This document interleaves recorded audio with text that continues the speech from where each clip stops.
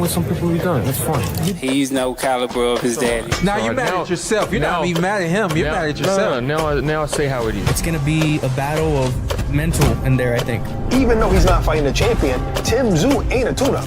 Me, I think a one-sided fight. Errol Spence is gonna come, and we're just both gonna bang on in the middle. This is fine. The magnitude of it. Yeah. I think this is for the Aussies. He is Mr. I don't take tune-ups. Tim Tszyu. It was out of the list of names. I mean, it was a lot of guys, but I wanted to go higher, but, you know, they was like, man, they were trying to, you know what I mean, take a tune-up. And, you know, Tim Tszyu came across, and I was like, yeah, I'll fight Tim Tszyu. And they wanted an American. I was like, I'll fight him in his hometown. I feel like I get more of that fighting him in his hometown. I feel like this is the time, and I feel like his style meshed great with mine. And I feel like it'll be a great fight. We both gonna put on the show. He's gonna make it as competitive as he can, but, you know, I just think I have too much for him. Yeah, the biggest in any division that I'm in. It's Errol Spence Jr. ready for Tim Tszyu. For sure, sir. He cap on that. He know better than that. When you get here, all your plans change. You want to spar today? Let's go. So where does this fight take place? Middle of the ring? We shall see.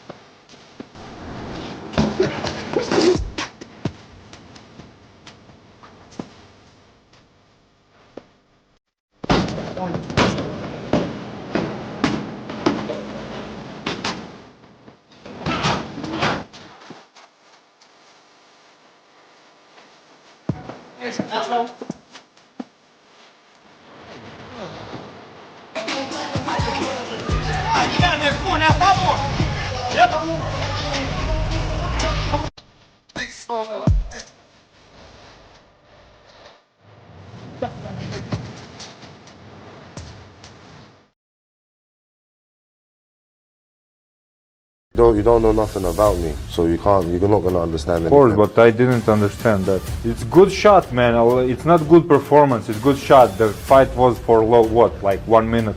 You went 11 rounds with someone that's not a world-class fighter, so I dispatched him in 1 round. So that shows that I'm a world-class fighter. But at the end of the day, like, them accolades won't fight for you.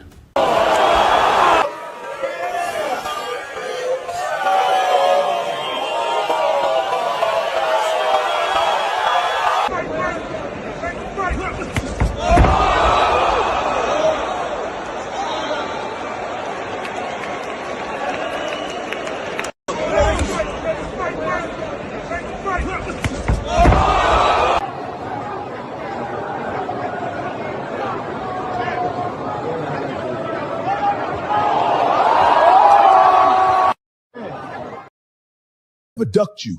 I fought the best. You ran.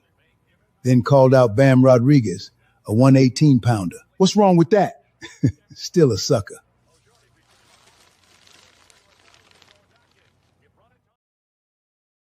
Last one, when they see me, they be Joe. No matter who it is. Yo, bro, no, I'm not your bro. I don't hang with no boxing people. All these fighters, they see me in person, they want to shake my hand, be Joe. I'm not playing with these. I really would put my hands on these guys. I'm not playing with y'all. No matter what y'all think or what y'all say on the internet, bro, don't play with me. I'm dead serious. I get like this. You feel me? Boots, man, welcome to the pivot. You're in a place where everybody they put in front of you, you annihilate. 37-0, 32 knockouts. A lot of times fighters tend to get complacent. If it get easy, get them out of there. In boxing, anything can happen. You said you can Floyd Mayweather and you can Tyson. Those are some big shoes to fill. I feel like I can go in any fight and do whatever I want. I'm gonna go take them belts from them and show the world. Channing told Bud there's a certain number you'd come back from. You don't worry about what retired people do, but talk. It's the Boots era, he know. It's different over here, I'm trying to tell you. He slipped up wanting to be Philadelphia famous instead of world famous. My dad and my brothers, they created this monster. I really fight like all the three of them in one. I could have been in the streets. They kept me on the right path, kept my mind right, and that's why I'm here today. I'm glad I had the right family around me to push me. What's the grind? Because you always hear get it from the mud. You was in the mud. you had 2 pair of homes. Does Boots Promotion promote heavyweights? Come on, you ready? I got about 45 seconds of pure hell in him. And I'm gonna have an asthma attack, and I'm gonna throw up. Okay, I'm caught. Here is how I have to react. If you get hit, you gotta be in mindset like, I don't feel it. Don't get hyped, don't panic, don't go crazy, because you're gonna get it back eventually. I just got hit in my face. You gotta work on your defense. You don't want to get hit. I need to stay calm, and I don't need to panic. And she gonna punch me in the mouth. You want to be the face of boxing? I am the face of boxing. It's simple as that. How will you know when your time in boxing is over? Yeah, you gotta have the skills and ability, but you gotta have the mindset too. You gotta know in your mind that you gonna do everything you say, believe in yourself, or believe in your work ethic. It definitely shaped me as a person, and that's something that I don't want to feel ever again. I'm not gonna ever feel it again.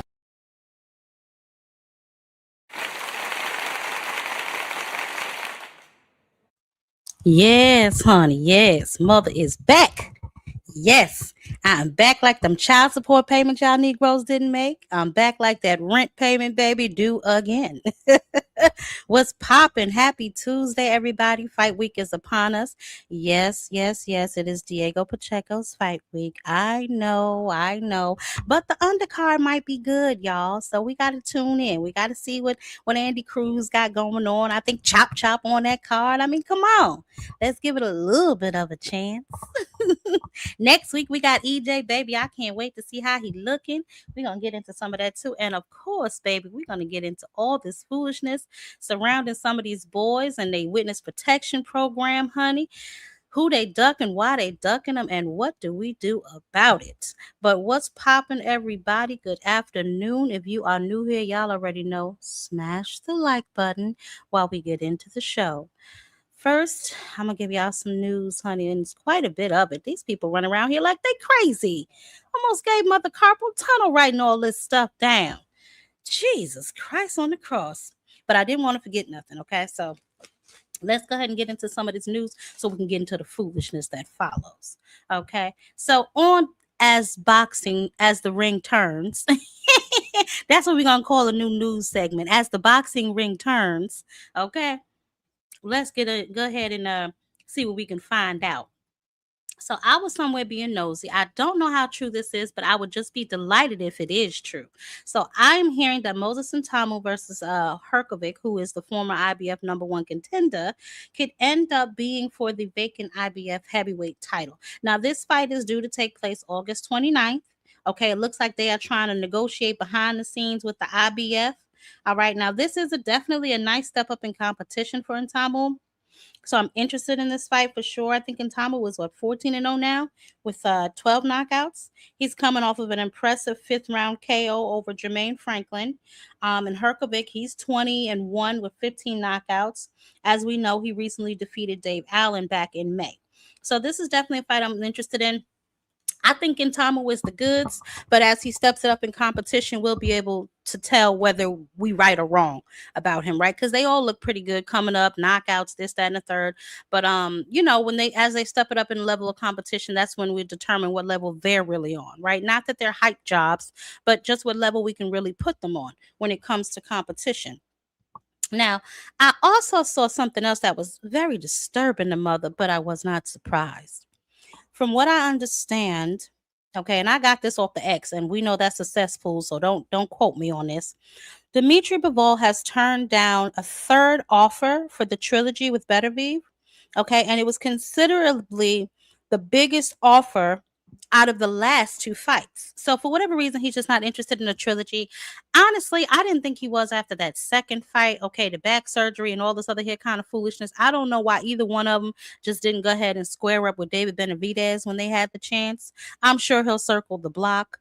But just the amount of time wasted, the amount of time that Beterbiev have kind of had to sit around and wait, trying to figure out what Dimitri Bivol was going to do. It's just annoying.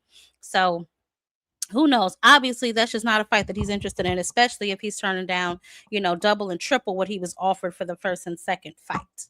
Okay, so, hate to be you, baby. Let's see. Now, is this him? No, I think we know that Murat Giyasov, he stopped Peter Kopner in 6 rounds. Okay, he retained his WBA heavyweight title. Now, for whatever reason, I don't know why he was presented with an option of Derek Chisora. Okay. But anyway, he's 34-2 with 27 knockouts, and Kadev is, we know, 23-2 with 13 knockouts. He is seeking a unification fight, okay, and if not, then he said that he would fight Derek Chisora. Now we know that let's see, he has the WBA, the WBC is Adjit, the WBO I think is Daniel Dubois, right, and then the IBF, if I'm not mistaken, is currently vacant. So we will see. Derek Chisora, we know his last fight was back in April. He fought Deontay Wilder, lost via split decision after coming off of he had like a 3-fight victory, right? I think Oda Wallin back in February, Joe Joyce, and then Gerald Washington. So he was doing all right, child, until he came up against Deontay the Bomb Wilder to this day. Oh man, I gotta stop playing so much. Anyway, Lord of mercy. I don't know what I'm gonna do with myself. I showed y'all this foolishness. So Johnny Fisher, he's obviously a British heavyweight. He has officially signed with the Zuffa child. Okay, he is 14-1 with 12 knockouts. He's gonna headline his first card September 26th. Okay, this is gonna be in London at the Copper Box Arena. All right, this comes after, his TKO loss to David Allen in the 5th round. I think they threw the towel in or something like that. And then he had a TKO victory over Ian Belez in December. But nevertheless, he don't went on over there to the Zuffa, honey. So things are getting real. Obviously, they're trying to build a roster. Looks like they over here trying to throw a fire sale, honey, but that is just mother's opinion. Nevertheless, that is where he's landed, and we'll see what he does over there. Now, I have some mixed feelings about. I used to like Max Kellerman, right? I don't know how many of y'all used to watch the when Mayweather used to do the 24/7 or whatever they used to call it on Showtime. I used to watch it. And I used to like it, right? And I thought that Max Kellerman was a decent individual. But lately, since he has been a ring commentator, he has been having some very controversial takes with certain boxers, right? And it's obvious that, I don't know if he's paid to do so or if he feels obligated to do so, to shit on any boxer who is not associated or on their knees for Turkey al-Sheikh, right? But nevertheless, he says Gervonta Davis has become an afterthought in boxing. He thinks the Tank has slipped from the center of boxing's lightweight conversation, saying that Keyshawn is the most talked about Davis. Well, first of all, nobody calls Tank Davis. Okay, they either call him Tank or they call him Gervonta. And I would beg to differ, Max Kellerman, but that's just mother's opinion. I would differ for several reasons, right? In order for you to not be at the epicenter of the sport anymore, that would mean that you are no longer these guys' highest payday, right? Because anywhere from, if he really wanted to, 130 to say 147. You know what I'm saying? I'll even go up all the way maybe to Boots. I'm not saying he beats all those guys. I'm saying as terms of those guys at those weight classes, highest payday, it's going to be Gervonta Tank Davis. So until somebody can come and replace that, I'm not really so sure that it's an intelligent boxing take to say that he's no longer at the epicenter of the sport when you have guys who just recently signed to other boxing leagues still calling his name. When you have a guy who can pop out on the internet, who ain't been on the internet in over a year and have the whole internet buzzing, I don't really think that that's a smart take. But again, I'm not sure if he's being paid to say these things or if he just simply has an issue. Because I remember before he had an issue with Mayweather. So I don't know if it's the fact that Tank came up under Mayweather and is trickling down into Tank. I'm not sure what his situation is, but it's very nasty business. And if I'm being honest, it's not real journalism either. You know what I'm saying?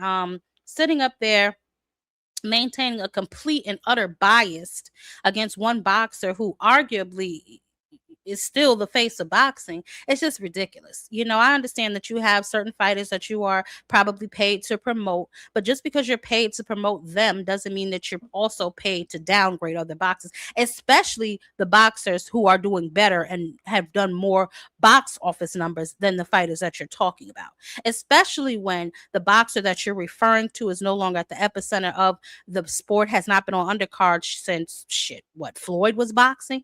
You know, the fighters that you are trying to uplift and uphold are coming off of undercard fights for years, you know, maybe a year or two, you know. So I just don't know, but it's very tacky in my opinion. So I saw that and I was just like, you know what, Max, come to the front of the class. Mother want to have a word with you, because I ain't really sure. I'm not really jacking you, and I ain't jacking that other fool they got over there either. I don't even know his name.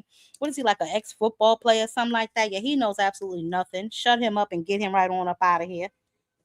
But I just thought that was worth mentioning, because I'm kind of getting tired of Max Kellerman, and I don't know how. They lucky they don't have a call-in number or something, because Mother would sure enough call up in there and give them a piece of her mind. Okay, but yeah, I just thought I would definitely mention that. I just felt like that's so damn annoying. I can't believe it. The way he just talks is like, what are you even talking about? Anyways, sorry for another rant, but let's move on. Charlie Suarez is officially #1 ranked contender.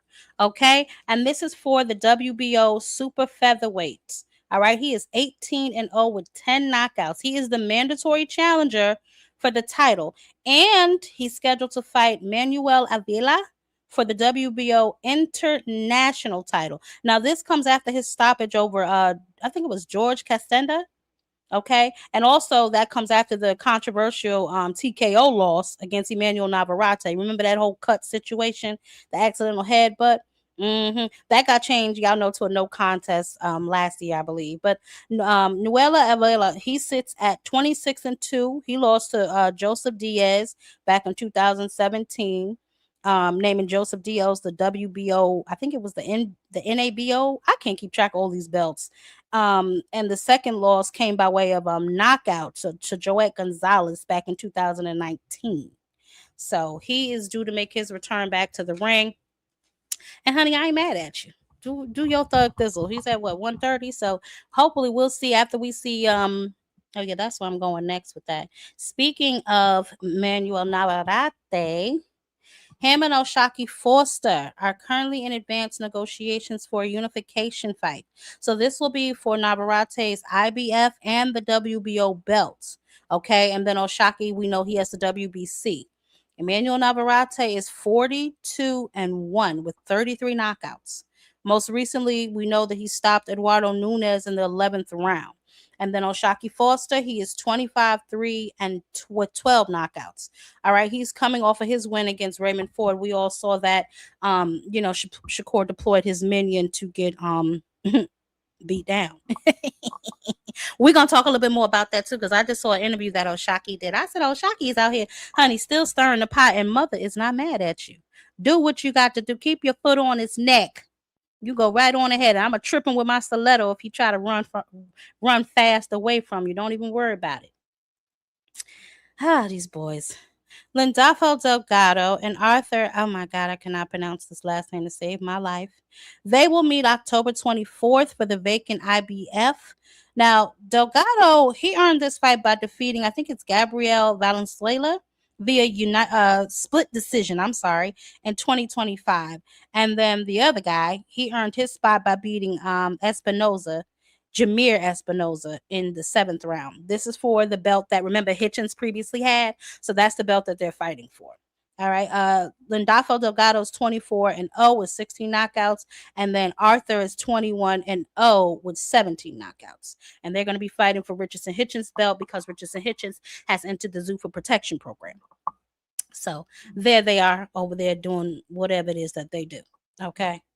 A lot of orders coming down. So Jesus Ramos Jr., okay, we know he recently beat Shane Mosley Jr. back in December.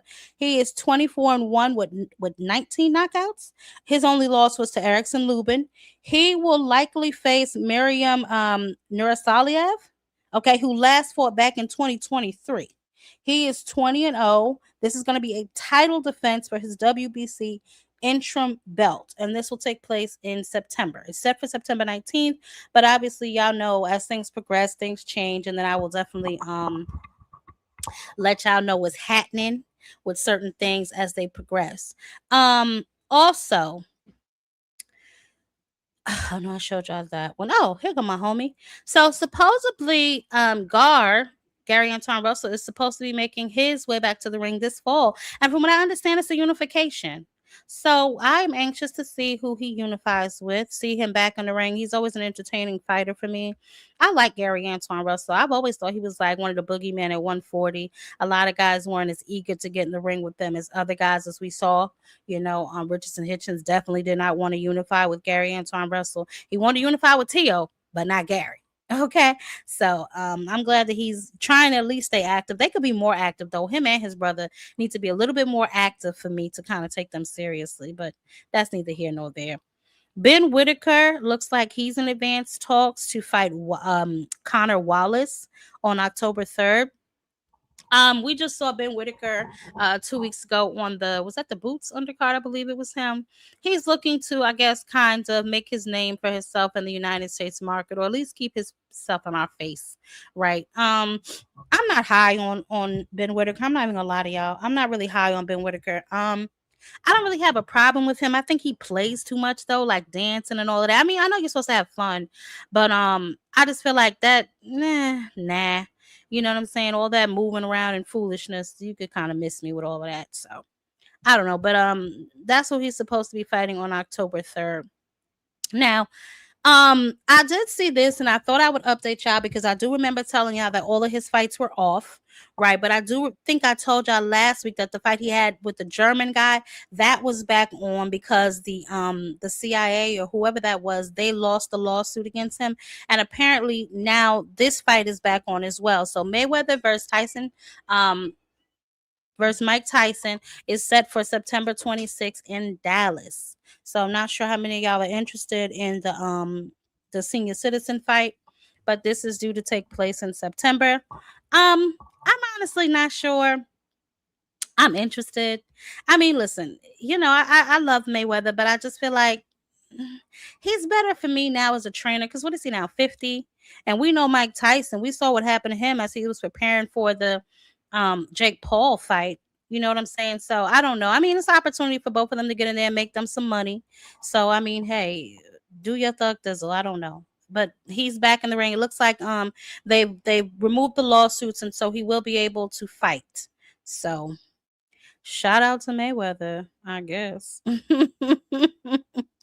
I mean, I guess. Who is this? Oh, yeah. Sam Noakes versus Baranchyk is likely for August 29th. Obviously, we know Sam Noakes was just in a title shot. He just had a title shot with Abdullah Mason. Abdullah Mason actually won the belt. Baranchyk, I ain't seen Baranchyk since his fight with Keyshawn, but I could have missed him because, honestly, I don't be checking for him if I'm being 100% honest. But that's the last fight that I remember him being in, was the fight against Keyshawn Davis. And then Sam Noakes, we know that he just fought in November against Abdullah Mason. But I am definitely going to be checking for Sam Noakes because that boy can fight. So that's definitely a fight that I'll be checking for in the near future. Now let me see, who is this? Oh yeah, this is just y'all champions at welterweight. We got Ryan, we got Devin, we got Rolly, and then we got Liam Paro. So those are just your 147-pound champions, if anybody cared. And then we know Rolly is about to fight Tio. Ryan, we're going to talk about Ryan and Connor in a little bit. Devin, we're definitely going to talk about Devin. But Liam Paro is the IBF champion as well. So those are just our champions at 147 pounds. Now, let me see, before I get into this upcoming fights, let me see who all up in here so I can speak to the people. Actually, let me just do these upcoming fights real quick because we ain't got but two cards, I think, this week. Not this week, but coming up for the remainder of this month. That ain't it. That's AJ card, but that ain't it yet. Where the hell did I do with that doggone graphic? You know what? I am tired of these people. Oh, here it is. Okay. So Diego Pacheco versus Emmanuel Alim. This is going to be this Saturday, guys. This is a 12-rounder. Diego Pacheco defends his WBC silver and his WBO international. Okay. Now we're seeing his last fight. He was down in round 8 against Sajo, but he was able to secure the UD. Don't ask me how. And that was back in December. Okay, this is going to be at the Dignity Health Sports Park in California. So if anybody is down in the area and they want to run on down there, child, and watch the fight, go right on ahead. Okay, it will be broadcasting on the Zone at 5 p.m. Eastern, 5 p.m. I think Pacific time, and then 8 p.m. Eastern Standard Time. The ring walk is 7:47 Pacific time, and then for our time, those of us on the East Coast, it is 10:47 p.m. I am more interested in the undercard featuring Andy Cruz. Y'all know he's still down there with Bozy Ennis against Abraham Montoya. Okay. Abraham Montoya is 24-7-1. All right. He seems durable and looks like he can go the distance. I watched just like one, I just peeked at his because I was like, let me see who he fighting. But he looks durable, like he can go the distance. Cruz, we know he's coming off his recent majority decision loss to Raymond Muratalla for the IBF belts. And we'll see what Abraham brings. He seems like he's a come forward pressure fighter and relies on a lot of volume.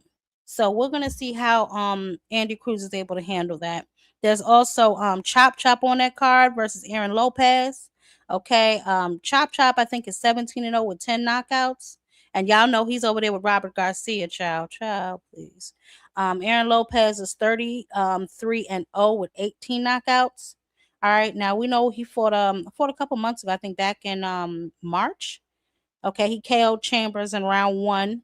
Before that, he beat Gonzalez in January, and then because we know Gonzalez, he was down, child, like 2 times in round 6 and 7, if I'm not mistaken. So I don't even know. And then Soel Sanchez and Bruno Rios is also on that card. But like I told y'all, I want to see what's going on with Chop Chop, and I want to see what's going on with Andy Cruz. I'm gonna see what Diego Pacheco got because he's still with, I think, Buddy McGirt. Is that who he's with now? So I want to see, because sometimes it take a little while for you to gel with your trainer. So we'll see. But that last performance, that ain't it. That ain't it. I'm just gonna tell you what it is. That ain't it. That last performance just was not it. Okay, so we gonna see. And then we know we got the is this it? Oh no, I'm gonna get to them in just a second. But where is my EJ card?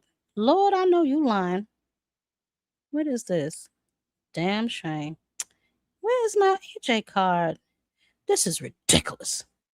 I have to use this. Anyway, Errol Spence versus Tim Tszyu, we know is next week at the Afterpay Arena in Australia. Yes, he is going across the pond, y'all.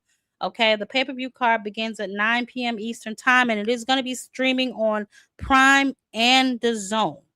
Okay, and then obviously we know the co-main. We got Jamel, the Hitman Charlo. Okay, he had that fight against Thomas Lamana last year, right? He was on the Caleb Plant card, and then he's going against Cohen Mazadov. He's 15-4-1. This is going to be a 10-rounder. Jamel Charlo is 34-0 with 23 knockouts. We know his last fight was in May against Thomas Cornflake Lamada. He put him down, 3 different times. And then finally the fight was called in round 6. Before that, he beat, Jose Benavidez Jr. in unanimous decision back in 2023. Okay, and he's still with Ronnie Shields. So we're going to see. Also, they got Stephen, I move up in weight and still miss weight Fulton. Okay, versus Liam Wilson. That is a 12-rounder. Fulton is 23-2 with 8 knockouts. He lost to Oshaki Foster. Obviously, we saw that after losing to anyway back in 2023. He did come back and beat Carlos Castro. He was down round 5, but he pulled that split decision out his ass. And then he beat Figueroa back in 2025. So we'll see. Liam, what is he? He's 18-3. He lost to Navarrete, Valdez, and then Joey Nareye in 2021. So we'll see how this all shapes out. I really hope that Stephen Fulton starts to take his career a little bit more seriously, because I'm not gonna lie to you, I don't think he took that fight with Oshaki Foster serious. He came in there overweight, looking like he had been on the corner drinking 40s, so I hope he gets back disciplined. and understands that this is not a game. If you're gonna do it for real, or don't do it at all. You know what I'm saying? So I don't know. But those are the remainder fights that we have coming up for this month. Somebody told me that Player was fighting. I gotta find that card and see if it is, if it's true. If it is, I'll post it on the community board so we all can watch it. Because I like Puello. I want to see how he does. I know he lost to Matias, even though I thought he kind of won. But it is what it is. You know what I'm saying? Y'all know how they do things. It is boxing and anything can happen. Let me see who all up in here. Y'all make sure y'all smash the like button, please. There's 44 people in the building. It should be 44 likes. Okay. That is the least you can do, honey, is smash the like button. So let me see what Miss Joette. I spoke to my boo, Miss Joette. Let me tell you some security. Don't be playing, honey. Miss Security be up in the building. Hey, Lee, how you doing, baby? Mike Ram, what's going on? Sexy Kendra, Savage Bo, what's good with it? Yes, season 685. Hey, baby, what's going on with you? Happy Tuesday. It's hot as hell. Hey, Dank Father. Hey. Dank Father starting already, Miss Joette. You got to watch him now. He come in here. He slithers in here. You got to watch him. He slithers. Okay. David Lynch. Hey, baby. Hey, Jermaine Woodmore. How you doing? Steve Mega. What's popping? Dave, you gonna behave today? Hey, Bruce. How you doing? How you doing, good brother? How you doing? Jaquin. Hey. Nigeria Nightmare. What's good? Yeah, what's up with you? Yes, honey, we're gonna have us a nice talk today. Hey, Brian. J.A. Dixon, where you been, baby? Hope everything is all right with you. They still trying to break Floyd. Give it 3 weeks and there'll be another lawsuit. Probably. I mean, listen, I don't have nothing to do with that. I don't have nothing to do with Floyd and his mismanagement of his money, because you know he don't like to hear the word broke associated with his name. So I will say his mismanagement of his money. Okay? Adrian Broner, I didn't know he was fighting in September. I can't take that type of stuff seriously, baby. I just cannot. Aircraft, what's up with you, baby? Thrill Hill, hey, Cash. On the money line, yeah. Ishmael Hassan, how you doing, baby? Yeah, I don't know. If Adrian Broner, I saw him training and stuff, but honestly, I can't take Adrian Broner seriously. I just cannot. Hey, Isaiah, what's up, baby? No more sleepwalking. Hey, boo. Hey, Tucson. Cam, my brother. Des, what's up? I can't take him seriously. Oh, hey, Miss Joette. Thank you, baby. Yeah, Miss Joette with the super chat. I appreciate you. One strong. Hey, baby. Yeah, I can't. I don't know if that's serious or not with Adrian Broner coming back. I don't know. I don't know. I see him and I see him and Dean the Great doing what they're doing, but I'm not really sure if I'm being honest with you. I don't know. Yeah, as the fight gets closer, we're gonna talk about that, DJ. I might even have I'm not gonna talk about that, but yeah, we're gonna talk about that as that fight gets closer, because I got some thoughts on that particular fight based on the interview that we had with Sharetta last month and some of the things that she said that she was told. I don't like to speak on those things that I can't verify, but I can't imagine she would be lying, about certain things and certain tricks that are being played. But we can't be surprised because it's boxing and it's a dirty game, so we cannot be surprised. But we can talk about that as the fight grows closer, but we are going to cover it, DJ. We are definitely going to cover that. I'm all over that. Don't you worry about it. Hey, Blue baby, how you doing? You ready to crash out? Because it's going to be one of them shows, baby. Yeah, Floyd mismanagement money. Mayweather. Yes, Brian. Yes. It is definitely, that's his new name for sure.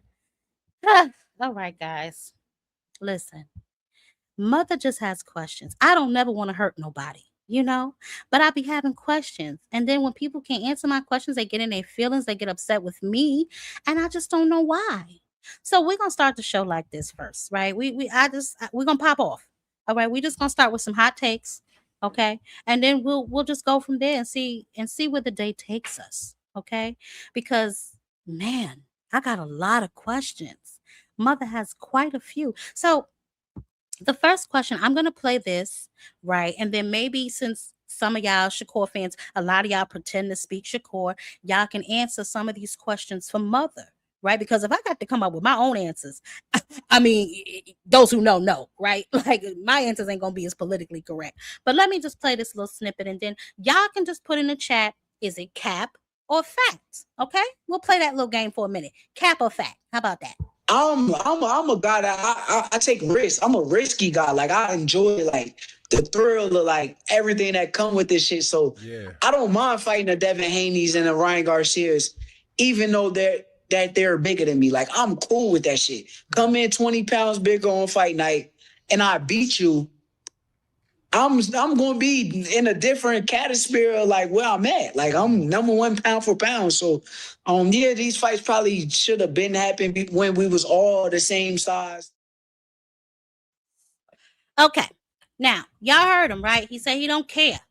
Come in 20 pounds bigger than me. I'm like that. It's up. It is what it is, right? Now that's what he said on Monday. This what he said a couple weeks ago. Y'all stay right there. Don't go nowhere. Stay right there. Like, think about it, right? Everybody is like, oh, he's ducking there. He's scared of Devin and all of this bullshit that comes with it. But truthfully, like, when me and Devin fight, Devin is going to be 20 pounds bigger, which is why, like, he's so eager to jump in the ring with me. And, like, for me, it's like, I'm with the fight, but that's why I said the 144 thing to where, like, okay, you come down in weight somehow. That way we meet in the middle. And I'm down with it. Like, I think Devin is a tremendous fighter. I think that they pussy.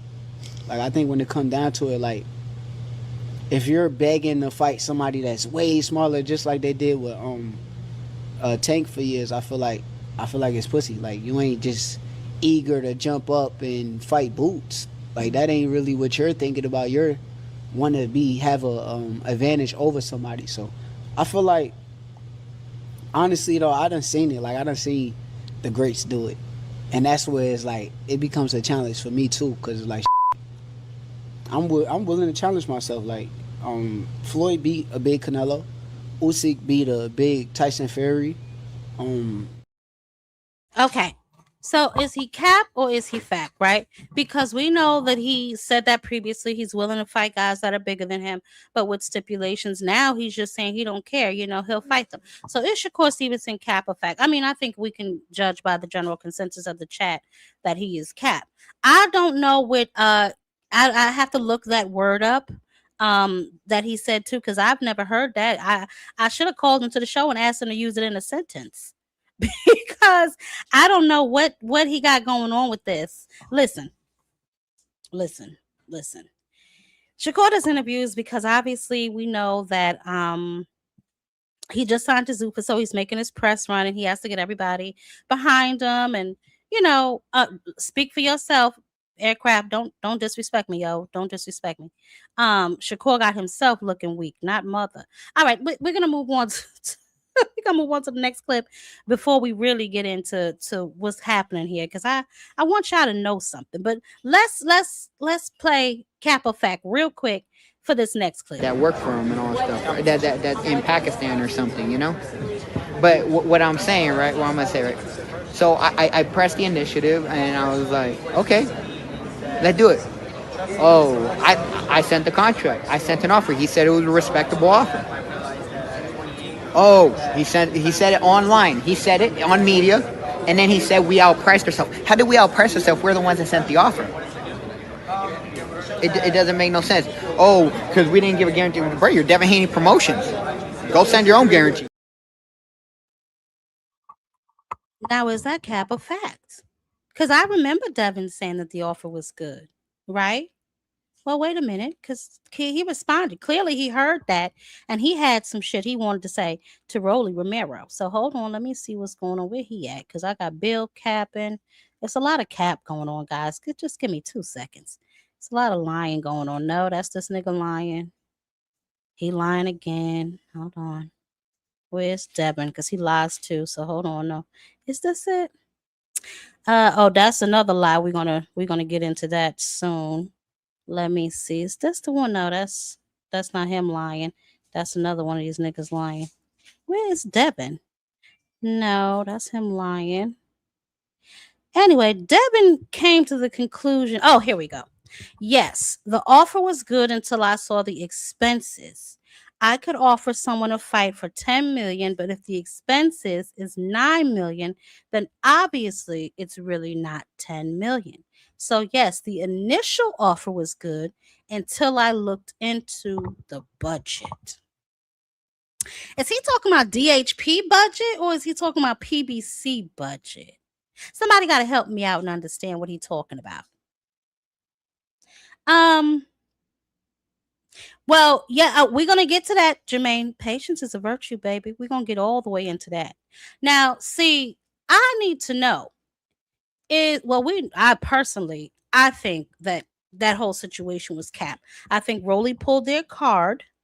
And I think after that, Devin decided to back out of the situation because they would be responsible for the bills, like any entrepreneur is. You understand what I'm saying? So I don't know. Cap or fact on Rolly's part? I say it's fact. PBC never offered guaranteed purses in history. Thank you. Thank you, DJ. Thank you. I mean, what do these people think they are? Listen.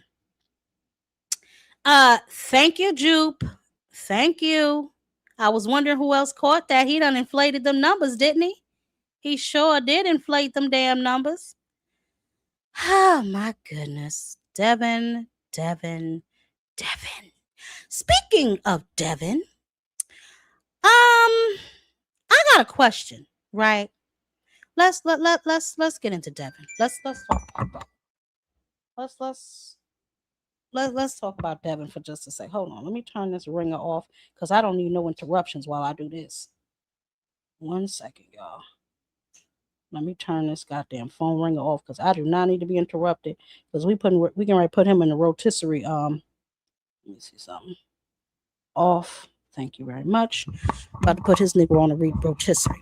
So earlier this week, we saw Ryan Garcia. He made some comments about Devin being stupid, about the whole drug testing thing and everything else. And then Devin, hold on, let me find Devin's initial post.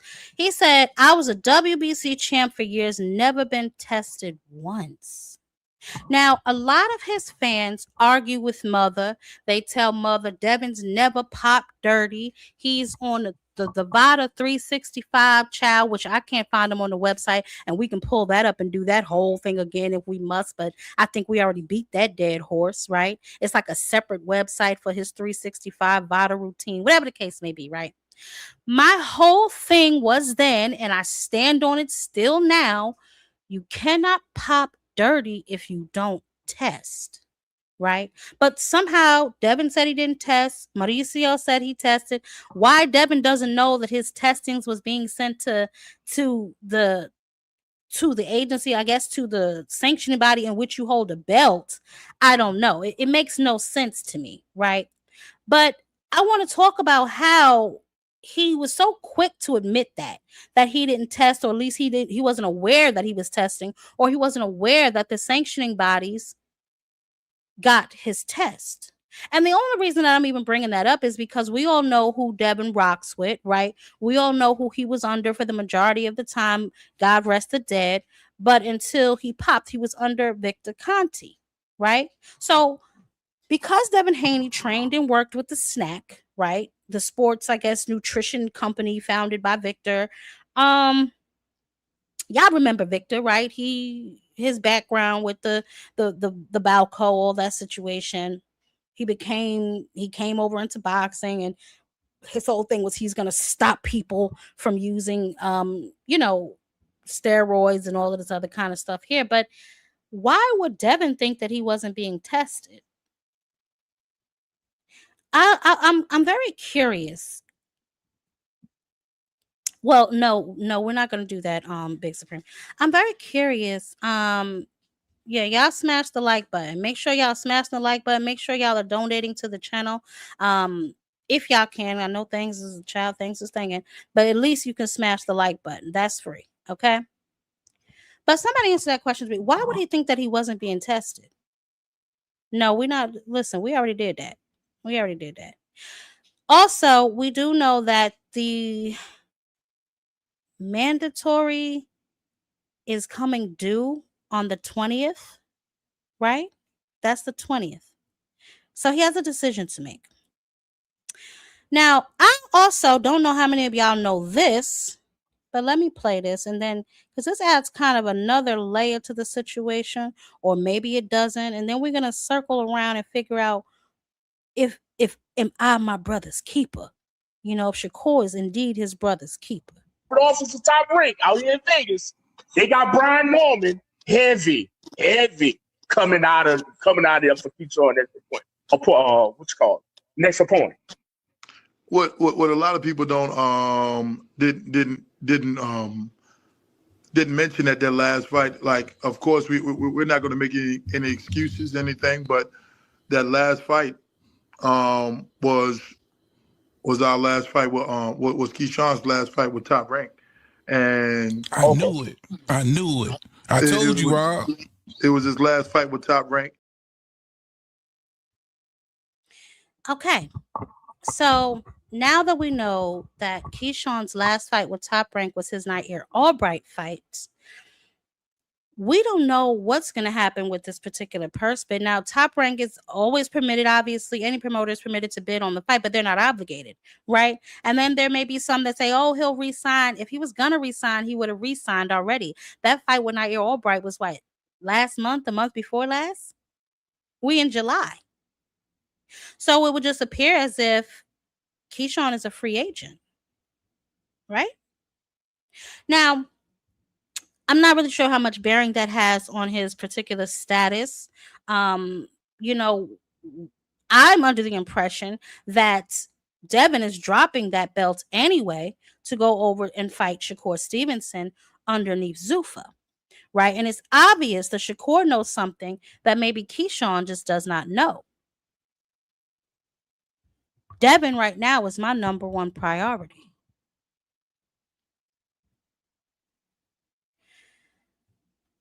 Devin is going to vacate that belt for the fight. So again, is Shakur his brother's keeper?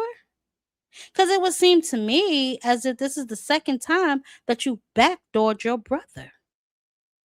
It would seem to me as if it's the second time you've taken food out of his mouth. So this is very, very interesting to me. Another thing that I found extremely interesting, right? Now, we understand that Zuffa is not permitted to bid on the site because they are not licensed to bid on this fight, right? Which only leaves Matchroom, maybe Top Rank. I doubt if PBC is interested. I doubt if you know, Golden Boy is interested. Where does that leave this fight? Is that something that was already known? Maybe to Devin? I mean, they still do have until the 20th, which is Monday, y'all. So, you know, but for Shakur to be so adamant that he is going to be fighting Devin Haney is going to be dropping that belt. Where does that leave Keyshawn Davis? What I believe is actually happening, Haney is using Shakur and Zuffa as maybe leverage to force some favorable terms in this situation. Now, what I mean by his situation, he don't give a damn about Keyshawn. I doubt he ever wanted to fight him really anyway, because y'all heard him say before he wanted Shakur, then Keyshawn, or Keyshawn, then Shakur. He really didn't care. I don't really think he ever really wanted to fight Keyshawn. We know Keyshawn wanted to fight him, and we know that that was another one of his brothers he deployed in front of him to handle his work. But I believe that Shakur Stevenson, one of the conditions over there, when he signed over there, okay, when he went over there and put that little crusty uniform on and did his sign.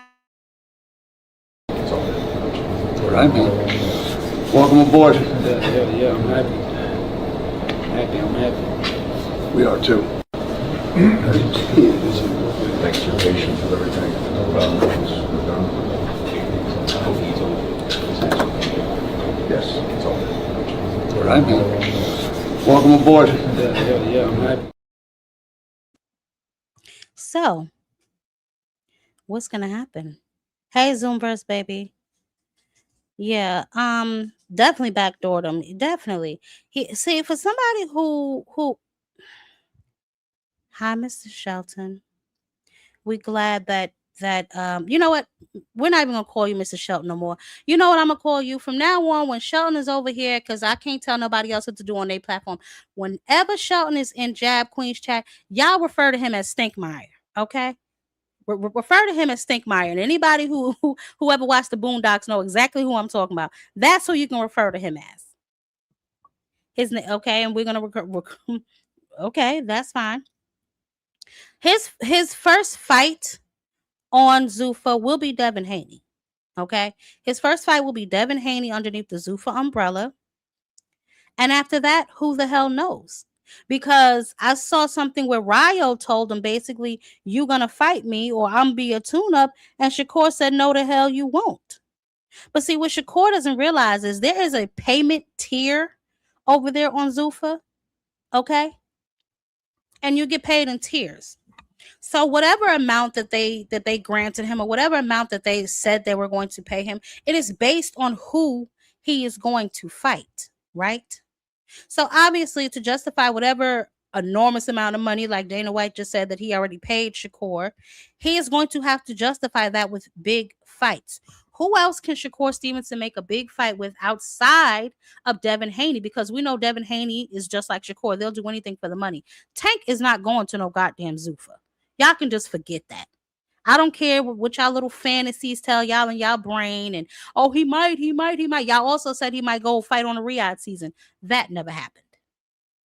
So who else besides Devin Haney is he going to fight for this big amount of money that he signed for? Richardson Hitchens? I mean, he'll fight whoever the hell Dana White tells him to fight.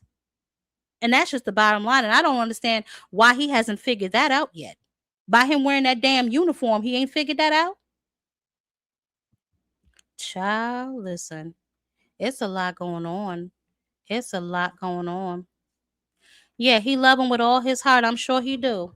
Love him with all his damn heart, but he's backdooring him and backstabbing him.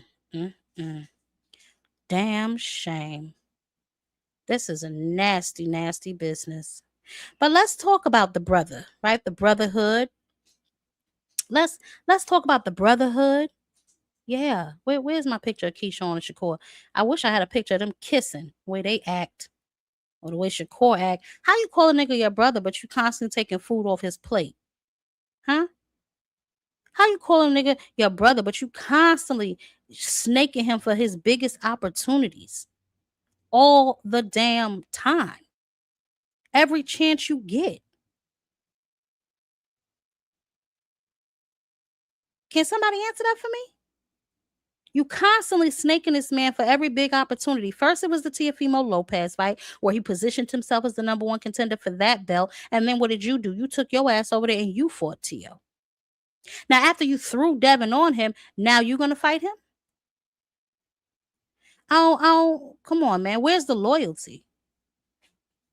And I suspect that he knew this for a while now, right? I suspect that Shakur had this plan for quite some time. Devin, too, because as soon as Shakur made his announcement, he was like, oh, don't wait for me to announce. Y'all got to wait. Stop being impatient. You going over there, nigga. Who you fooling? Now, like I said, he still has until Monday to make whatever decision that he's going to make. But, I mean, if we're being honest, who's going to bid on that fight now that Keyshawn is no longer with Top Rank? It's getting nasty out here. It's getting nasty, y'all. It's getting super nasty. I mean, so they, you know what? They are, because the Charlo twins, they can't stand each other. Jesus Christ on the cross. Every time he looked tough, I laugh hysterically. Okay. Listen. If y'all were in Keyshawn's shoes, what would y'all do next? Because it's obvious this nigga, it's obvious he don't really care. He say he do, right? He says he does. He says it's his brother. Am I my brother's keeper? This how you do things. So listen, if Shakur Stevenson is going to fight Devin Haney, right? I suspect that these two will fight on Zuffa. The winner can maybe, I don't know, fight Tank on Netflix. You know what I'm saying? The whole the whole Conoban and Ryan situation, that still has not been resolved. They still are trying to figure out where it's going to, what platform is going to be. It has to be DAZN because that is where Ryan Garcia is contracted. That is where Golden Boy is contracted. So it legally can't be on Paramount. We know Dana White does not want to simulcast or simultaneously cast together like DAZN and Premiere. He doesn't want to do that. He obviously needs that particular fight to take place on Paramount to give him a big fight. I'm pretty sure that Shakur and Devin will be on Paramount, depending on when Devin announces that he's going over to Zuffa. I'm sure it won't be long now. But if, say for whatever reason, they play this whole thing out, right, and they get to the 11th hour with Keyshawn and Devin, what do y'all think the situation is going to look like? No, that wasn't... No, that was no outlaw poster of him. That's him over there with the what you call it? The Zuffa people. You know that. I thought I had the full thing of him and his little his little trunks and his little gloves. Hold on, let me see if I can find that video of him and his little gloves. But I just wanted to I wanted to talk to you about that for one, because they have until the 20th, which is Monday, for this purse bid. Even with that, who is going to bid on the purse bid? I mean, if he's not signed to Top Rank anymore, then what? Because who's gonna bid on the fight? Who's gonna bid on the fight? What's going on with? Well, Mauricio already said Devin tested, but the fact that he didn't think he was testing is weird. So I'm not really sure what the hell is going on with that situation over there. But nevertheless, we had who do we have? Let's get off this little junkie for a second. We can circle back to him while I'm trying to download this video of him and his little trunks and shit. Where's this at? Yeah. Well, obviously Mauricio Sudamar, he came out, he made the statement that, they have the clean boxing program. He came out, he also put Devin. You see what happens when you lie in real time and then people check you? You know what I'm saying? Why are you involving my company with this? Why are you involving me in this bullshit? Let me read it the hood way that Mauricio should have said it. Hey, yo, my Nick, why are you involving me in this BS? I ain't got nothing to do with this. Leave me out of your lies, your cap. Stop the cap. Stop the damn cap. So apparently he did test. Now listen. Here we go. Speaking of Shakur and his lies, and his witness protection program situation, let's listen to Oshaki. Twitter was like, basically, he not giving me an opportunity, giving me a shot at fighting him unless I give Ray Ford the shot. And we did that, and he not holding himself. He not being a man of his word. We ain't heard nothing from him. He got in the ring that night and said, we gonna do it. I told him I didn't care which way, and we ain't heard nothing from him. So let me get this straight. And I know some of y'all, especially Stinkmeyer, he thinks that Shakur will beat the hell out of Oshaki. I'm not so sure. Would have loved to see that fight though. He obviously doesn't want to fight Ryo. For whatever reason, he's brothers with every damn body else. Outside of Devin, who is Shakur going to fight over there underneath the Zuffa umbrella? Because he's telling Ryo he ain't fighting him, which we'll see. Who he gonna fight? Richardson Hitchens? One of those niggas that I named him in my video that signed underneath 135 pounds, because that roster is not steep over there. Which is another reason that I think he went over there. It is not a coincidence that he announced his signing with Zuffa the same day as the PBC and DAZN collaboration. It's just not a coincidence.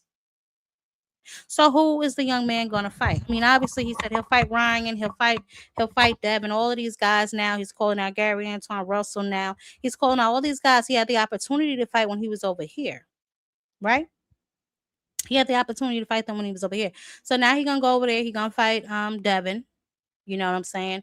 For whatever disclosed amount that Devin's going to sign to. Yeah, he's running from somebody.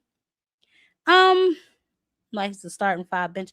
I wouldn't even say that. I would say that but here's my thing though, Tay, right? I don't think asking a man to honor his word is such a hard task, right? Because you said it. You said if I gave Ford the opportunity, hey, Big Tony, you said if I gave Ford the opportunity, you would give me the opportunity. Why he didn't do that? Why he didn't do that? Instead, after you got your boy knocked off, because that's exactly what happened, you took your ass over to Zuffa. I just don't understand it, y'all. I just don't understand it. But okay. So y'all tell me then. What do y'all think should happen? Right? Because see, the plot thickens. Right. Let me see. Is this it? No, that's the 144 shit that they got going on now. Which probably, if I'm being honest, that was gonna happen all along. Now, Shakur just said that he don't care if Devin, he knows he's gonna be 20 pounds bigger than him. So what's really the problem?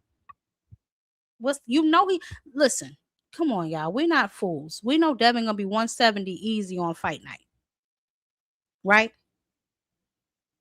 But skills pay the bills. Isn't that what he always used to say? Skills pay the bills. So what's the problem? What's the problem? We got this nigga Devin ducking Rolly. He's ducking they all ducking Devin. They all ducking Tank.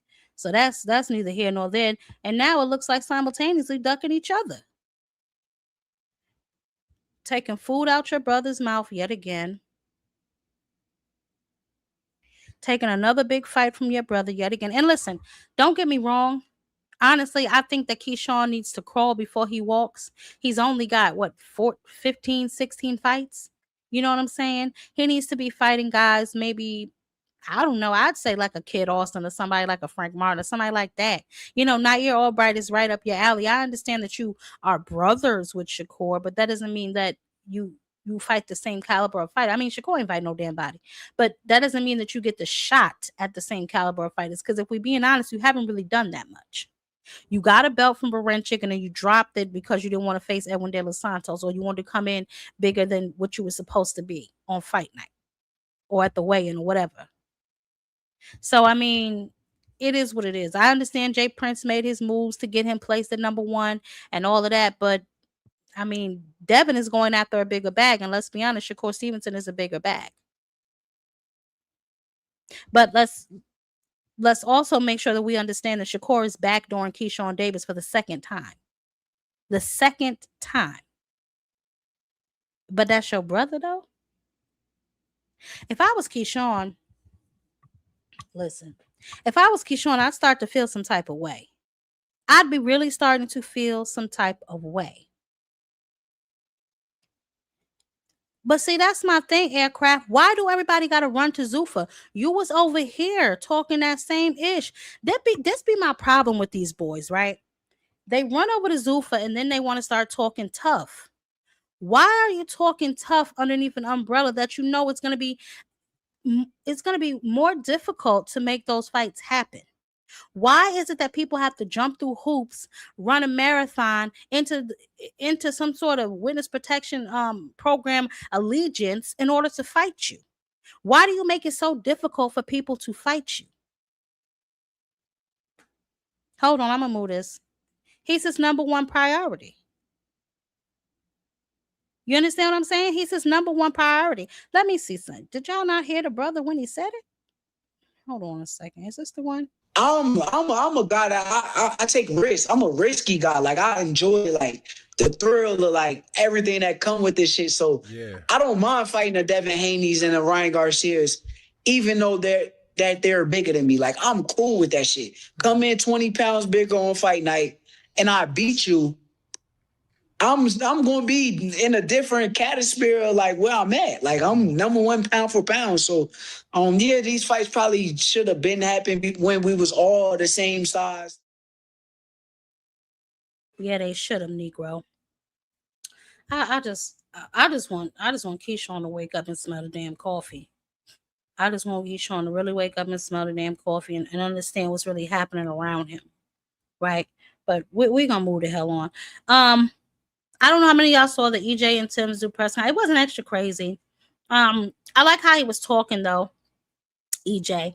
Last week I think I played it, so I'm gonna play it again, where Ronnie basically said he has to retrain EJ altogether. The number 1 thing is the basics. We have to get back to the basics. The jab, just the simple things to get his body getting back used to what it used to be. But once you get past the basics, then we can start adding things that, he used to do, but add new things that he hasn't even touched on yet. And as great of a fighter as Errol is or was, it's still some things that, I make him do that he should have been doing, that he never was doing. So, we definitely have to touch up on a lot of things. But the most important thing is just the basic boxing stuff to get his body back to doing things that he used to do. So that's my main concern too, and I'm gonna get right on back to that. Just give me one quick second, y'all. So what's your name? Sneaking Hugs. Turkey brought boxing back. Now everyone hating on his promotion. Where did boxing go, baby? Where did it go that you think Turkey brought it back? And what exactly is Turkey doing besides causing chaos, tanking the American market value of some of these boxers? What exactly is he doing that's so great for the sport, baby? I need an answer too, by the way. Right? Because some of y'all, like, I don't mind y'all coming here, y'all have your own opinion. Just be ready to defend them. That's all. Because that to me makes zero sense, right? Like, so you see that they just had the little peace treaty meeting, right? Where Eddie Hearn came out and flat out said that nothing got resolved. How you have a peace treaty meeting, but you don't involve any of the American promotional companies? Because Golden Boy wasn't there. Top Rank wasn't there. PBC wasn't there. Turkey is making boxing better. How? Devin Haney has been on undercards since he's got with Turkey Al-Sheikh, right? He was even on the undercard of the man that y'all claim cheated him, right? So for these American stars that some of y'all think are stars, but they never really translate into box office sales, what has Turkey actually done for them besides deplete their American market value? It's just a question. It's really just a question, baby, because I some of y'all say the wildest things, and I just need y'all to explain yourselves sometimes. That's all. You told me to reply, but I never timed you out. Who is this? I never timed you out. I don't even know who you are. So if somebody timed you out, then why would y'all time them out? Let them answer the question. I mean, clearly they couldn't have timed you out if your ass is still typing. So I don't know. You got a bunch of accounts. Oh, Sin timed you out. Sin, why did you time him out? Let him explain himself before you time him out, baby. Let him explain himself before you time him out. Anyway, I didn't time you out, sweetie.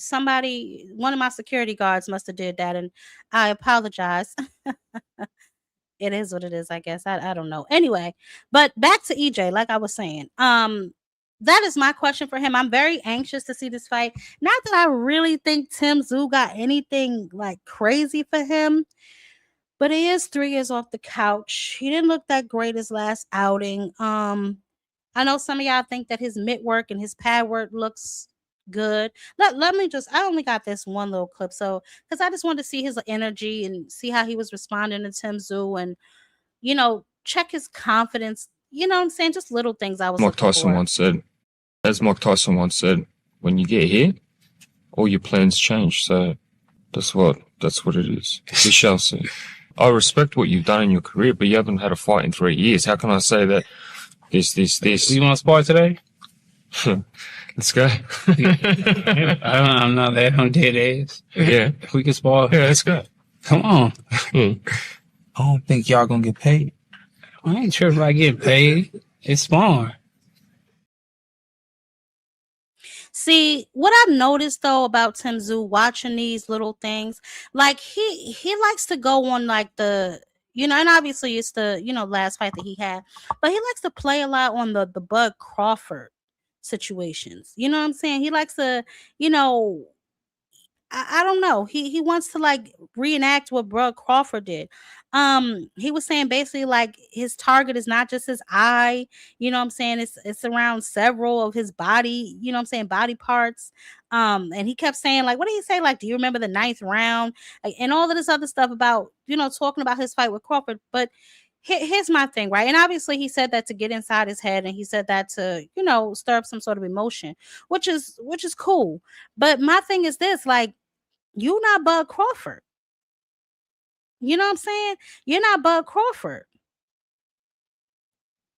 I like I said, so you don't think he look or sound right either?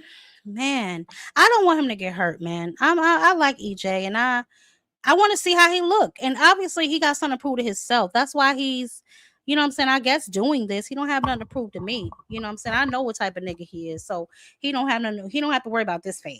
You know, I know what he is. I know what type of cloth he cut from. But I'm assuming he's trying to prove this to himself. He made mention that he was offered some other fighters. Hey, sexy mama Libra, how you doing, baby? He said that he was offered some other fighters, you know what I'm saying? And then, you know, he chose Tim Tszyu. You know, I think I played this. You get along with some people you don't. That's fine. He's no caliber of his daddy. Now you're mad at yourself. You're not even mad at him. You're mad at yourself. Now I see how it is. It's gonna be a battle of mental in there, I think. Even though he's not fighting a champion, Tim Tszyu ain't a tune-up. For me, I think a one-sided fight. Errol Spence is gonna come, and we're just both gonna bang on in the middle. This fight, the magnitude of it, I think this is for the Aussies. He is Mr. I don't take tune-ups. Tim Tszyu. It was out of the list of names. I mean, it was a lot of guys, but I wanted to go higher, but, you know, they was like, man, they were trying to, you know what I mean, take a tune-up. And, you know, Tim Tszyu came across, and I was like, yeah, I'll fight Tim Tszyu. And they wanted an American. I was like, I'll fight him in his hometown. I feel like I get more of that fighting him in his hometown. I feel like this is the time, and I feel like his style meshed great with mine. And I feel like it'll be a great fight. We both gonna put on the show. He's gonna make it as competitive as he can, but you know, I just think I have too much for him. Yeah, the biggest in any division that I'm in is Errol Spence Jr. ready for Tim Tszyu. For sure, sir. He cap on that. He know better than that. When you get here, all your plans change. You want to spar today? Let's go. So where does this fight take place? Middle of the ring? We shall see.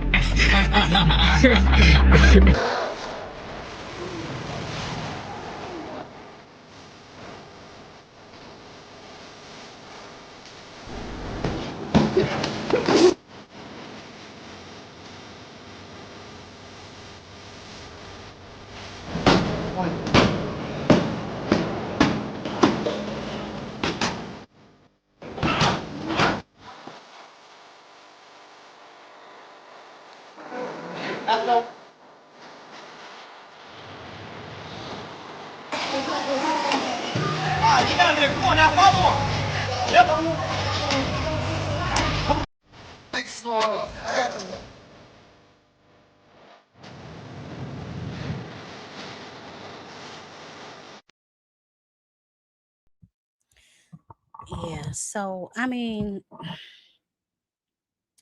I'm rooting for him. I am. I'm just gonna leave it at that. I'm rooting for him. He seems to be meshing well with Ronnie. You know what I'm saying? They seem to be on one accord, but again, it takes more than one fight to kind of mesh with a fighter.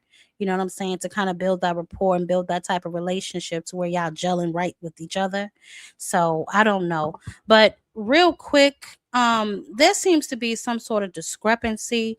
I'm not sure if some of y'all fingers are broken, but there are 73 people in here and I only have 60 likes.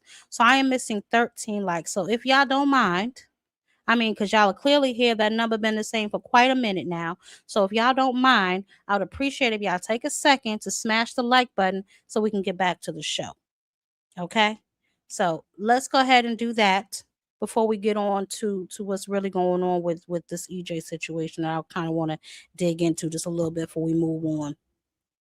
Because I got to circle the block back to Devin and Shakur. I just can't believe this. Some of this stuff is just unbelievable to me. But y'all make sure y'all smash the like button. Y'all make sure y'all are donating to the channel via Cash App or either Super Chat. And y'all make sure if y'all are not subscribed, y'all make sure y'all subscribe, hit the like button so we can get back to the show. Now, because clearly some of y'all, I don't know. I don't know what's happening. Nasty business. Now, ain't nobody say come out the bushes, but smash my like button. Now, look.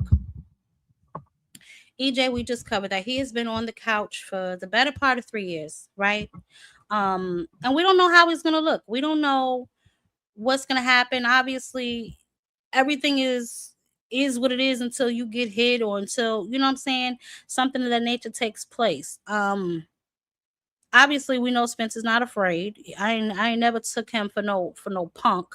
You know what I'm saying? And he could have taken, he said he wanted to go higher. If you heard him, he wanted to go higher, but they were like, you know what I'm saying? So he's Mr. No Tune-Ups. This has been his claim since he started boxing. You know what I'm saying? And I don't think that Timza was no world beater by any stretch of the imagination, but I would not classify him as a tune-up. Not for somebody 3 years off the couch. And I get it, Errol Spence is the big fish, but we don't even know if that big fish can still swim. We just got to be honest. We ain't seen him really do nothing in a minute. You know what I'm saying? So for this to be his first fight back, I mean, kudos to him. I ain't mad at him, you know.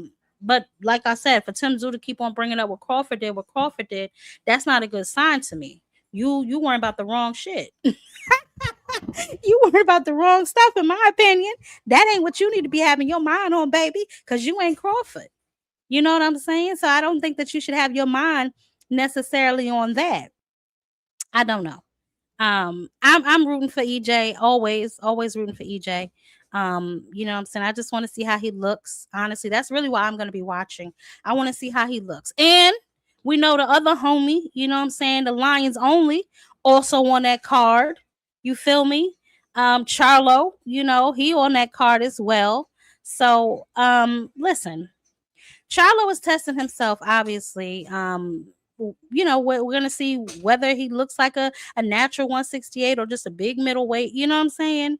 The answer will honestly shape where his career goes next. If he stays a little more active, man, I don't know why these boys aren't as active as they should be. I know they're battling with some sort of addictions between him and his brother. But I feel like they should still be a little bit more active. Now this Cohen guy, I'm really not expecting him to really do much with Charlo. Like I said, he's 15-4-1. You know what I'm saying? Versus Charlo's 34-0 with 23 knockouts.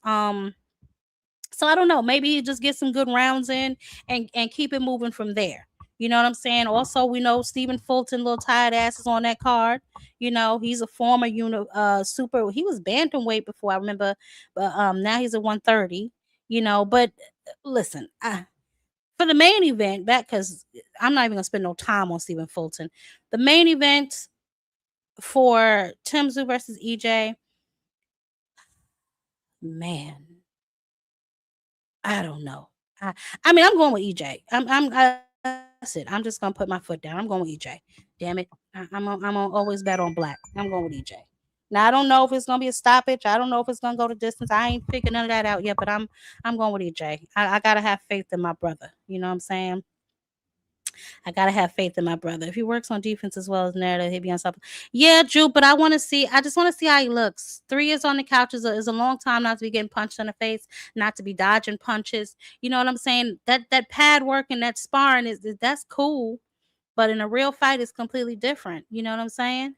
So I'm just anxious. I'm not anything else other than outside of anxious, but I really just want to see how he looks, and I want to see you know, what he brings to this particular fight. But I do, you know what? That's a good point. That's a good point, Ishmael. I could go with that. That's a good point.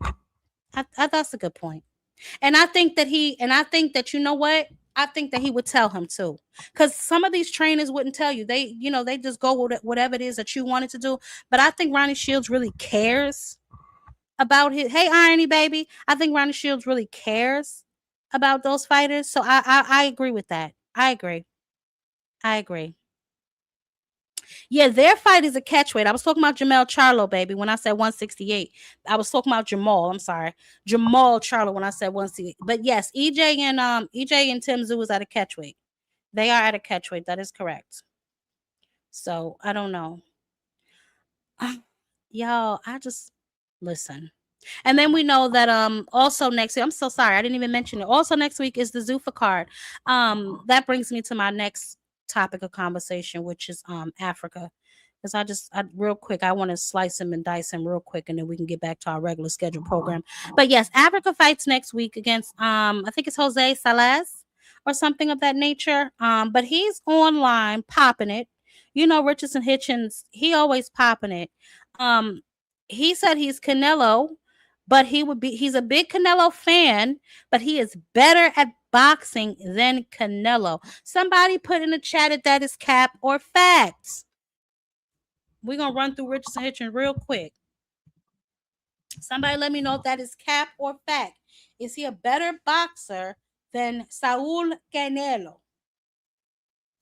I think that hi Ernie. I think that Thurman need to sit his ass down, but I could go with Mel. Okay, so we got cap.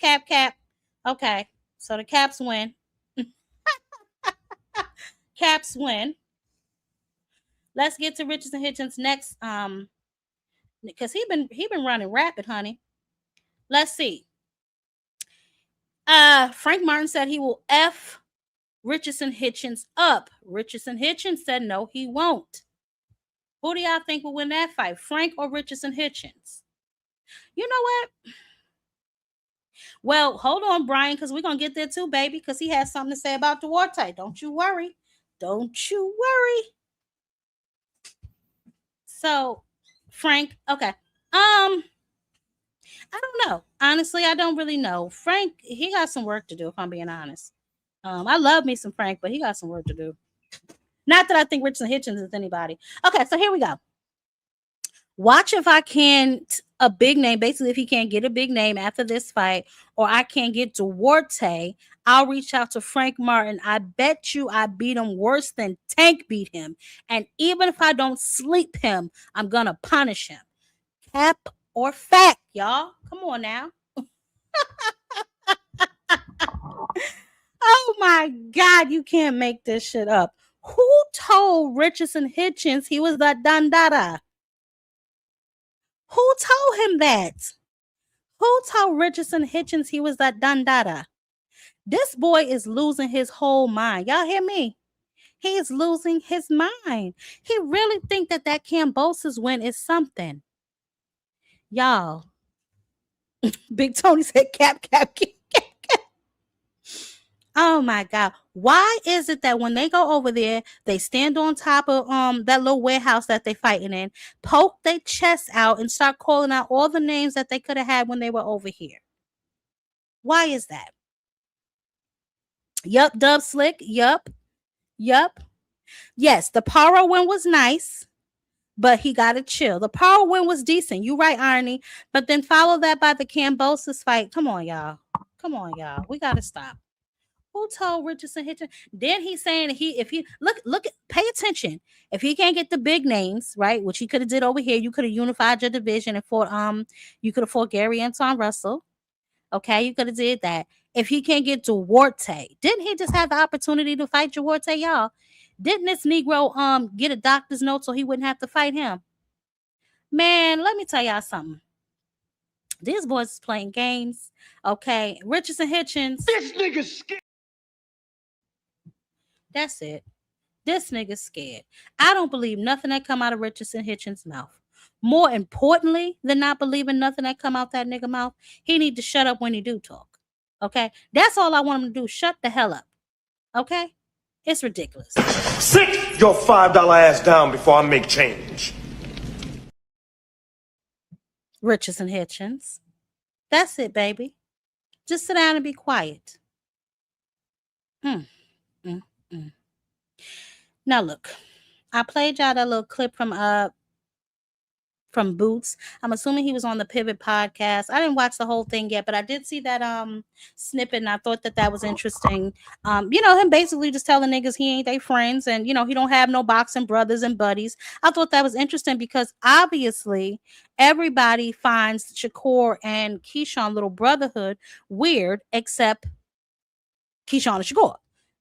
So it's being laughed about behind the scenes clearly by everybody, especially the recent moves that Shakur Stevenson has been making.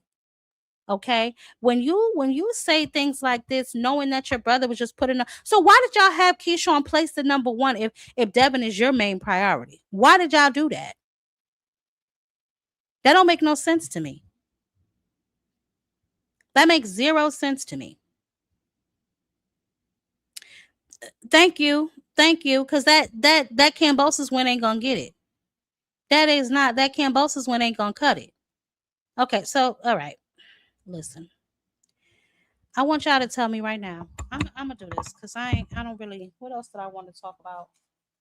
I think that was pretty much just the fights that's coming up, and then this Negro had me. I told y'all about Emmanuel Navarrete and Oshaki Foster may fight. I think that's gonna be a really good fight. I don't know who I got in that fight. I'm not even gonna lie to y'all. I like Oshaki Foster, but Emmanuel Navarrete is tough.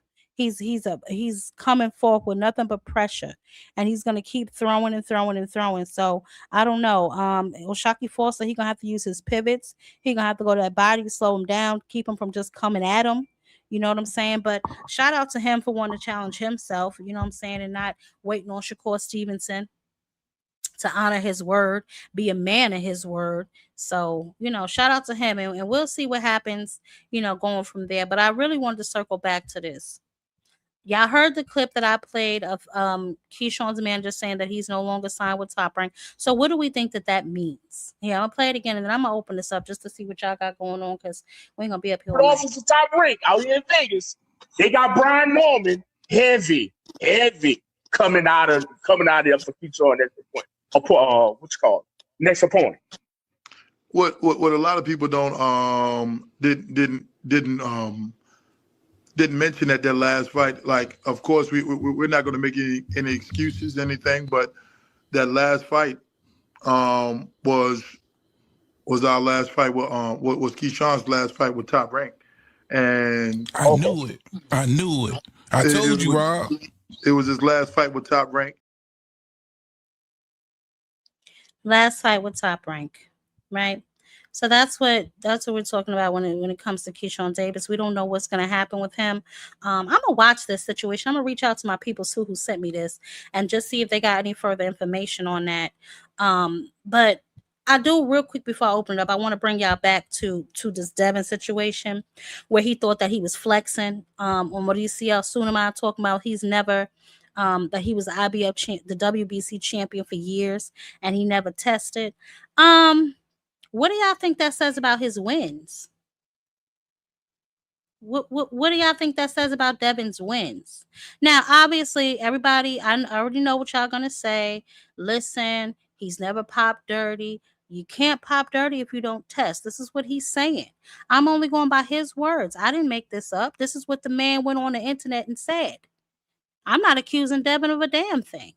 Because obviously Mauricio Suleiman said that he tested over 70 times. But why even open up that door? In an attempt to discredit Ryan, you shitted on yourself.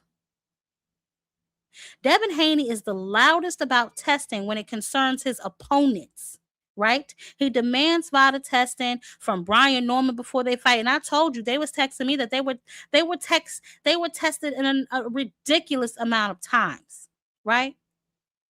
But the testing demand from Haney's camp has been a consistent pre-fight condition with multiple opponents, right? Particularly those with power, right? He told the world he pays for year-round testing out of his own pocket, yet we can't find any of that on the VADA website. But while he is the loudest voice in boxing demanding his opponent's test, his own testing, like what? I mean, we barely hear anything about his testing at all. Now, we know he's with Snack, so he maybe has an exemption or whatever the case may be. Like I said, obviously, Do I think that Devin is on some sort? No, I don't think so. But I'll tell you what, something going on over there. Something is going on. I'm not accusing anybody of anything. All I'm saying is something ain't right. Okay? If it stink over there and it stink over here, damn it, it's you. That's all I'm gonna say. Okay? Now, clearly, he was claiming that he was been tested with VADA. He's tested through his 365. Like I told y'all, if somebody can find that tab hidden underneath the covers and the bushes on that VADA website, Mother would love to see it. And I would love to see who else is enrolled. Because last I checked, it was just him. But hey, I could be wrong. Why y'all don't behave in here? Why is nobody looking to behave today? Is that what we're doing? Nobody's looking to behave? Well, listen, I'm gonna open up for a minute. I want y'all to tell me if Keyshawn should be mad at Shakur Stevenson for taking another one of his damn opponents. Who the hell is Shakur Stevenson going to fight over there besides Devin Haney? Okay. And hold on one second.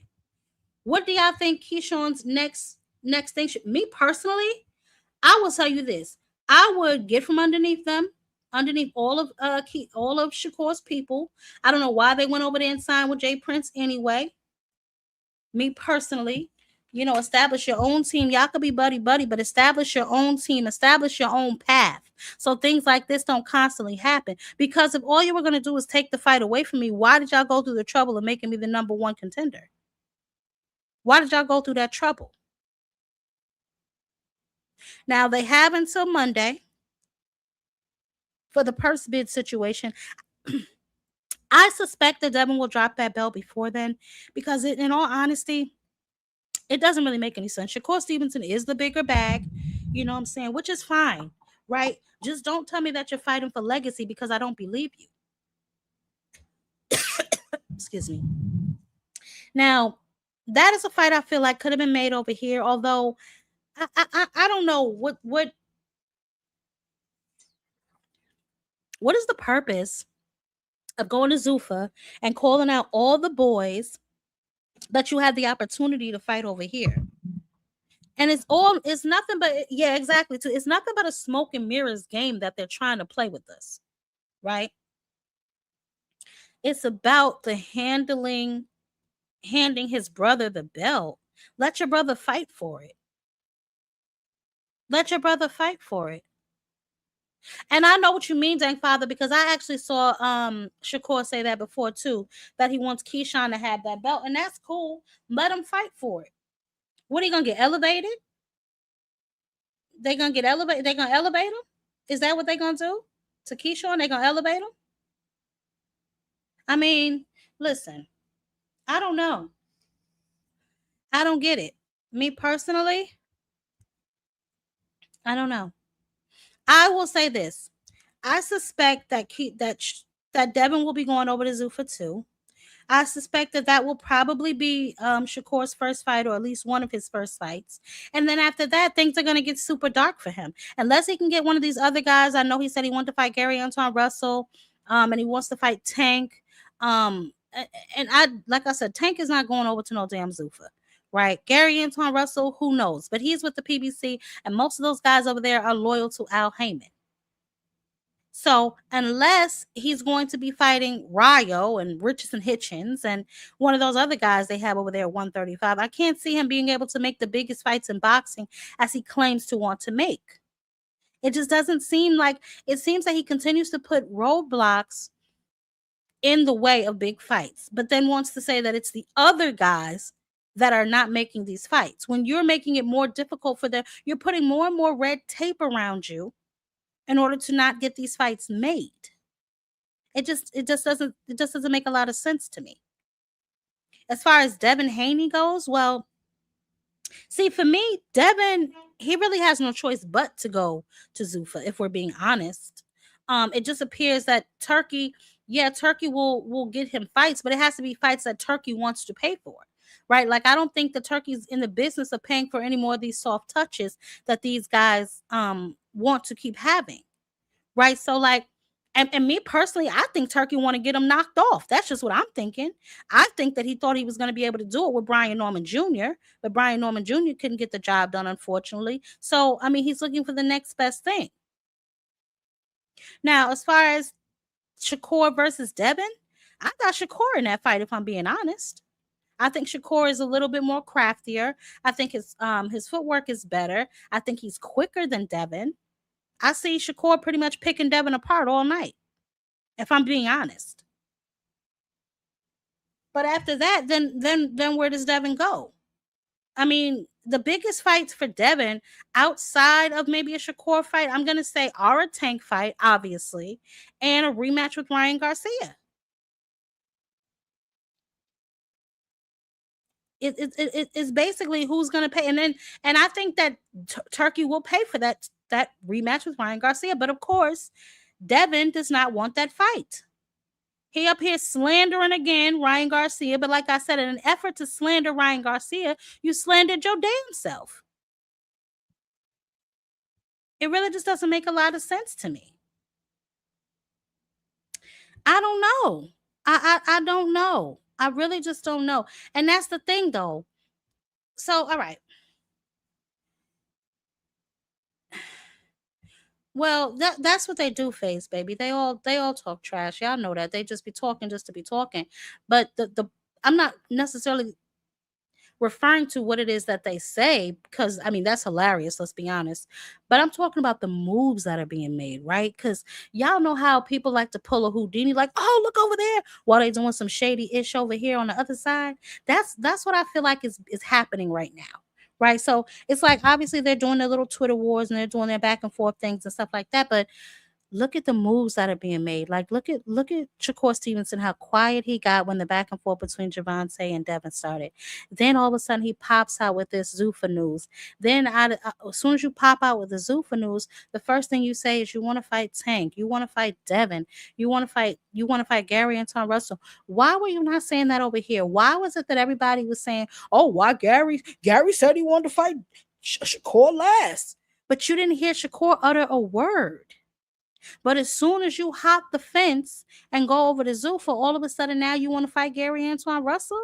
Like, are y'all buying what these niggas are selling? Because I'm not. I don't know. I'm just trying to figure out why it is that a lot of these guys pretend to want real smoke, and then when they get challenged on their actions, they have hissy fits. We saw it on Nightcap. Shakur calling Shannon Sharp ignorant, telling him he don't know nothing about boxing. Why is it when somebody does not like the style of fighting that you are doing, they don't know nothing about the sport? No, how about they know about the sport? They're just not entertained by your type of fighting. That brings me to my next point. The amount, we don't know, because I can't find it verified. If somebody knows the amount of money that Shakur Stevenson is being paid to fight on Zuffa, please let me know. But as of right now, we heard Dana White say he's paying him an enormous amount of money, right, to fight over there on Zuffa. What type of, because first of all, in that warehouse, I mean, they can't really draw a big crowd. Paramount, I mean, that's CBS and all of that, but let's be honest, the UFC got that pretty much on lock. They're just now entering into the boxing space, which isn't really drawing a lot of eyes. Now they have a Shakur Stevenson, but unless they can get an opponent that people really want to see him fight, that him being over there is pretty much irrelevant. You still ain't fighting nobody over there. You still not fighting nobody over there, though. 3-fight deal. Who are the 3 fights? That's the question, though, Cam. One of them is for sure Devin, from what I heard, right? But then the other 2 are up in the air. Who's he going to fight? Ryan? But even with that, Ryan can't even fight Conor Benn because of the Paramount DAZN type of issues. You know what I'm saying? It's I don't get it. I don't know. I don't get it. Ryo, Devin, Hitchens, maybe Conor Benn. You know, Irony, I would try and go with you. Probably Conor Benn. Yeah. But that's what I said. He told Rayo he wasn't fighting him. So I don't know. But I hope Shakur knows that they pay on a tier system, right? So you get a certain amount for a level of opposition. This is what I'm trying to understand. This is what I'm trying to make him understand. The higher the competition, the more you get. The lower the competition, the less you get. It's very simple. So we'll see. We'll see if he read that fine print. We'll see what those 3 fights bring. We'll see when his first fight is going to be. Possibly, I heard maybe September or somewhere along those lines. But I don't know. You know what I'm saying? What's going on, JB? What's up, baby? I can't hear you. My bad. I had my mic on. What's going on, JR Queen? How you doing? Hey, baby. What's up? Oh, I'm doing good. How you doing today? Oh man, it's a lot going on, but hey, what do you think about this whole Zuffa signing and him possibly facing Devin when Keyshawn is the #1 mandatory for Devin's belt? What do you think about all of that? As far as Shakur signing with Zuffa, it was, that was the worst kept secret in boxing. People have been talking about this for the last couple of months. Chris Mannix said he was signing with Zuffa. Dan Raphael said he was signing with Zuffa. So it wasn't no big shot that he signed with Zuffa. He took the bag. It's not a lot over there right now in and around his weight class. Richard Hitchinson is over there, but they're good friends, so I don't think they're going to fight. Outside of that, man, you got the Rayo fight, but he don't seem like he's looking to fight Rayo. Rayo's saying he could be his tune-up, and he's like, no, I ain't trying to fight you right now, and stuff like that. So I don't see a lot of options. Now, if he can get the Devin Haney fight, that's good, but that's just one fight. What you gonna do after the Devin Haney fight? You don't have a lot of options over there right now. Right now, the Zuffa roster is slim pickings. So, he's obviously took the money and he's looking at that, making, he felt that people saying he's boring, he's not a draw. So he's kind of like, throwing in people's face. He said, I'm making big money. I've got a big deal for somebody that's boring, somebody that quote unquote is not a draw. So he's kind of throwing that in people's face, but at the same time, I'm looking at who he can potentially fight over there in Zuffa. And outside of a potential signing by Devin Haney, I don't really see a lot over there for him to fight as far as, top level fighters. So we just have to see what happens if Zuffa's able to sign other fighters over there to give him some fights over there in the future. Aircraft seems to think there's some work over there. Aircraft, baby, who was at 135? I mean, I listed it in the video that I did before. I think Maraga and it was 2 other names that I saw over there at 135 outside of Rayo. So tell me who that work is for him over there. Tell me who that is, baby. What's up, 2 Cent? What's going on, Jab Queen? What's up? Hello? Yeah, I can hear you. Go ahead. Oh. No, I just wanted to say real quick, does Dana White make you fight the best, or do you get to pick who you want to fight when you go over there? What's up, Cam J? What's up, JB? I was under the impression you have to fight who he tells you to fight. So how was Shakur Stevenson saying no to El Rayo? That's what I'm trying to say. And if he is saying no, we did hear Max Kellerman say that he's the best 135 pounder. Would that be considered a duck? Absolutely. Because I'm not understanding. It's like people was like, "Oh, he gonna make you fight the best," and then he gonna make you fight the best. And then when Shakur go over there, now all of a sudden Shakur gonna be able to get the fights he won and all this autonomy. All of a sudden, these people are gonna have with Dana White, and that's never really been the premise. But I just want to say that real quick and point that out because I'm like, damn, how you gonna say no to the first fight? That's crazy. They got the man doing a commercial about him, everything, talking about he wanted to fight him since he was a kid, and I think they damn near the same age. But I just wanted to ask your 2 cents about that real quick. Yeah, and I just mentioned it. I don't know why. And like I said, I don't know if Shakur read the fine print or if they're doing something like you said different for Shakur. But at the end of the day, they pay you on a tier system, right? Because you see, they get the knockout bonuses and all of that, similar to the MVP situation. But they don't have enough fighters over there for Shakur to pick and choose who he wants to fight. So that's number one. Number two, if he thinks that he's going to go over there and call out these fighters over here, and they're just going to acquiesce to whatever it is that he wants, he's sadly mistaken, and he'll be sitting on the shelf for a very long time. Now, another question that I have that I want to know if any of y'all can answer for me is, what is he going to do about his belts? Well, I think You know, it could happen. What happened to Richard Henderson? He might have to lose that belt going over to Zuffa. Now he does have the belt at 140. He got the WBO belt, and he's the lineal champion at 140. Now we just have to see what he does. Now they can maybe do a title fight over there. And I think they do got a fight lined up with some guys at a lower weight fighting for a title with Zuffa.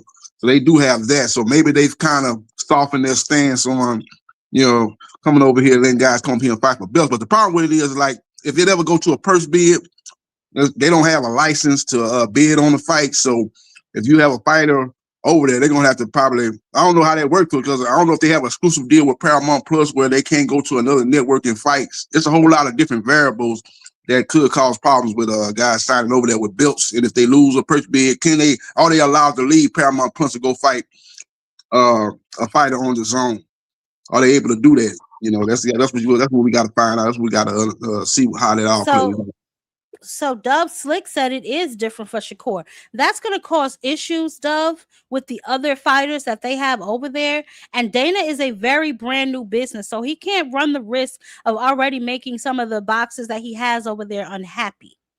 He just can't afford that as of right now, because he don't have nobody to replace them if they all decide that they want out of those contracts because they see one of the fighters getting special treatment. So Dana White better be very careful with that. It's gonna be interesting. Nobody's bigger than the brand, Zulu. I agree. Nobody's bigger than the brand, baby. What you saying? Now, if this Ryan Garcia Conor Benn fight ever get done, it's gonna be interesting to see how that fight, how it transpires as far as who's gonna be showing that fight. Will it be like a collaboration between Paramount Plus and DAZN? If that's the case, then that will, set the stage for if Shakur is able maybe to fight a guy on the zone, they could do a collabo similar to what they do if they could do it that way versus Conor Benn versus Ryan Garcia. So that's why I'm kind of interested to see if that fight gets done, how they going to do it, where it's going to be shown. It's going to be shown just on Paramount Plus, or will it be shown on Paramount Plus and DAZN?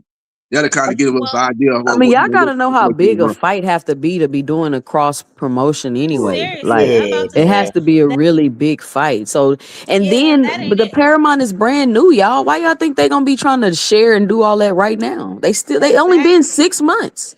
I was about to just say that. Right now, man, one thing I told people earlier, man, if y'all think Shakur Stevenson is going to be over there cross-promoting, fighting on the zone and all of that shit, man, that shit's not happening.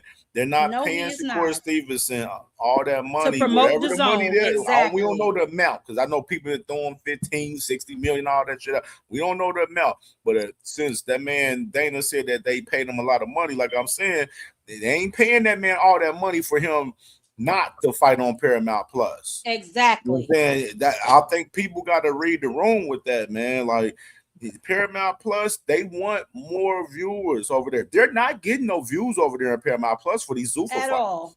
At all. Like, a lot of the people that's talking like they supporting them and shit, like, they're not supporting them and watching them like that. They're not getting views like that. They're not fucking showing the views, or like when they show their views, like I had a whole debate with this guy. Literally, the only views we know about them from Zuffa is week 1, and they combine their numbers with UFC numbers. So we don't truly know Zuffa's real viewer numbers. And never told us no more after that. Exactly. Ain't told us shit after that, sis. That's what I'm saying. So, like I'm saying, if y'all think Shakur is going over there and think he's going to be cross-promoted and going to be fighting Paramount Plus in the zone and shit, that shit's not happening, bro. Nope. And they brought him over there to Ben, increase their brand. They brought him over there to increase their brand, not to help elevate the zones or none of that. And for Conor Benn, and Ryan, that shit's still dead right now, man. Until Zuffa wants to work with the zone and Golden Boy on that fight is not going to happen. And that fight will be on the zone, or that fight will not be. Yeah. And people don't realize that. We won't see no Paramount Plus / the zone collaboration. Hell no. People don't realize that the zone sent the cease and desist to Paramount. They keep trying to make this about Oscar and Dana, and I'm like, yes, Oscar and Dana, and y'all keep talking about Oscar sold his rights away. Well, that ain't got nothing to do with the zone. He's still exclusive to that network, and I think that this is showing how ignorant a lot of fans are. to the boxing business, like Shakur say, how they ignorant to boxing. They're also ignorant to the boxing business because a lot of times these fights weren't happening with fighters because they got exclusive network deals, and you can't just go fight on another network. And it's not that easy to be like, oh, we could just mix the networks together and they both could show it. Like that stuff is not easy, and it has to be a big enough revenue making fight to do cross promotion. Now, with that information, right? That is a fact. That's not my opinion. That's not my 2 cents. Which big revenue fights do you think that Devin and Shakur and them are gonna be able to make to where they all, because all the fights Shakur say he wants is cross promotional. Yep. So how he gonna make all those? He gonna make all that money to be able to make all those fights? He's not a star like that in that right. Nope. So it just doesn't make logical sense what he's saying. And I think, and 2 Cent, remember when they all went over to Turkey and they all started calling out Tank Heavy? I think honestly that is a condition of those signing, that he will be able to bring the other people over to him. But what Dana doesn't realize, like you just said, he's not that big of a star. Nobody's following Shakur to no damn Zuffa. For what? Most of these guys he called out have belts. You think they're about to drop their belt to come fight you on a Zuffa for nothing? You called out Gary Antoine Russell. Why you ain't call him out before you went over there? Y'all was all saying, oh, Gary got to call him out. Gary got to call him out. Why? Shakur mouth work? It worked any other time when he want to double talk? Yep. He went over there for the bag. You know, he trying to talk a good game, I guess, trying to call these guys' name out. But at the end of the day, he went over there for the bag. He prioritized bag over legacy, I guess. You know, he making more over than he probably made in his other fights. So he went down that road. He just got to hope that Zuffa was able to get fighters to go over there. But right now, he don't have nobody. He got Ryo. That's it. Devin Haney not even over there yet. We don't know what Devin Haney gonna do. You don't know if he gonna. Devin taking his ass over there. Devin taking his ass over there. Stop playing, because Devin really has no other options. He's not signed any other promotion. He has DHP. He's not with Matchroom. He's not with Top Rank. He didn't want to go to the PBC. And the way they talk about him, he done burned those bridges. Then I'm not really interested in throwing any money away from him. Turkey Al-Sheikh is only going to pay for the fights that he wants to see Devin in. So Devin, he's out of options. He has to go over to Zuffa, and his first fight on Zuffa will probably be Shakur Stevenson, and after that, it's up in the air for both of them. Yep. Yeah, that whole situation been going on a long time between Shakur and Devin. That's soap opera. You know, they going back and forth. They're saying, one guy saying that you need to sign the bout agreement for 144. The other guy saying you need to drop the belt, and then I'll sign, or I already signed. It's just a big soap opera. So I don't know what's going on. I imagine you're right, Jab. They're gonna probably end up fighting at 144 catchweight, but yeah, it's gonna be very interesting. Like I say, outside of that fight though, it's not gonna be a lot of options for either guy though. That's gonna be a big fight. I'm not really crazy about the fight as far as the styles of the fight. It's a fight for the Sweet Science fans, the hardcore Sweet Science fans, but the casual boxing fans, I can already see it. They're gonna probably be complaining after that fight. You know, they're gonna be saying they're not happy with the action of that fight. So it's gonna be a fight that the hardcore is gonna love, but outside of that, it's not style wise. I don't think it's gonna be a high entertaining fight myself. Hannibal, what hold on, Cam. What exactly is Zuffa taking over, baby? What exactly are they taking over?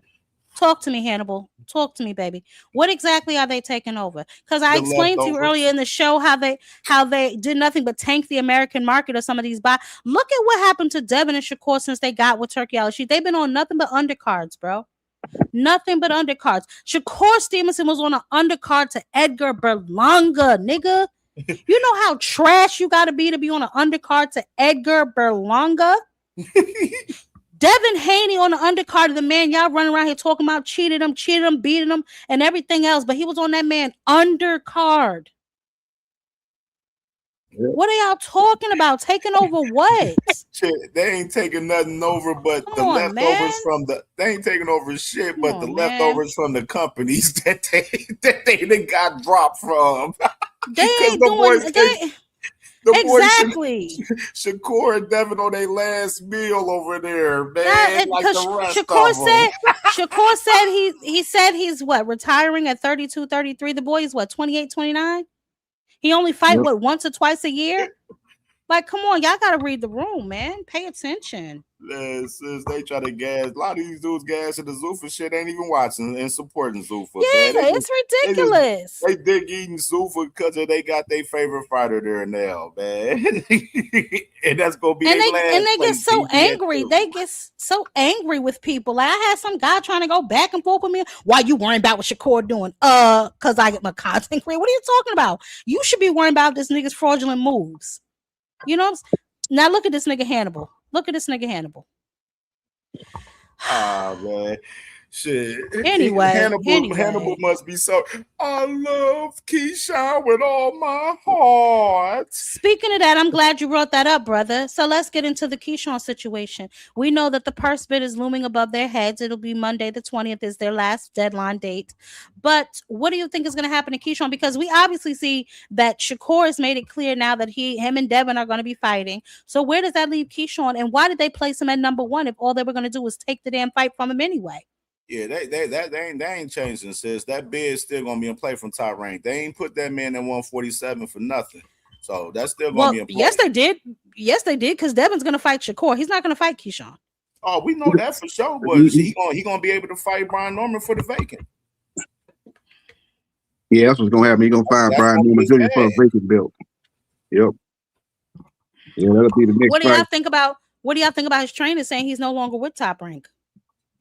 I don't really take so much into that trainer. That trainer kind of weird a little bit. I don't think he know all the business 100% with Keyshawn, so I don't really take too much credence in what he say, for honesty, sis. Yeah, well, his contract is up. He with James Prince, so he probably gonna end up over there at Zuffa 2 somewhere down the line. That's obviously that's where it's tracking towards. You know, they got the same manager, Shakur and Keyshawn. They both up under Jay Prince. Just like Keith Connolly sending all his fighters over there to Zuffa. He got Richard Hitchison over there, Berlanga. Yep. Now Teofimo Lopez, he ain't going over there. He looking to try to get another title. That's another thing though. Look at Teo. Teo started his own takeover promotions. Yep. What happened to Shakur? What happened? Like, why these guys couldn't do the same thing? And Teo's did that after a loss. Yep. Teo, he could have went over there to Zuffa too, but he decided to chase legacy. He ain't chasing the bag. He want to become another champion in his third weight class. And, you know, he looking at Hall of Fame status down the line. So, you know, if he can beat Rolly, that might stamp him as a Hall of Fame fighter. Look at, you know, put that on top of what he's already done. Let me ask y'all a question, right? I'm about to go deep on y'all, right? And chat, this is for y'all and everybody on the panel, right? And I want an honest answer. The ones who think Shakur is everything known to man and God's gift to man, right? This is specifically for y'all. Y'all niggas in the bushes too. Y'all can answer it in the chat. Y'all ain't got to stay. Jay Prince manages Shakur Stevenson, Keyshawn Davis, Abdullah Mason, right? Mm-hmm. Look at the way he's moving Abdullah Mason versus the way that he moves Shakur Stevenson. Who do you think he has more faith in? Abdullah. I specifically remember, the only reason I'm asking this is because I specifically remember watching an interview where they said that Shakur was offered Albert Bell. His team turned it down, but they accepted it for Abdullah Mason. Talk to me. Yeah, they say he ducked Albert Bell twice. They said. Talk to me. So I'm gonna ask y'all, who do y'all think Jay Prince really think is like that? Yep. Look at how they're moving Abdullah Mason versus how they're moving Shakur Stevenson. Who do y'all think Jay Prince really thinks is like that? They put the nigga Abdullah Mason in his first title defense. Then he took it on short notice. He's supposed to fight Cordina. Took it on short notice, So, like a guy that Shakur ducked at least once. And a lot of people said twice. So he didn't take the fight, for whatever reason. So the guy went in there on less than a week notice. I think it was about 10 days notice, somewhere in that range. But that's my whole point. And some of y'all are gonna say, what does Albert Bell do for Shakur's career? I'd say it gives his resume legitimacy. Because yes, he did lose to Abdullah Mason, but Albert Bell can fight. Says I don't know who we're gonna do this. We gonna stop sugarcoating this shit. Shakur don't got nobody elite on his motherfucking resume right now. Oh my goodness! Goodness! Shots fired! Shots fired! Listen, Kim, let me tell you nobody something. elite on his resume. T.O.'s not elite. He got nobody elite on his damn resume. Oh my goodness! Oh my goodness! Okay, we gonna call it out for what it is. Okay, all right. Well, that's my brother, y'all. He gonna walk me to my car because I ain't gonna have y'all dragging me. No, but it's the truth though. Let's do truth. So that is the truth. He has nobody on his resume of any substance, of any value. Now, some of y'all say the Joette Gonzalez win was a good win. Some of y'all say he beat the hell out of Jamel Herring. Jamel Herring was 162 years old when Shakur fought him. He ran from De Los Santos all around the ring. His hand hurt, whatever y'all want to call it. He's supposed to rematch the man. He never rematched him, tried to sign him. Let's just be honest. And from where I'm sitting, I'm just gonna see from where I'm sitting, Jay Prince looks like he has more faith in Abdullah than Shakur Stevenson. That's just from where I'm sitting. Because you turned it down for Shakur, but you okayed it for Abdullah. Why? Is there something you see in Abdullah that you don't see in Shakur? Talking about Teofimo lost to trash ass Cambosis, bro.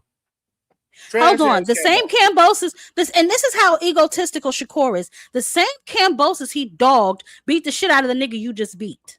Make that make sense. By shitting on Cambosis, you're also shitting on Teofimo Lopez because George Cambosis beat the dog shit out of George Cambosis beat the dog shit out of Teofimo Lopez. Hannibal, no, he's Loma elite. We're talking about Shakur. Shakur never fought Loma. Exactly. It ain't even no pointless of you talking about Loma. What are you talking about? This nigga's reaching.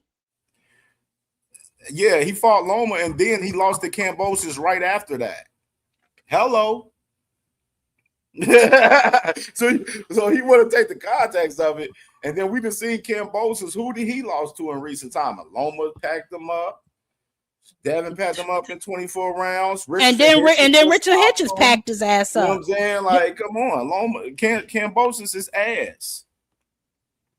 Cambosis is trash can juice. He's absolute trash can juice. Yeah, he was a one-hit wonder. He had one. We're not finna do all of that there. We're not finna do all that there. We're not finna do all that, Hannibal. Hannibal, please. Sit your $5 ass down before I make change.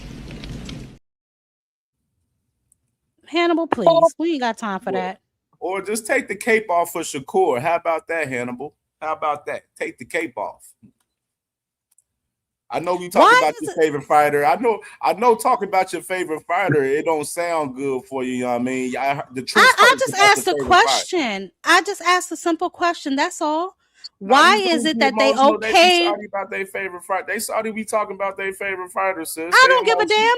I don't care. What I'm asking is a simple question. So I need an answer. Hannibal, since you speak Shakur, why is it that Jay Prince was okay with Abdullah fighting Albert Bell, but not Shakur? Why is that? We don't have time to keep cooking their resumes. We've done that. How many shows? My brother's show, my show. How many shows these niggas' resumes got to get cooked on? His resume is not that good.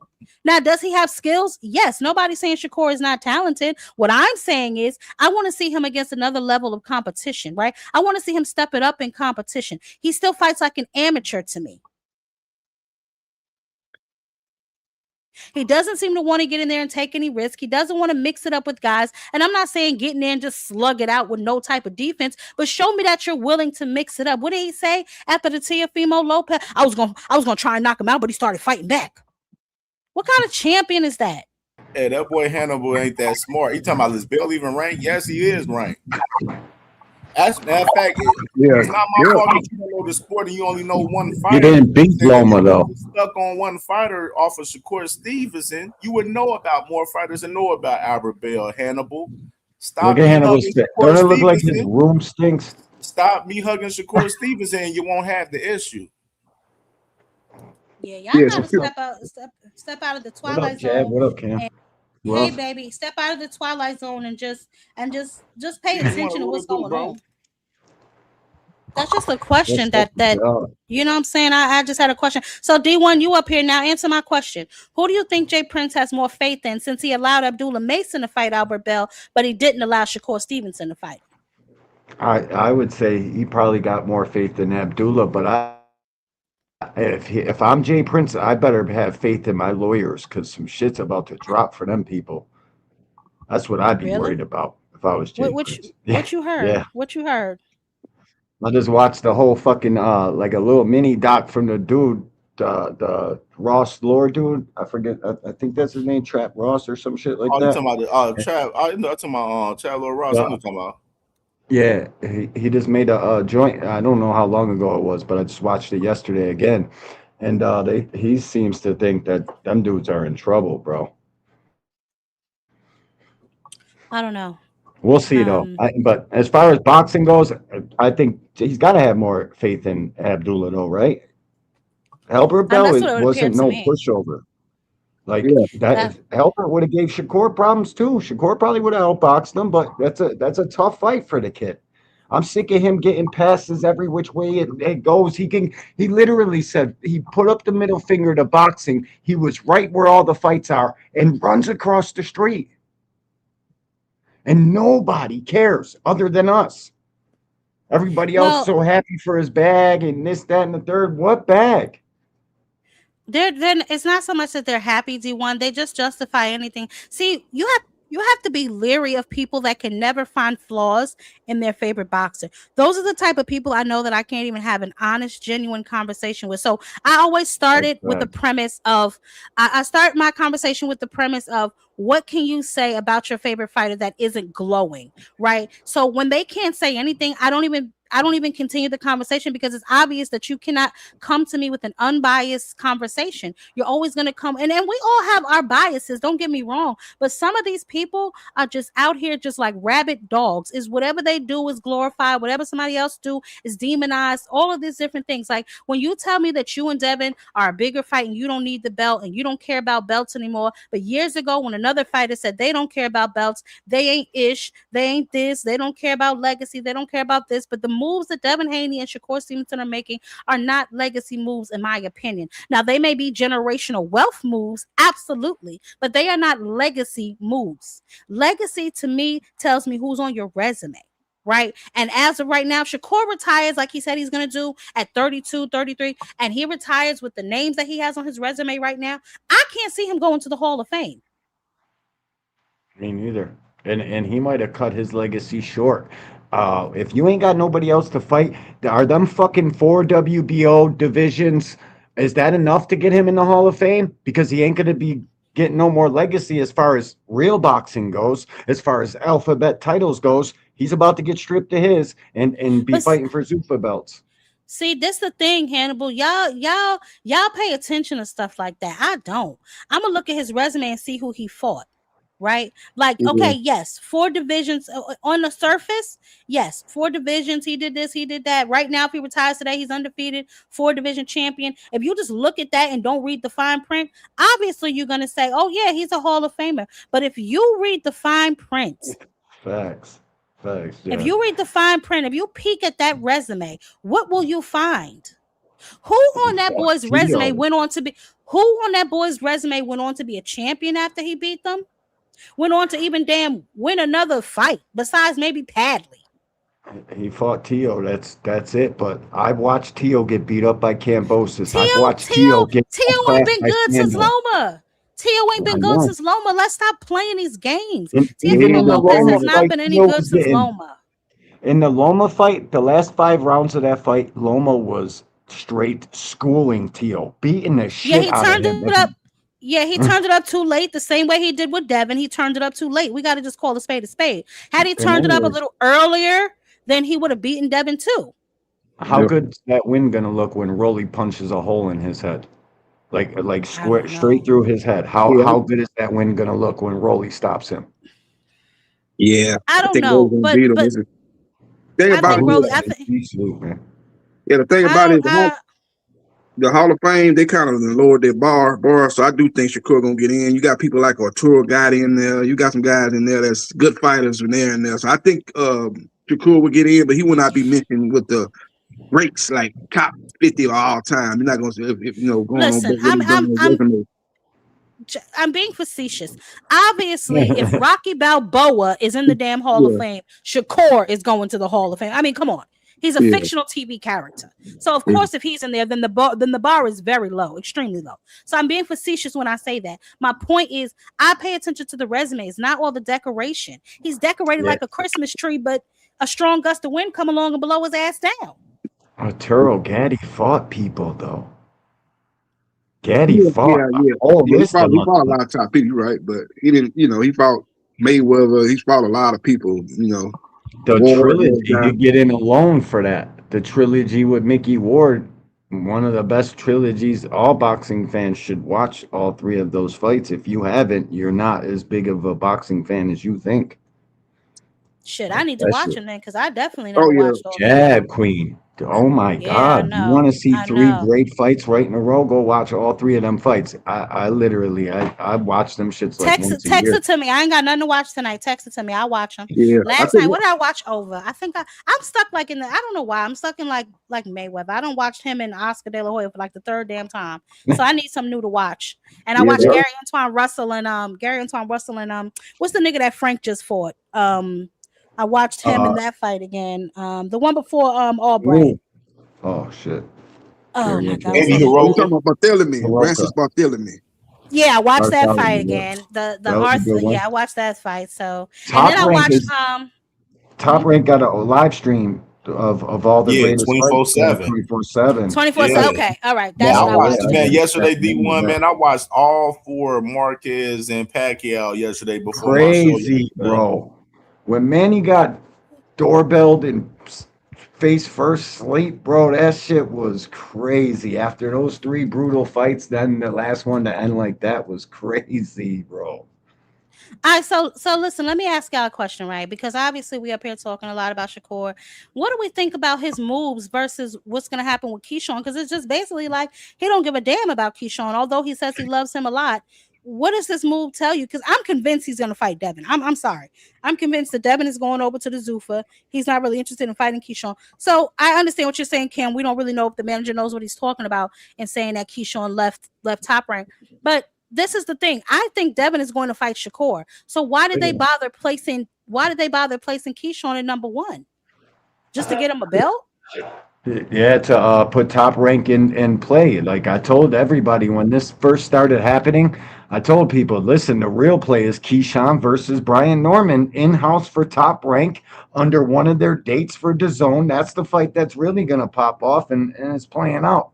I knew that shit as soon as they started moving them pieces.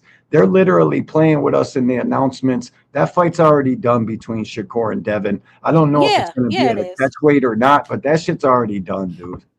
They're both Zuffa fighters, and look at after that. What then for Shakur over there? Who's he fighting after that? Why they haven't announced the signing of Devin though? It's obvious that Shakur is the priority at Zuffa over Devin Haney. Why he ain't got announced though? They announced Shakur, and he had a big press conference and all that. From what I understand, what I understand is Dana White lost a lot of money when Eddie blurted out that Shakur signed to Zuffa. They were supposed to do this whole rollout, this whole commercial, this whole thing. I heard they had to 86 that whole thing because of Eddie Hearn blasting it out before they were ready to roll it out. So, I don't know why they do what they do, but they do weird shit when they're talking about announcing fights and announcing fighters that they've signed. Zuffa is like they got a strategy, a plan, bro. And Dana keeps saying, "Judge me at the end of the year. Judge me at the end of the year." I don't know the rhyme or reason, but he's definitely got a plan going. And I hate everything about it, bro. I can't believe Shakur went over there right when Tank starts calling these dudes out and PBC's under fucking DAZN now. Yeah, Tank got to get paid a couple extra dollars, but that ain't nothing that they can't figure out and work out. Tank will fight wherever the fuck he wants. He's the man. He's the literal man of boxing. Yeah, he's not part of that Tank DAZN is deal. gone. You know, he can kind of I go and think come if he want to. Though he's not tied nah. into that DAZN deal with PBC. That same I thing Yeah, with but still, in Matchroom the did with same breath, DAZN. They didn't have AJ on that deal with DAZN. They kind of used him to get the deal, but they had AJ separate from that DAZN deal. yeah, They did because the it's same his thing own with Keyshawn entity, Davis. bro. I think personally, his, I think Tank is gonna be like a Netflix fighter. He's big enough. You know what I'm and saying? think He just gotta about get this the right though. name. Shakur runs to Zuffa when he got on his mouth. Roach, who is dealing with PBC as of late, Gary Antoine. Hello? Oh shit, my bad. Yeah, no, you're here. Three You're of the here. guys, Shakur named 3 PBC guys in Devin Haney. Why would you go over there to Zuffa and think you're going to get PBC names? PBC ain't messing with Dana White. Dana White literally came out here and told all these guys, I want you all out of work. I want your families to fucking suffer. I want all the sanctioning bodies out of boxing. I'm going to tear it down and rebuild it. And now people want the sanctioning bodies and other promoters to play nice with Dana? Hey, For Kitty Shakur? Boo. Nah, dog. Yeah, that was Hannibal, Hannibal. That's for your favorite fighter because everybody can't be bought. You know what I'm saying? Tank Yeah. has already proven that. He's already proven that. Money talks. yeah. PBC Zuffa has no money. overpaid for What are you Shakur. talking about, dude? They overpaid You're for him. literally He took the money. He knew he was making more than he probably would ever make. So he took the money over Now legacy. PBC got 10 dates from DAZN coming up, and DAZN gonna pay them 7-10 million per fucking fight. Something around there. So keep thinking PBC has no money, dipshit. Yeah. These people, bro, they'll literally swerve and do whatever. Bro, that's that. No, nobody ain't buying all of those Rick Glazer talking points, bro. Them Rick Glazer talking points been dead, bro. And all the facts is all the big companies, all the big dogs over there on DAZN, while Shakur, little weak ass, want to have his ass over there, Zuffa, over there in the damn Zuffa Protection Agency. That's what motherfuckers mad about. You know what I mean? And bro, listen, man, people call me a Shakur hater. One thing I wanted to see for sure is Shakur versus Gary Antoine, Shakur versus Shock Foster, Shakur versus Tank Davis. And now them fights are a pipe dream. Shakur versus Roach, never happening. That's the thing, though. That's it. Why go over there and now you're calling out like we spoke about earlier? There's not going to be any cross promotional fights. Zuffa needs to build up their roster. Zuffa needs to build up their credibility. So there's not going to be a lot of cross promotional fights. I'm not sure why these boys go over there and think that they can just call out boxes over here and niggas is going to run on over to the Zuffa. Like, why? Yeah, I don't know, but Dana ain't cross promoting with nobody, just like nobody ain't cross promoting with him. There will never be a fight where Dana's got his Zuffa fighters versus Eddie Hearn, like they did with Queensberry and Matchroom. They did and they're doing the part 2 7-on-7. That none of that shit is happening with Dana White. He has an objective to make boxing a sport and rid it of the business of boxing, aka the fucking alphabets. He will not work with nobody. He's operated for 26 years like a fucking tyrant on MMA. Never worked with no Pride, never at ONE FC, none of that shit. It's either you fight for me or you don't fucking fight. He's got the same attitude with Zuffa. I don't know why they don't see it. Jab, I don't. It's frustrating. Well, I'll tell you what's going on though, D1. And Dana White, for one, is an employee, right? He's an employee of Zuffa because we know that Turkey is behind that as well, right? But you're right. He wants to run it the same way he runs the UFC. That's why these boys got to wear uniforms. And I know people say, oh, Shakur just took those pictures in those uniforms. Nah, when he tried them gloves on, why are you trying them on if you're not going to be rocking with them, if you're not going to be using them to box? You will be using that and you'll be wearing that Zuffa uniform. Wait a minute, Jeff. They're telling you that they don't think Shakur's going to have to wear the uniform? He's most certainly going to have to wear the uniform. Listen, D1, these boys are under the impression that Shakur can do whatever the hell he want to do over there. What? Do you know the stars? He made Conor McGregor wear the fucking uniform. He ain't going to make no exceptions for Shakur. Y'all got this shit twisted. If they think that, man, God bless y'all little fucking hearts. Yeah, and he was wearing them Zuffa trunks and Zuffa gloves when he did the promo, when he first signed with Zuffa. But that's what I'm saying. Promo, he had that Zuffa. That was Zuffa. People are saying that it is only the promo, that he's only wearing it because of the promo. I try to tell these Negroes that's not what happened. Oh, shit, that's funny. He's going to be wearing that for the duration. But now, okay, right? So we know. What do we think though? Like, okay, y'all think that Keyshawn is going to be fighting Brian Norman Jr. for the vacant belt when Shakur drops the belt? Cool, right? Now we know. D1. I mean, listen, they just signed this guy. I mean, nobody really care about no goddamn Johnny Fisher. I guess they're trying to. That? Who the fuck? Johnny? He got knocked out by Dave Allen. We just watched Dave Allen get fucking pieced up by Herkovich, who's well past it. Them are the level of fighters they got over there. Too, by the way. He's a domestic level fighter. Hold on. It's a one fight deal? Yeah, and they are letting people go. They got Zuffa has a card coming up in September in London. Yeah, he's gonna be on that card. Yeah, so they pretty much gonna have him on that card to get whacked, pretty much. Bro, they are cutting people after they lose too. I just watched the dude on the Boxing Voice yesterday. They promised him 3 fights. He got robbed in the one fight, and he lost, and they took it from him, bro. They told him, you're released now. Go get a couple more fights, and maybe we'll see you down the line. Wow. Erickson Garcia got released too after fucking a loss. Like, man, yeah, you guys can believe this shit is something that it's not. I'll tell you this, I bet you Shakur's not fucking above that getting released if you lose shit. I bet you they're trying to get him knocked off. They want all our stars knocked off so then they can start from square one, make nobody the star, and make Zuffa the star, and everybody fights for the company. That's exactly what it is, because that's exactly the UFC is. That's why they all make them wear a uniform, because nobody's bigger than the program. Dana White wants Zuffa to be the brand, not individual stars. Stars. Yep. They want Dana White to be the star. Yeah, I wonder how long is the deal though with Shakur was over. It's a 3-fight, 4-fight deal. That's be interesting to see how long is that contract with you. We'll never know, because remember when he said that he only had like a 2 or 3 fight deal with Eddie Hearn, and it turns out it was like 5 or something like that. Like, Shakur's very cryptic with his things, and I think that's because he doesn't want the scrutiny. Because imagine how we would act if we really knew what was going on. I mean, we know what's going on, but it's like he tries to spring things on people like it's some big hurrah that he's making all these moves, but in actuality we can see that he's really ducking smoke. Yes, so I don't know. Yeah, they overpaying. That's why he went over there. He could have stayed and trusted and believed in himself and took fights that don't have a cap on. He's getting a lot of guaranteed money over there with Zuffa.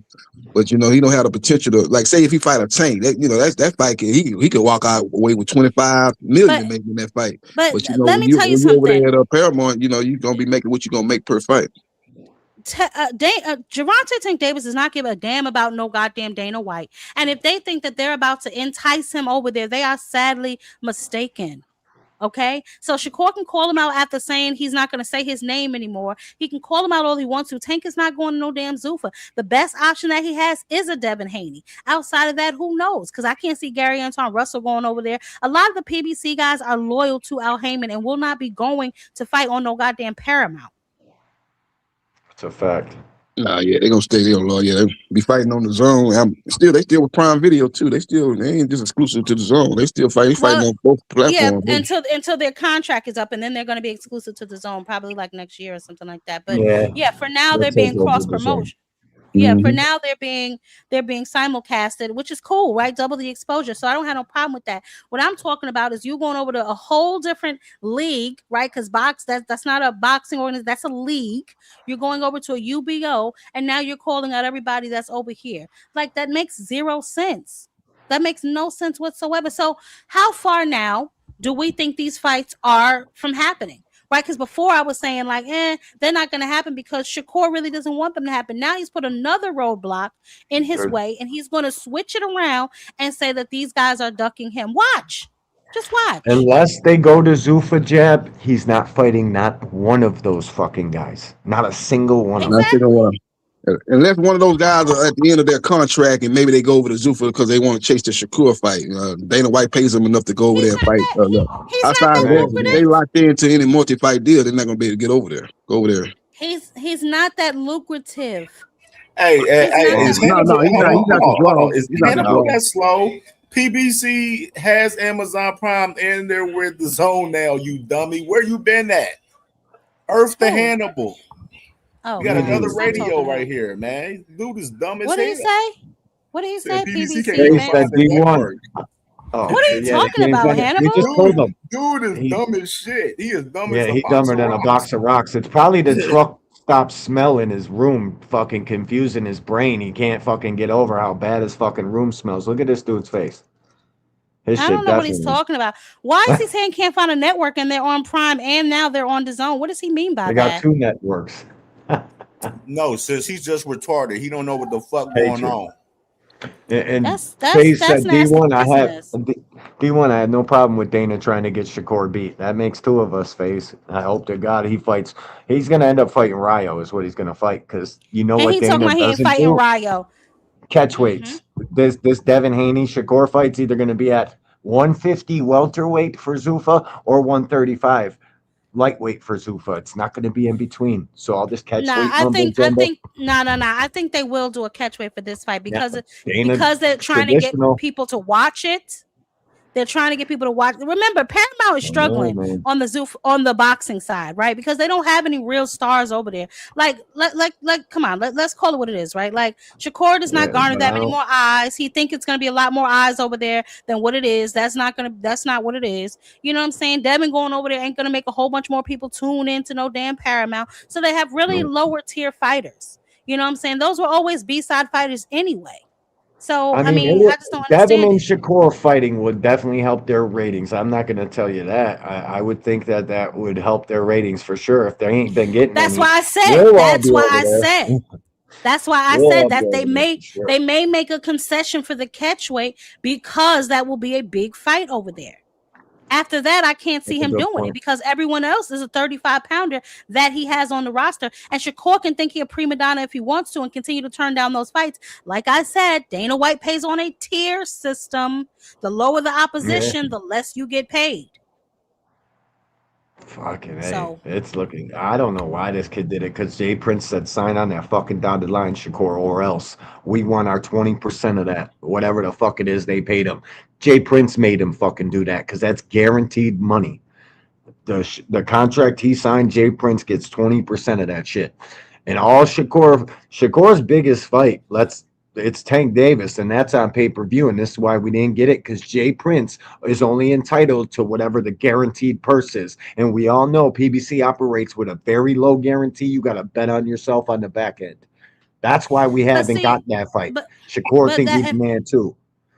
That's the thing though, D1, and thank you for that, because I was actually going to circle back to that. For all these guys who claim to be big stars, right, who claim to be draws, who claim to, have all this high whatever, why have they not signed to the PBC?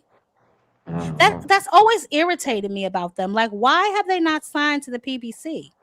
Well, it's because it's probably most likely a facade, and all these numbers and shit we hear out of these guys is all bullshit. And PBC actually knows the real numbers, so PBC ain't offering these guys no contracts. Just like when they wanted to do business with Shakur, they wanted him to have one fucking fight, and that's it. That's all you're worth to us. You're boring ass fucking checking distance all day. Fuck out of here. Sis, just think about it, sis. All of these guys over there at Zuffa is guys that don't have no value. Couldn't cut the mustard at the places they was at. Cut the mustard. Wasn't no draws. And we're talking about two guys in Shakur Stevenson, guys that's been on undercards, don't have that much value for real, and they want to be overpaid for their work. And that's the problem. They want to be overpaid for their work. They want to fight these little poo putts and shit and want to get overpaid. And these other companies on DAZN, all of the companies on DAZN don't want to overpay those motherfuckers. And I asked the question the other day: if these niggas, Shakur and Devin, is so-called so big stars, why the hell couldn't they get their own deal with DAZN like Teofimo Lopez did? Talk about it. Teofimo Lopez got his own deal directly, Takeover Promotions directly with DAZN. With DAZN, yep. Why couldn't these dudes do the same if they so-called big stars? And he got that coming off of a loss. Yeah. To Shakur at that. And Tio is a major reason why that fight was lackluster. His ass was just staring at Shakur the whole time. He wasn't willing to fight or nothing. Just fucking sitting there happy to be there. Fucking getting outboxed. And I don't really like, to me, I don't give all them rounds to Shakur just for Shakur posing there. Tio was the champ. People lost all fucking recollection of what boxing really is during that fight and the fight before, Zepeda fight. People fucking were willing to look away from punches. All this shit wasn't landing, and really it was going around his fucking weak ass Philly shell that was getting pierced all entire fight by the stab jab. Like I don't know what people were looking at in those last two fights. But, I'll tell you, D1, for one, they were looking at the fight. Okay, Teofimo was 100% outclassed. I don't know what fight you were watching, but Teo got 100% outclassed. He wasn't outclassed. He just wouldn't do nothing. Jab. So his little jab that Shakur was throwing made it look like he was fucking on some mythical level, when in reality it's just fucking Teo not doing nothing. He was just charging in with his head first. He wasn't doing shit in that fight. He hurt Shakur in the 6th, the 8th, the 11th, and just stared at him. And just Teofimo Lopez always struggled with boxers, though. You just look at his previous fight. Sandor Martin, I thought he beat him. I thought Jermaine Ortiz beat him. He struggles with boxers. I don't know why he took that fight. Everybody that knew anything about boxing knew once he took that fight, he was going to get beat. I don't know where he's going to beat him. Yeah, that was just a bad decision. I want to say this. No. Now, y'all. I mean, listen, D1, and I get what you're saying, because I did see a couple of times. I'm like, damn, T, if you kept going to the body, you might have had something. But y'all also have to remember, Tio's father, his corner work is trash. Let's call it what it is. And I'm telling y'all right now, if Teofimo Lopez ever wants to be champion again, he has to do something about that corner. I get it. You love your father. I understand that 100%. But there comes a time when a man has to be a man, and you have to tell your father, listen, you got me to where you got me to. I appreciate you. I respect you. But in order for me to elevate to the next level, I need to get a real trainer in my corner. I need to get somebody who's going to be able to help me. He got cut open, right? Eye to eye. They were wiping his eye for fucking a round in between.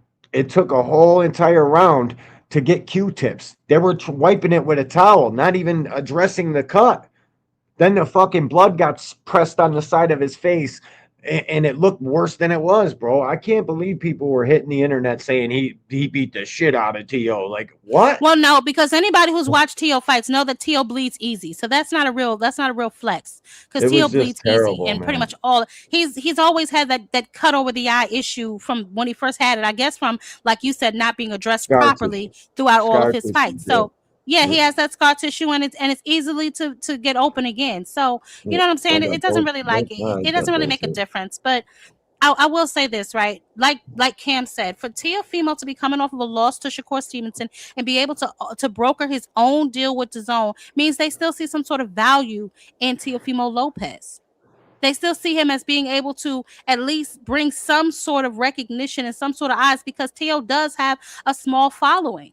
Now, granted, it ain't what it used to be. Little cult following, It's and not he's what got nothing but big fights left on the docket. So I can see he did a good job with Keith Connolly brokering his own deal, because they know the only people he can fight left. Look at Rolly, his first fight back, 47. That's a championship fight.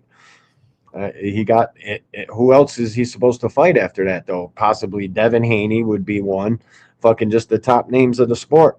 I don't know if Tank would fight him, because that's a fucking bullshit fight for Tank. I think Tank would knock his head into the fucking second row. You're about to watch Rolly do it, because that kid's defensive flaws are way too glaring. You can't go into a fight with a guy punching like Rolly is with no fucking attack defense. You're zero fucking responsible for shit coming back at you when you start attacking. Rolly gonna punch in between his shots and knock him out. Guaranteed. Aircraft, I'll say this. I used to think Tio was a good fighter, but I will tell you this. His best days are behind him.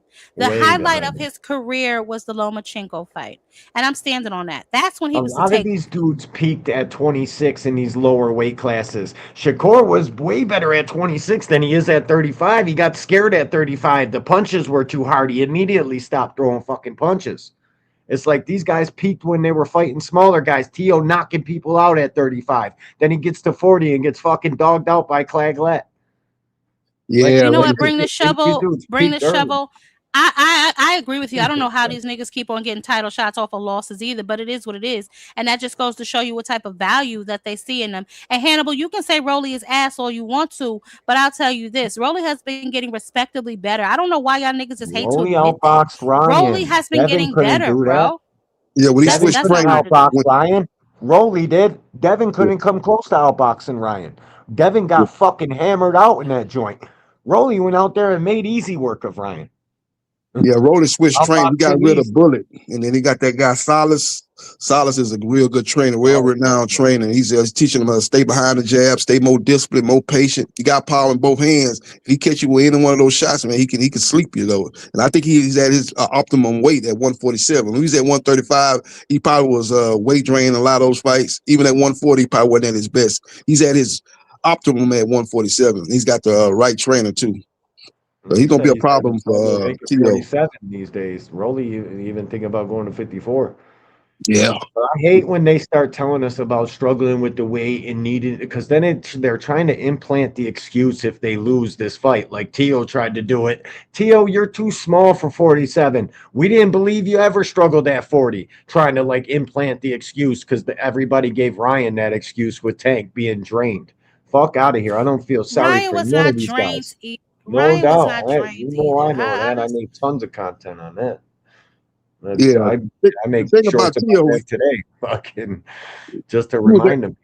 Yeah, Tio was at his best at 135. He was so athletic. He was very athletic, but that's only going to take you so far. And we start fighting the top guys, you got to bring more to the table than just athleticism and being a You big gotta guy have at 135. fundamentals.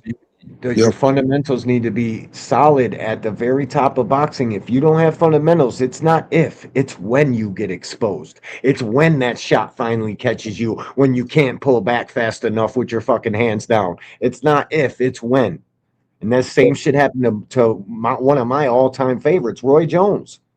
Like he had abilities beyond fucking thought, like real deal abilities. Once fucking you get up to the elite level of boxing, them glaring fucking flaws and fundamentals, they get brought out to the front, man, fast too.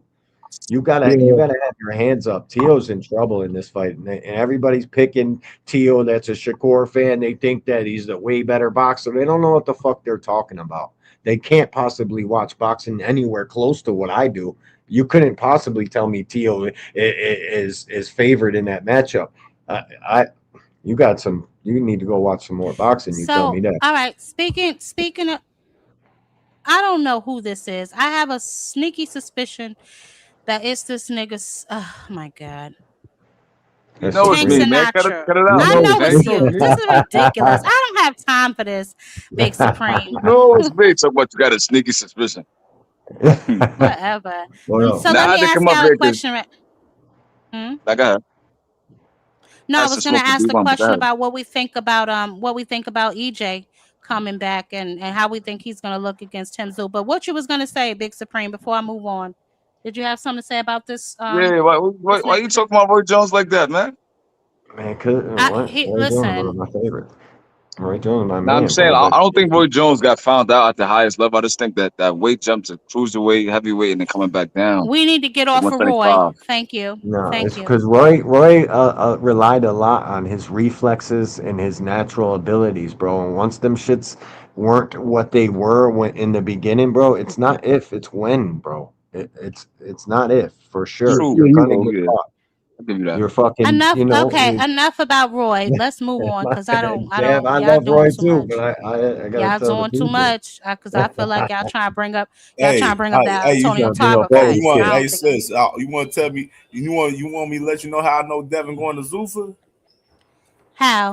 I know that, but how? Because that boy about to pay $20,000 a month to that baby mama. Yeah, real shit. That boy paying $20,000 a month to that baby mama, boy. That boy going to Zuffa. He couldn't have made $12 million, no fights though. And Knockout was going through that.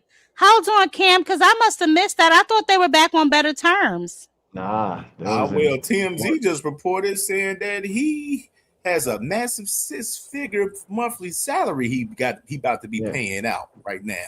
Oh my 400K he makes goodness. per month. 464,000 per month he makes. So he couldn't have possibly have made no 36 million or these massive numbers people are talking about per fight because you have Man, to disclose they got the that. court You have proceedings to. out there. Yeah, There court ain't no exposed way them. you're getting around that. Not 6 million per month Black he Jesus got for paid. the baby mom. Yes, honey, Black Jesus. Black Jesus not supposed to have no baby What? mom. That's crazy. That's wild work, I ain't it? thought he was the Let's good take a boy. look here and see. Oh Nasty. my goodness. What a tangle web we weave when you live to deceive, boy. Don't Let me hook with see a what's hooker. happening with He this. was hooking. Look at that dumbass look on his face. Look at that stupid ass look on his face. Now, not for nothing. Massive Niggas was trying to six-figure tell bro, monthly like, salary revealed in custody fights. You don't never hook with a hooker. Well, according to the new legal document obtained by TMZ, Devin agreed to pay Lena $20,000 a month in child support, a figure they say was based on Devin's monthly earnings of $435,699. And this nigga tried to tell me. The ex also agreed to joint legal and physical custody of their 1-year-old daughter, Chrome, though Devin must have a professional nanny or his mother around when he's watching the child, at least until she's 3. They think he's gonna do something to the baby or something? Devin agreed to withdraw his lawsuit against Leanne with prejudice, including his pending extortion claim. Oh, that's right. He was suing her for the pocketbooks and stuff, wasn't he? While Leah will have He's sing trying to with her extort pending money out of request him. for domestic Built violence like restraining Marvin order. Hagler fighting lightweights. Literally got the same measurements as Hagler. Public talk. Fucking Okay, fighting so they're not allowed to publicly talk trash. They're not allowed to publicly talk trash about each other, and she's required to post on social media the news report allegedly that I said I was physically harmed by Devin was not accurate. So she got to retract what she said about him being whooping on her. Damn. Yeah. He paid that bread to Devin files back. He paid that bag. Yeah. Never seen them hips and was like, you know, He paid that lost bag. control. Said, "Hey, you shut the fuck up. Stop talking." Yeah, she's not allowed to slander him. She's not allowed to slander him anymore on the internet. So there's that. Why broke out the 304, homie? They can hide a little bit of the money, but not a public figure like Devin in a child custody case, bro. They're not hiding too much shit under that LLC. That number is pretty accurate, bro. You mean the $435,000 a month? Yeah, That number? Yeah. I mean, I would think it's probably a little bit higher than that, but they're not able to hide too much, man. They can't. I thought It's all she was the finest Muslim girl. Unless his dad makes fucking all the money and it goes into Bill Haney's name. That's the only chance he got to falsify some numbers like that. Well, she would probably know that, so I don't know. Yeah. But well, nevertheless, I want to see what people are going to say to Jupe's spin comment, this. sis. Look at Jupe's comment, sis. Hold on, I gotta scroll up. Oh shit, it comes down to about 5 million per year, so Jupe is a About savage. 5 minutes. So safe to say those turkey bucks was over exaggerated. Oh yeah, we knew the turkey numbers was over exaggerated. I knew that when he remember what he reported with the Ryan fight, but then afterwards he had to come out and say it was a different amount. Yeah. No, I know it's not chump change. I'm just saying for them to be. But didn't they say they made like 60 million fighting Ryan or something? Yeah, that was with Golden Boy though, but they didn't make that. Yeah, I know they didn't. That's what I'm saying. He lies about his money. Yo, Jab, how long are you gonna be on for? Because I'll come back. I gotta go take care of something. Yeah, I'm probably about to wrap it up in a little bit, but go do what you gotta do, baby. Right, Y'all thanks make for sure having y'all me, smash the Cam, like button. Supreme, Of course. Jab, be good. D1, are you gonna do the fight party for the Diego Pacheco fight this weekend? You know it. Okay. You know I want it. to see what y'all think about that. What y'all think about that fight, Diego Pacheco and Aleem. I'm really more interested in the undercard than anything, but I'm gonna watch that obviously. Aleem could upset some shit. We'll see. I'm not high on Diego, but I'll be live on Saturday. either. Catch y'all. All right, baby. Yeah. All right, of course. Yeah, You got Diego what? got a new trainer. He got a new trainer, so we'll Yeah, see he's how with he Buddy look up under McGirt the new now, ain't trainer. he? Yeah, Buddy He's with McGirt. Buddy Yeah. McGirt. Yeah, he's with Buddy now. Yeah, sis. I was talking about it like earlier. Pacheco. Diego Pacheco, sis. He turned down 2 vacant title fights. Yeah. Going into this Elaine fight. He ordered to fight he was ordered to fight Tamsin Shiraz and Ozzy Iglesias, and he turned down both to fight this guy Emmanuel Elaine. I remember that. I mean, he's not done for turning down Iglesias though. And I know no, but it's just a point. It's just a point. It seems like it's a cherry pick for a title defense. Yeah, because Aleem, he's ranked in the bottom part of the top 15, so he's not a guy that's nobody thinks he's just some high level prospect like that. No, this is just a fight. This is his title defense. It's not his title defense. I thought this was his title defense. No, Pacheco don't got no title. Yeah, he got some type of WBO. He got a regional. He got a regional. He don't got the WBO title. No world title. Oh, okay. I knew I saw something. He turned down 2 world title vacant fights. World title fights. He turned down the IBF and he turned down the WBO. Shiraz got the WBO? Yeah, no, He got one of them. Yeah, Shiraz got the WBO and he on the undercard, ain't he? Hold on, ain't he on the undercard? Who you talking about, Shiraz? Kansas Shiraz is fighting this guy next Saturday on the 25th named Simon Zach Hubin or whatever. You talking about Shiraz? Yeah, Shiraz fighting next Saturday on he fighting on the AJ undercard. Yeah, you're right. He on the AJ card. I knew he was fighting. That undercard is horrible. Y'all seen all the people on the undercard? Turkey just fell off, man. That undercard is like. Yeah, I think I got it. Hold on. It's not even Zuffa level. That he undercard on is some horrible. Turkey though. They say he putting on the best fights. Man, that undercard He ain't putting on shit. Yeah, this undercard is trash can juice. This shit is trash can juice. You want to see how Shiraz look and how Kelly look, because Kelly win that fight. They're gonna set up the Kelly and Boots fight probably at the end of this year. So, but outside of that, just hope them guys get through with it and move on to bigger fights. But that card, if Kelly take the fight, if Kelly take that fight. Now, Kelly, I think Kelly's gonna take that fight. Kelly, that's the fight Matchroom gonna want to make as an in-house fight. Yeah, that's he's gonna have to come to America. That's his trainer was on earlier today talking about they gonna take that fight if they win. We'll fight Boots. He said we in the contract. They said they in the contract that Boots signed with Matchroom, so they gonna take that fight. I think. Yeah, but they were supposed to fight Boots after they won that belt and they ducked it. So like I said, we'll have to see if they stand on their word because they damn sure ducked that fight after they won that belt. Yeah, they say they got lowballed though. That's when Eddie was on some lowball. That's why he ended up. Remember, he ended up with Lima. Hold on, no, people have to stop saying that shit. No, he ended up with Lima because niggas didn't want to fight him. How you telling me that I'm lowballing you when I'm offering you the biggest payday you ever had in your career? Yeah, but they said they would have took that fight for at least $500,000. But they was offering Eddie was offering lower than $500,000. He said I could go to the UK and make that.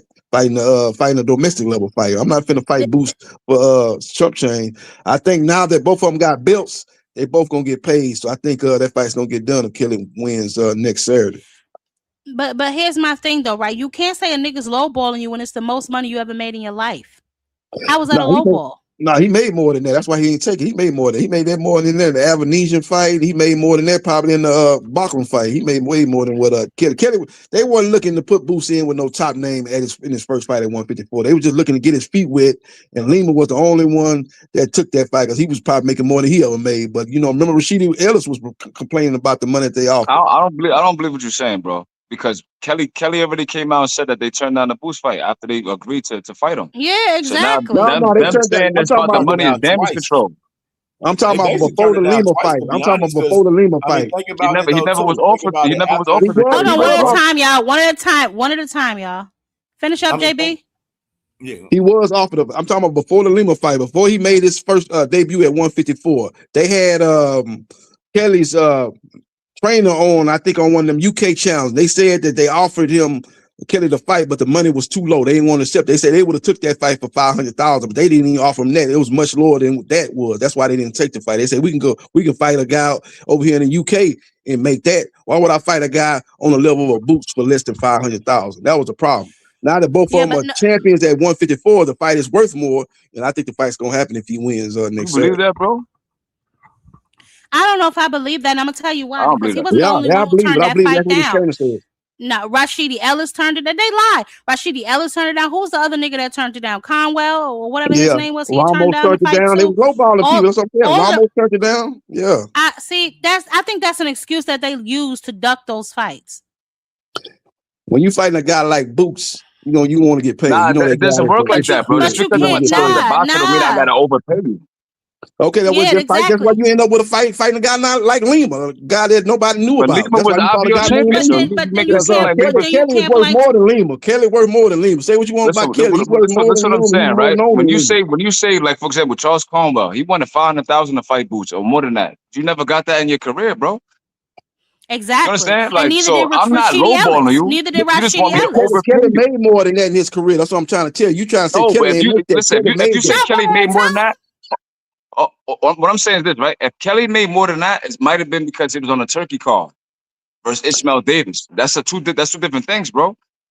That's an inflated purse, bro. Like you're not getting that every single time you fight. He made more than that when he fought Avanesian. When he lost to Avanesian, he made I don't more than believe that. Where's the Avanesian I don't purse believe at? that either.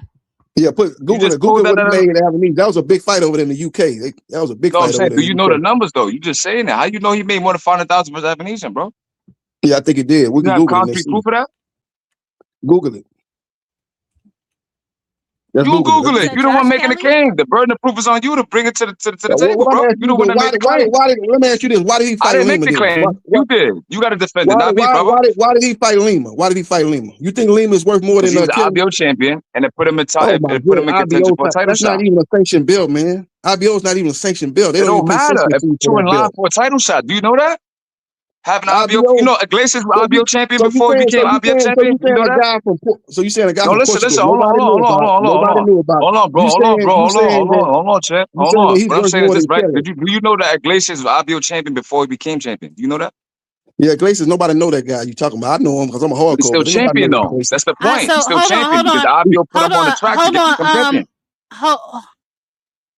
Hold on, y'all, because I wanna put something out there. So the money between Josh Kelly and Avanesian were never reported.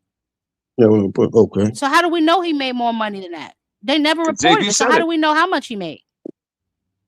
Yeah, but I don't care about that. I'm talking about what we can actually prove. They never reported it. And the same thing happened with Rashidi Ellis. Rashidi Ellis wanted a ridiculous amount of money to fight Jerron Boots Ennis, an amount that he's never made in his entire career. So why is it that when it comes to Jerron Boots Ennis, everybody that says he's not fighting anybody, they need more money than they've ever made in their entire career just to fight this man?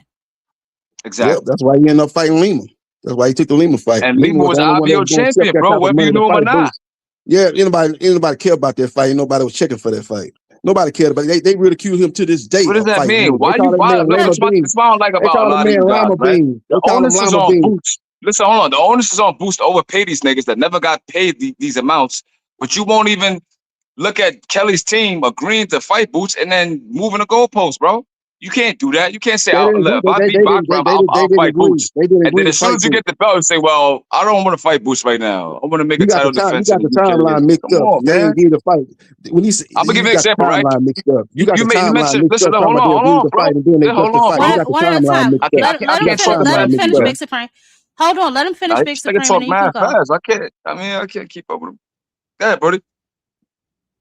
Yeah, you got the timeline mixed up, man. You talking about he agreed to it. He agreed to it. The new deal that Ennis signed with Matchroom Boxing, Kelly is on that deal. But what you talking about before the Lima fight, he hadn't signed a new deal with Matchroom yet. You got the timeline. You don't have no proof, bro. You just said Avanesian got him a $500,000 payday with no proof. So how I know Kelly team said that back then? He never tried to fight Kelly before he got the 154, bro. So I want to know, when did that happen? He made more money. I'm pretty much sure he made more money in this last fight. When did that happen, bro? When did Boots try to fight Kelly?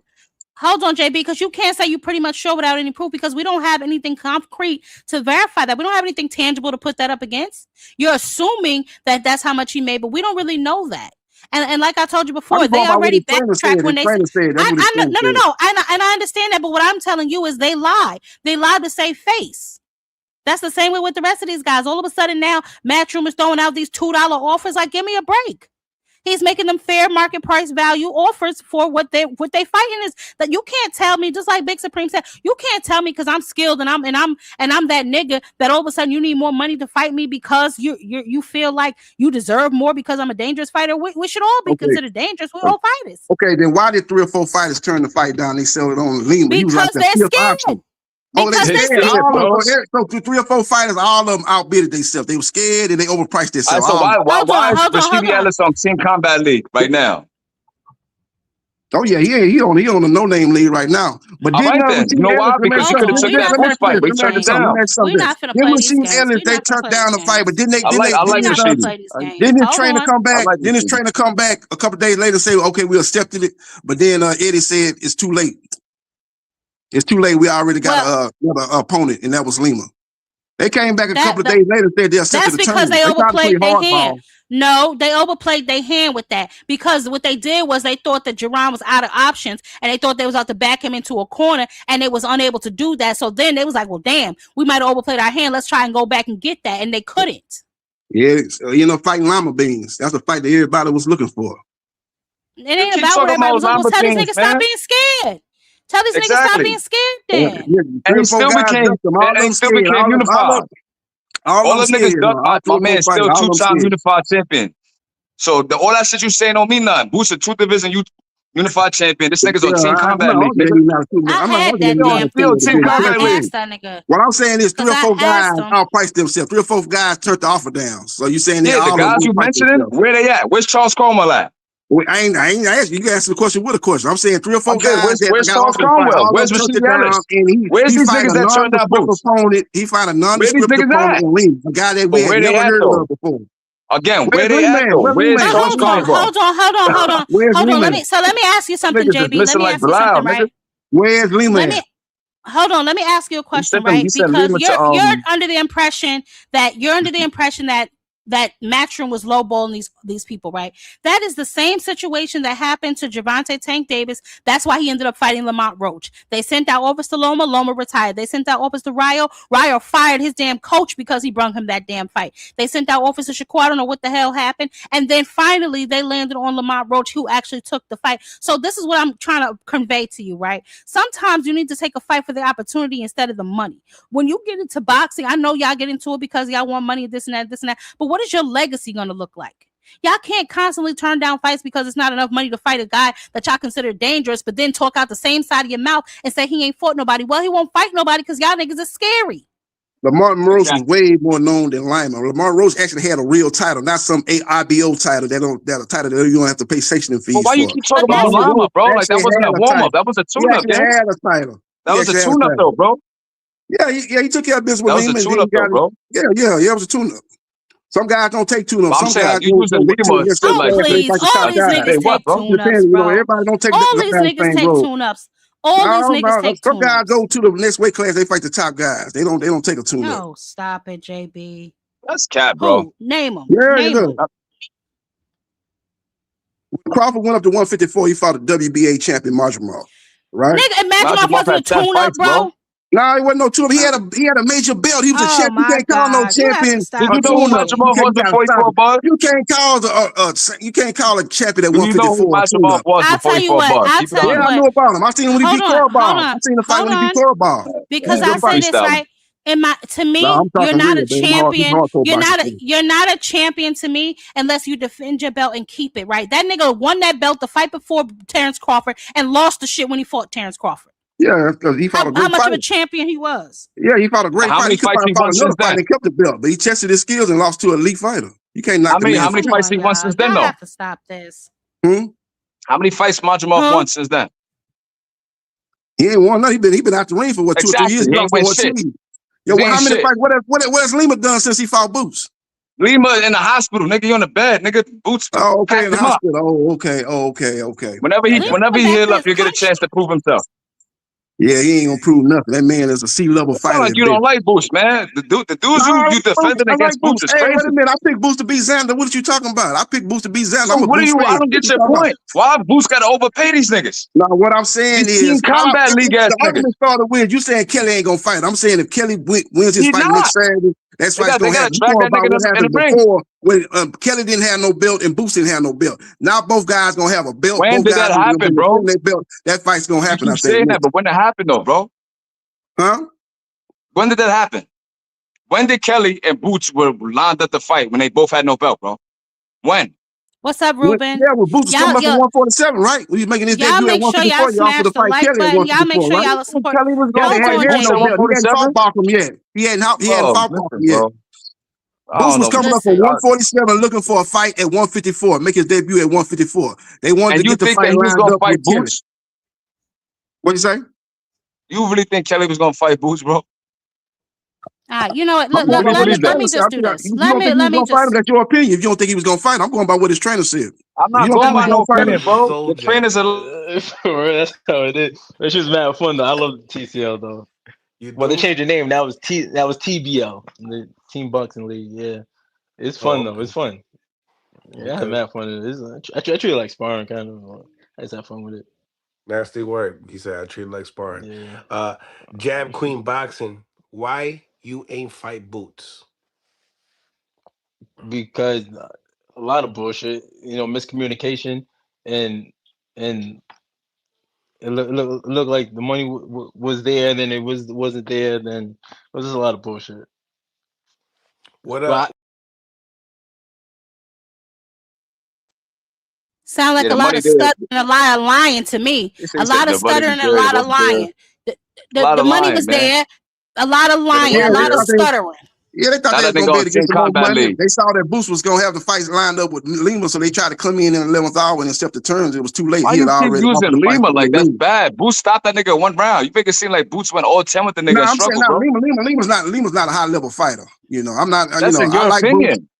So you a Boost fanboy. Boost can't do nothing wrong. I'm not a Boost fanboy. I'm a Boost fan. I'm not a Boost fanboy. I like Boost too. I'm saying though, the guy. No, you just don't know what you're talking about, bro. That's why you're doing insults. I ain't insult you yet, bro. I ain't saying you look like Anthony Tarver yet, bro. Why you trying to insult me? What is going on here? You a Boost fanboy. You a Boost fanboy. You don't do that. Anthony Tarver looking at all right, y'all. Okay, all right. You trying to tell me Lima's a high level fighter? That's a lie. You and me both know that. He was a high level fighter. JB, okay. When I say stop talking, that's what I mean. Y'all are doing too much talking over each other. I don't even know how y'all can hear each other. Everybody's talking. Who's listening? Now, I'm going to unmute y'all. JB, land your plane, and then Big Supreme, you can respond. Fighter at all. That don't make me Jerome Businas hater. I'm just calling it like I see it. This guy's not a high level fighter. Ain't nothing wrong with you fighting a guy like that in your debut at 154. I'm not knocking that. What I'm saying is there's 3 or 4 other guys turned the fight down. Y'all saying them guys overpriced themselves. Nobody's in the room when they negotiated. We don't know what the deal was. Bottom line is them 3 or 4 fights did not get done, and he ended up fighting Lima. Beat Lima in 1 round, knocked the guy out. Did what you're supposed to do with a guy that's not on that level. I give Boost credit. When you got a guy that ain't supposed to be in the ring with you, get his ass up out the ring. That's what Boost did. So I give him credit for that. But don't act like Lima was some high-level fighter, because we had never heard of this guy until Boost fought him. Hold on, but you the same nigga that's trying to give Crawford credit for fighting Madrimov? Yeah, Madrimov is better than Lima. Madrimov is better than Lima. Somebody that this is nasty work. This is nasty work, JB. This is nasty business.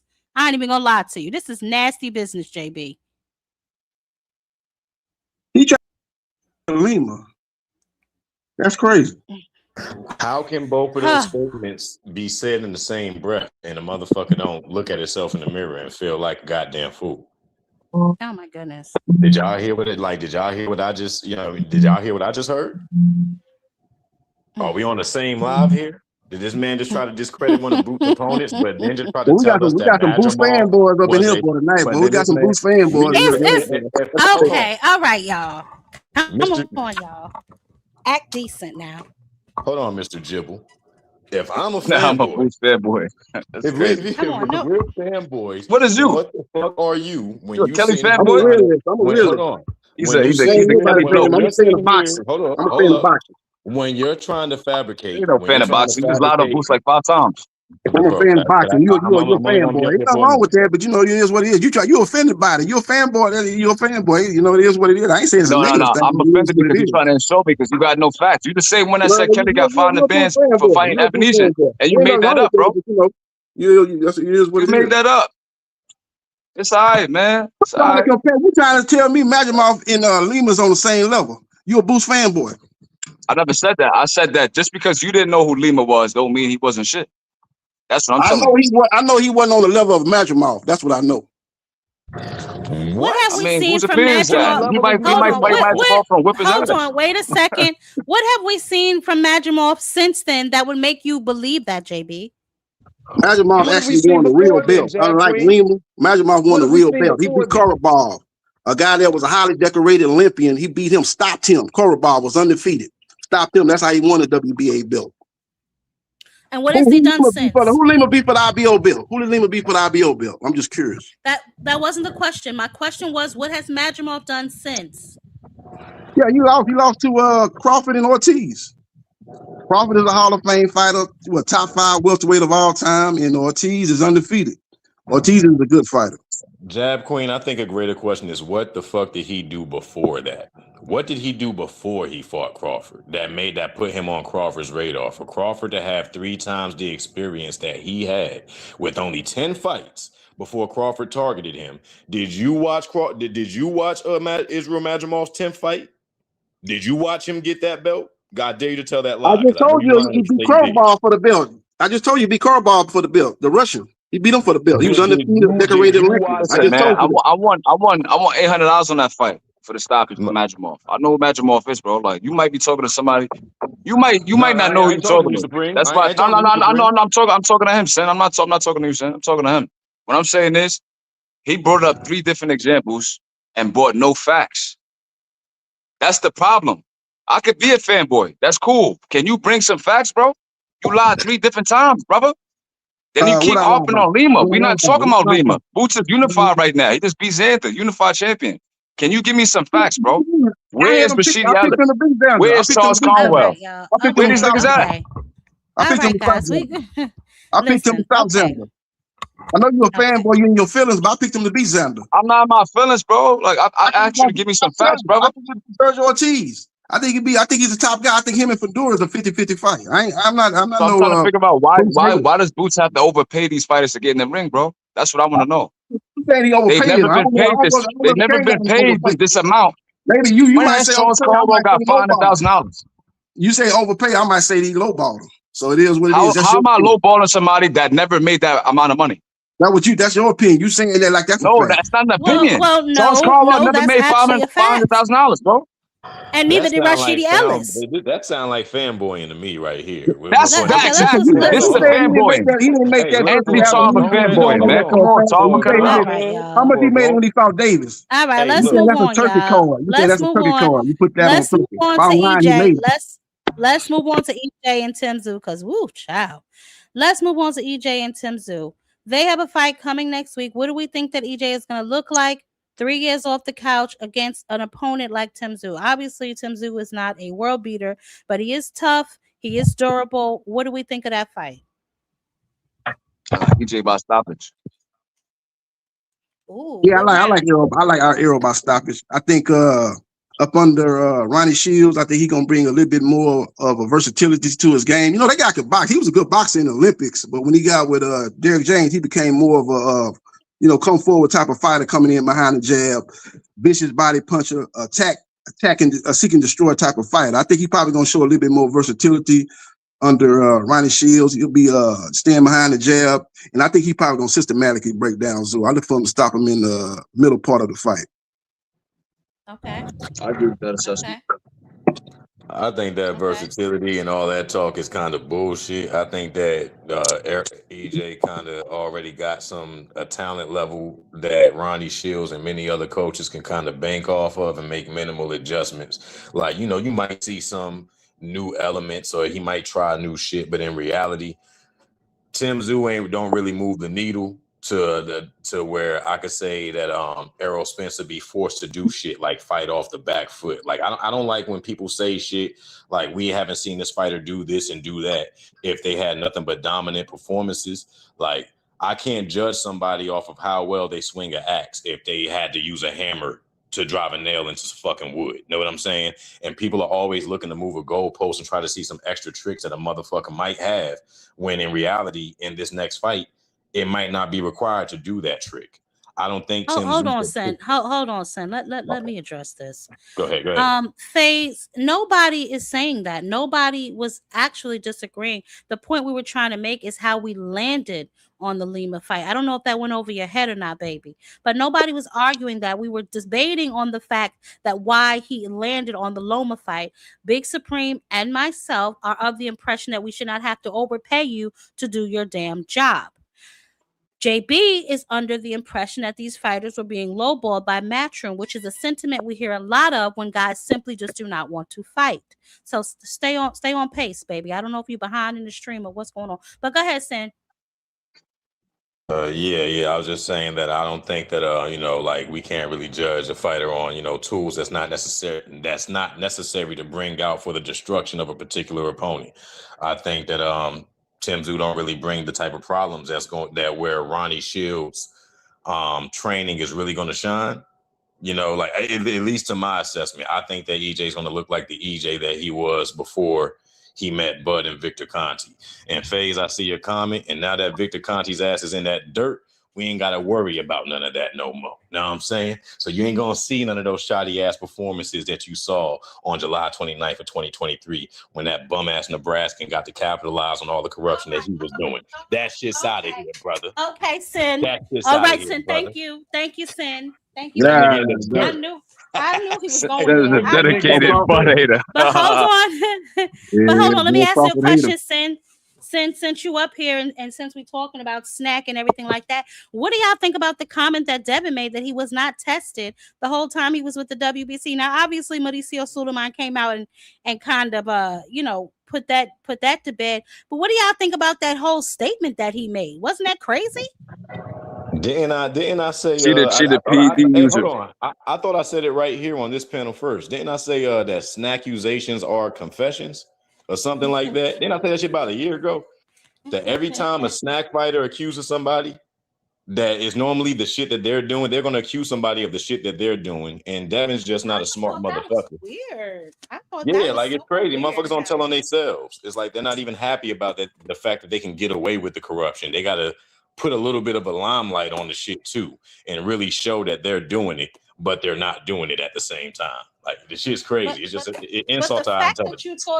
The fact that you thought you weren't testing is what's weird to me. Like, why were you so confident in saying that? And then trying to tell on Ryan, you actually told on your damn self. It's just weird business to me. I don't know. It's just, I just found it very interesting. I think he another one I needed to shut the fuck up and get off social media.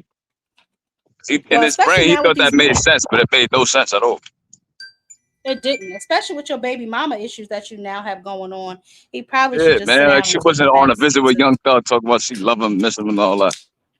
We got the footage. Roll the voice. Yeah, we definitely. We got the footage.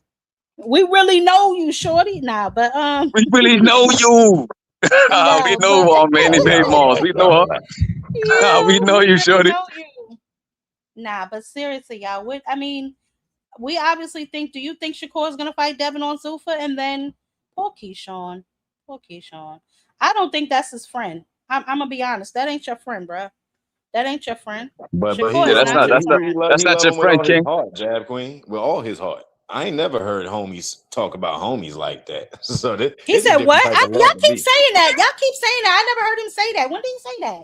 He just said it. Like he just said it. Cam J just played the shit. Cam, man, you got to pull up the link if you still up there. What he said? That man said he loved Keyshawn with all his heart. He did. You see the interview with the white lady from Australia? With that Nubian white queen? Nah, somebody dropped that in the chat. I gotta see that. I did not see that. How he was like, yo, I love Keyshawn with all my heart. I was like, what the fuck? Hey, that means, hey, look, that means either they gay as hell or Keyshawn hit hard than a motherfucker. Look, Keyshawn must have hit that. Those niggas been matching up this game.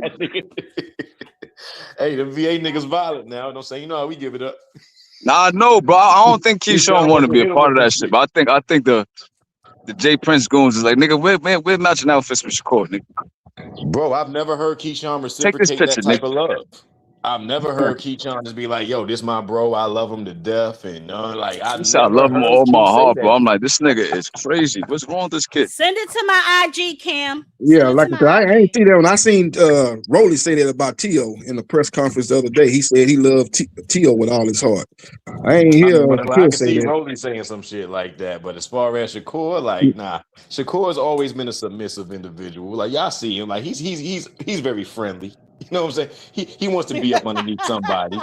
He always wants to be brothers with somebody or something of the sort. You know what I'm saying? And the guy has so much compassion in him, he won't even fight his brothers or his enemies these days. It That's don't a matter fact. if you goddamn Keyshawn or Shockey Foster. Whether you love or hate the motherfucker, he just don't want to fight you. It seemed like to get this nigga to sign a contract is like asking him to go to the electric chair. So I don't know what the fuck. I don't know what to think about this guy. That nigga collecting boxing brothers like Pokemon, man. Man, look, these niggas are parody Saturday Night Live ass boxers. Fucking Shakur. I agree, bro, because that's a Haney, fact. Parody boxers, bro. I don't even take them You won't niggas fight your serious. enemy Like or Key your and Peele. brother. That's crazy. Key and Peele, bro. So who you gonna fight? Like, who you gonna fight? That brings me to my original question. Who is Shakur going? I know he's gonna fight Devin on the Zuffa, but after that, then what? Then who? There's not another big name over there with Devin. You know, there's not another big name over there outside. Once Devin signs, if he ever signs, Nah, he's signing. That nigga signing. We know that. It's just a matter So you of don't time. think he's gonna take the Keyshawn Davis fight for short money? You don't think he's gonna take that fight? Think he's gonna drop the belt? Nah, he probably gonna drop that belt and go over there and fight. Because the bigger money, honestly, is with Shakur. Yeah.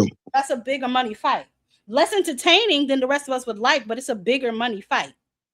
Mm-hmm. You know what I'm saying? Will that be a main event fight though? Devin Haney versus Shakur. Will that be a main event fight? That's gonna be the question. If niggas think it's Tupac Shakur and not actually Shakur Stevenson fighting, then maybe we can Stop get a it, couple more Sandy. people to pack this Stop bitch out. But you know what I'm saying? Aside from that, nah. If they know Shakur Stevenson, he ain't Stop coming. it. Niggas ain't coming. It's only 50 niggas coming. I'm sorry to tell you. Stop it. That's just All my right, y'all. honest Let's go assessment, ahead and watch Jacqueline. this. Let's watch this clip because I want to see him say this. I don't know how the hell it's so much crap going on. I'll be missing some stuff. Y'all gotta forgive me. Hold on. I'm gonna pull it up right now for y'all though. I played the Earl clip, right? I think so. If not, I'll play that too. I'm anxious to see how he's gonna look when he comes back. If I'm being honest, that's all I'm really regular. Hold on, let me see something. Oh, okay. Somebody just gave me that. The Josh Kelly purse too. So hold on. Let me see. Josh Kelly net purse payout. Josh Kelly, blah blah blah. I didn't ask for his net. What fight was we talking about, y'all? The David Avenesian fight. He said he made 500,000. Right? Yeah, we don't know. We don't know what he made. Okay, Avenesian fight was 400,000. 400,000. That's what he made for the David Avenesian. So it looks like that's what he made for the David Avenesian. 400,000. And what website is that? This was just sent to me by somebody in the chat through my So I think this is sportssalary.com. Come on, man. You could post up anything on there. I can write up something right now on there. Anybody can say that. That's not a credible source, bro. Yeah, what did he make for the Ismail Davis fight? What was that his fight with Ismail Davis? What did he make for that? Big Supreme said that's not a credible source, so we ain't jacking that. All right, let me pull this up. Hold on. I'm gonna pull this up. Ishmael Davis, he probably made 500,000 because it was a turkey card. I can see that, but like turkey inflates the numbers, bro. So like you can't go off that because the next fight might make 250,000. Like you think these niggas is making $5 million every fight? I don't know. Who's paying Andy Ruiz $5 million? Come on, bro. How much did he make for the Bachman fight? That fight was a matchroom card. That wasn't turkey. That was a matchroom card. He might have made upwards of 500,000 because it's a title fight, maybe in the UK. I can see that. Big bag, go to fucking Carter Ben. He's easy. But hold on. I was not even like focused on Devin. Like, with all due respect to Devin, like me and him had our beef at 135 when we was actually the same weight class. After that, I beat Tio. Now it's like shit. My campaign mainly is like 140, 135. Yes, I will fight Conor Ben because for me, I think Conor Ben is like, it's just like a big bag to go get. Like, you want to go get a big bag, go to fucking Conor Ben. He's easy. But Conor been fucking around. What was that? my thing with them is like, damn, I'm doing my thing. Now y'all just go on every platform. Shakur. Like, god damn, y'all so obsessed with me. Like, leave me alone. I'll just go about my business. But now look, you called on something and y'all just fiending for it. So now let's do it. Now I want to show now, like, I'm home. Are there actual negotiations going on for that fight, or is it just what we're seeing, kind of the back and forth on socials? It's real negotiations. How close are we to that fight? We should be. I don't know. We'll see. Only thing that's like really like is a hold up, and the main thing is Keyshawn is number one for his belt. So one thing that I'm not going to do, Keyshawn's my brother. I love him. Like, I'm not going to step on any toes just to get a big bag. Like, it's not like, oh, I was not even like focused on Devin. Like, with all due respect to Devin, like me and him had our beef at one. Okay, so we heard him say he loved that nigga all the way with all his heart, right? Yeah. So I want to also point out the fact that he acted like Bill was lying when Bill said that there was an offer on the table. He just admitted that there was. You see what I'm saying? You can't trust these niggas. They always lying. Nasty business. Nasty business. Jesus Christ on the cross. Nasty business. You love your brother with all your heart, huh? We're gonna see. We're gonna see if you take that fight. If you take that food off his table. You love your brother with all your heart. We're gonna see if you take food off his table again. Because you already did it. We're not gonna act like you didn't do it already. Because we know you did. Nasty business, boy. He told Devin to drop the belt. Devin and Bill Haney say signed the 144-pound bout agreement first, though. Find out who's gonna blink first. Maybe it's all for show. That's another thing, though. You talking about something? Look at Shiraz. Let me see what he got going on.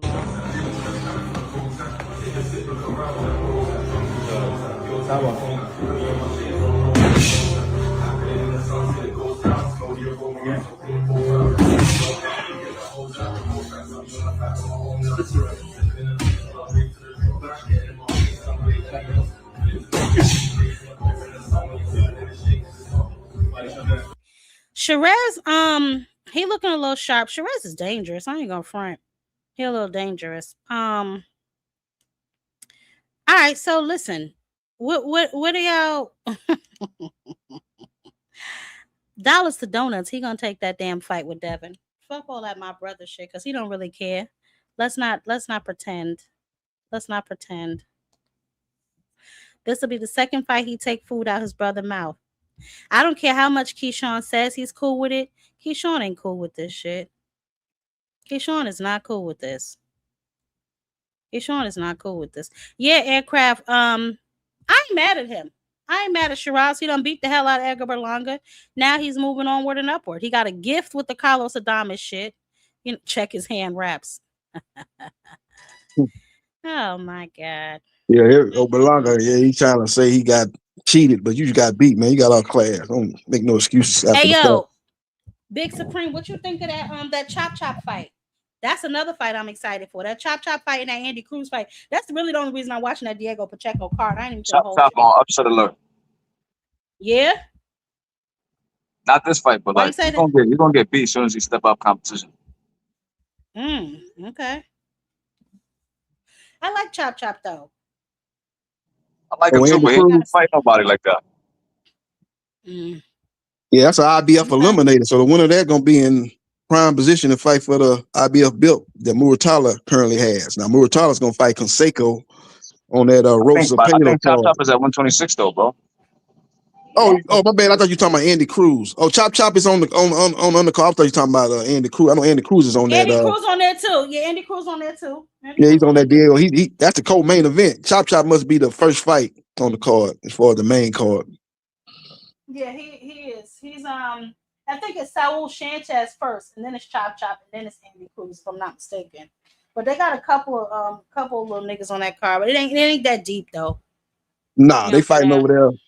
over there in Carson, California, over there at that there used to be a soccer stadium. You know, PBC used to have a lot of their fights over there. They ain't been putting no fights over there here recently, but Matchroom, I think that's maybe their second card that they put on over there. So it's gonna be one of them fights that it's gonna be like an outdoor stadium. So you're gonna see the sunlight and all that. And I kind of like them fights to be like outside kind of thing. So it'll be good to look at it like that. But the card overall is basically showcase fights, showcase Pacheco. Andy Cruz, you know, you're supposed to be one of the top 135 pounders. You're supposed to take care of that guy you fighting. He's not as good as Albert Bell. And then we'll see the Chop do. He should be. Shout out to ASOS. Shout out to ASOS Stain in the Cash App. I appreciate you, Brody. Yeah, y'all make sure y'all hit the Cash App. Y'all make sure y'all smash the like button. And y'all make sure y'all are supporting the channel. That is how the channel can continue to grow. Now, listen, we talked about EJ, and a lot of y'all say y'all got EJ by stoppage. I think that's what you said. We talked about whether Shakur was cap or fact when he said that he wants all the smoke, and you know he's what did he call himself? Let's listen again one more time. I'm a guy that I take risks. I'm a risky guy. Like I enjoy like the thrill of like everything that come with this shit. So I don't mind fighting the Devin Haney's and the Ryan Garcias, even though they're bigger than me. Like I'm cool with that shit. Come in 20 pounds bigger on fight night and I beat you. I'm gonna be in a different category like where I'm at. Like I'm number one pound for pound. So these fights probably should have been happening when we was all the same size. Ciao. That nigga, listen, you heard him. You heard him. He challenges himself. He out here. Yeah, he keep going back to when we was all at 135. Y'all basically saying we was all at 135. The fights could have happened and it didn't. And basically blaming them. Now that y'all done moved up in weight, y'all trying to call me up. I'm still at 135. Y'all done moved on up. But he not. He's at 140, and I hate that little figurine shit he does because you're not that much smaller than these niggas. In fact, you told Ryan Garcia he was small. You told Conor Ben he was small. So I don't understand why you need catch weight for them boys. If you're a risk taker, then take your risk. Yeah. You know what I'm saying? Yeah. It's scroll. Oh, it was scrolling at the bottom. It's Jab Queen Boxing. Kitty Boo. Let me see. Yeah, I thought it was scrolling at the bottom. That's my fault. The ticker should be up there. But yeah, I don't believe him for 1 second. You know what I'm saying? I definitely don't believe that Negro for 1 second. Yeah, because on one hand he's saying he like the challenge, he like the risk of fighting a guy that's naturally bigger than him, gonna be 20 pounds bigger than him on fight night. But at the other time, you saying, nah, man, I don't want to fight you there. We should have fought at 135. Now y'all done moved up. I'm at 140. I'm at 135. So you're talking out of both sides of your mouth. Either you like that and you go up there and fight them guys and show their skills, pay the bills, or you ain't like that and you say, hey, I'm not 147 pounder. I'm not even trying to see you at 144. I'm fighting at 140, 135. And once I feel that I'm able to go up there, then I see you guys if y'all still there. If not, it ain't gonna never happen. But he don't want to say that. He want to make it look like, he's that guy that's in the top 5 pound for pound and he's willing to get in there with anybody at any time, at any weight. But you really saying that, but you said at the same time you saying other things about the guys too much, they too big. This guy's 20 pounds bigger than me. I don't want to fight him. I'm a 140 pound, I'm at 135. So he need to pick a lane and drive down that lane. He kind of drive down both lanes at the same time. You can't do that. That's what making him look bad. Yeah, he got a lot going on that nobody's actually interested in, mainly me. So I just can't be bothered with his BS. You know what I'm saying? I really just can't.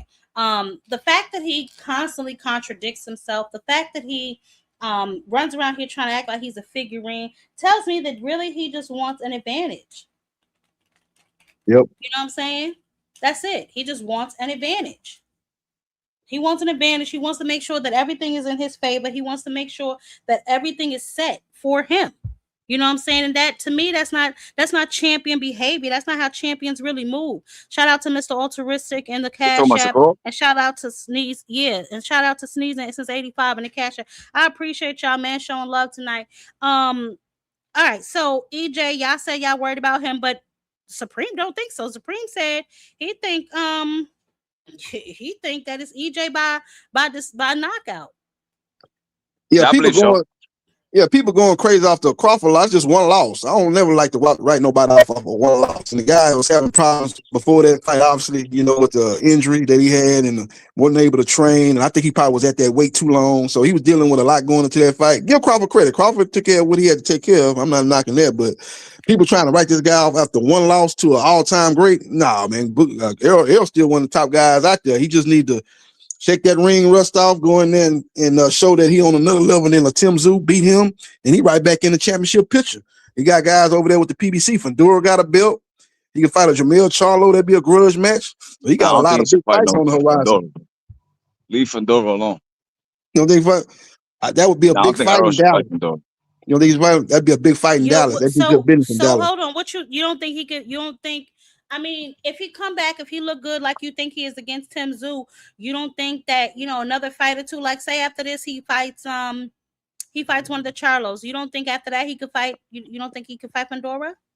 Nah, Pandora right now is like he been fighting a lot of older dudes, man. So nah, I don't want to see him fight. I'm not saying the arrow's faded. I just want to see how he look versus Tim Tszyu. If he does what he does or whatever. Really, I don't think he should fight him at all. Cause like by the time he fight Pandora, he's gonna be like 37, bro. Like I don't want that for Errol. Okay. I think Jamel, that's a good grudge match in Texas. They'll sell out. They'll make a big payday, and they both should sail off in the sunset after that. Pandora got to worry about niggas like Virgil and Boots. Like don't worry about Spence.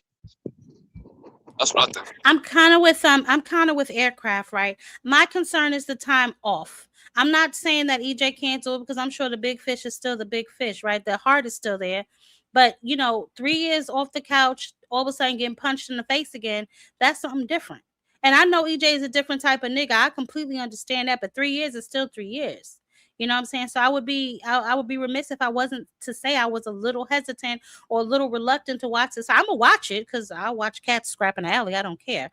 But I'm going to be a little nervous until I can see how he looks. You know what I'm saying? Maybe after the first round or second round, I'll ease my mind just seeing how he's moving around. But I don't know. I'm just a little nervous. You know what I'm saying? And like I said, Tim Tszyu ain't no world beater at all. But he's been more active. You know what I'm saying? And he's proven that he's durable. You know what I'm saying? So I don't know. I just don't know. Yeah, the inactivity is a problem, and it is a concern for me. But I think Tim Tszyu's he seems like a shell of himself. He seems like that Bakhram fight fucked up his confidence. That's what I think. I don't think he has the same passion or hunger. Because if you look at the last two fights he had with Joey Spencer, he got the stoppage, but he didn't really look too good. Then he went the distance like 2 times with dudes that he was supposed to stop. I just think Errol's going to be too much for him. That's what I think. And I think Errol's going to be stronger at 154 too. You think he's a shot fighter? Yeah, I think he's shot. I'm not going to lie. I think he's shot. Yeah, he ain't been the same. He ain't been the same since that first Fandura fight. He ain't been the same. Like I said, he got beat by Bakhram really whipped his ass. Yeah. Then he gave him a real badass whooping. I think that's what really fucked him up because you gotta think he got stopped by Fandora in like 6-7 rounds. Yeah. I just think he's a shot, in my opinion. I think he's a good gatekeeper kind of guy, but I don't think he's like you say, he's not a world beater. I think he's a Australian domestic level fighter now. That's what I believe. I think the real Tszyu is Nikita Tszyu. I think he's gonna carry the flag for the family because that nigga Tim Tszyu ain't that. I fuck around say that and he probably beat the shit out of Errol, right? So I don't think that. I don't think that. I don't think that neither, but you know what I mean? Boxing's the theater of the unpredictable. Absolutely. I do think Errol's gonna look good though. I think he's gonna be strong at 154. I think he's taking his training camp serious. He got Ronnie in his corner. I just think all the intangibles go in Errol's favor, in my opinion. Okay. And he probably got some good sparring in there with Jamal Charlo was probably in the camp with him, Brian Norman Jr. So he probably got some good sparring in there fighting some high level guys. So that probably helped him be able to get in there and not show as much rust as somebody would normally show being out of the ring for 3 years. I did see somebody say they had an anonymous guy. So hold on. The Zoomverse said, I think EJ needed the time to heal physically and mentally. He's been through a ton of pure ish. So I think the 3 years did more good than bad for EJ. Okay. All right. That's different. That's very possible. I seen somewhere where a sparring partner, I guess it was like an anonymous type thing. It could be Cap too. Like, could be anybody saying that, but he said that Errol looks strong and his punch resistance is still there. So if that's any indication, I think Tim Tszયુ's in trouble. And like just the face off, the confidence levels, like the energy, like he just seemed like he's scared already, you know? Like, because he kept quoting, you're right, because he was like quoting, he was saying like little shit about Bud, and then he was, I'm gonna play Mike Tyson once said, as Mike Tyson once said, when you get here, all your plans change. So that's what it is. We shall see.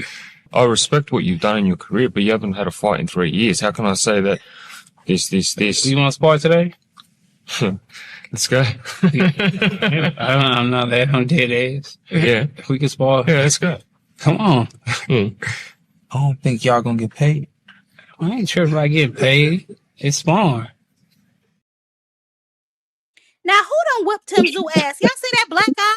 Did y'all see that black guy? Who done whooped his ass? Somebody whipped his ass and sparring. He get touched and sparring up, so that ain't a good sign.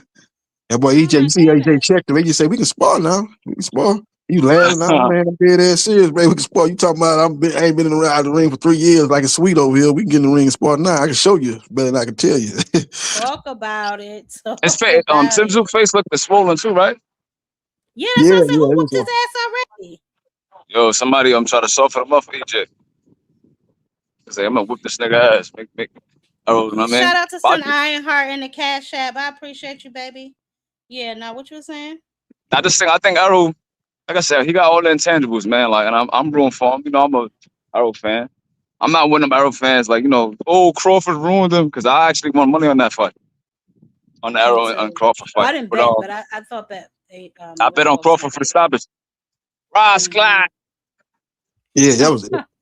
That fight was, nobody thought that fight was gonna be that one way. You know, you picking Crawford to win the fight. You know, a lot of people thought Crawford might win it. Some people thought Errol, but nobody thought that fight was gonna be that dominant. But Errol, like I said, we found out the way it was. Now we found out later on that, you know, Errol was dealing with some issues. That's not Crawford's problem. Crawford went in there and took care of business. So, well, hold on. Since you're gonna talk about that, let's address that, right? Because I am of the opinion that when I heard EJ telling all of everything that happened, right, it sounded a little like excuses to me, right? Because it's like, okay, I get it.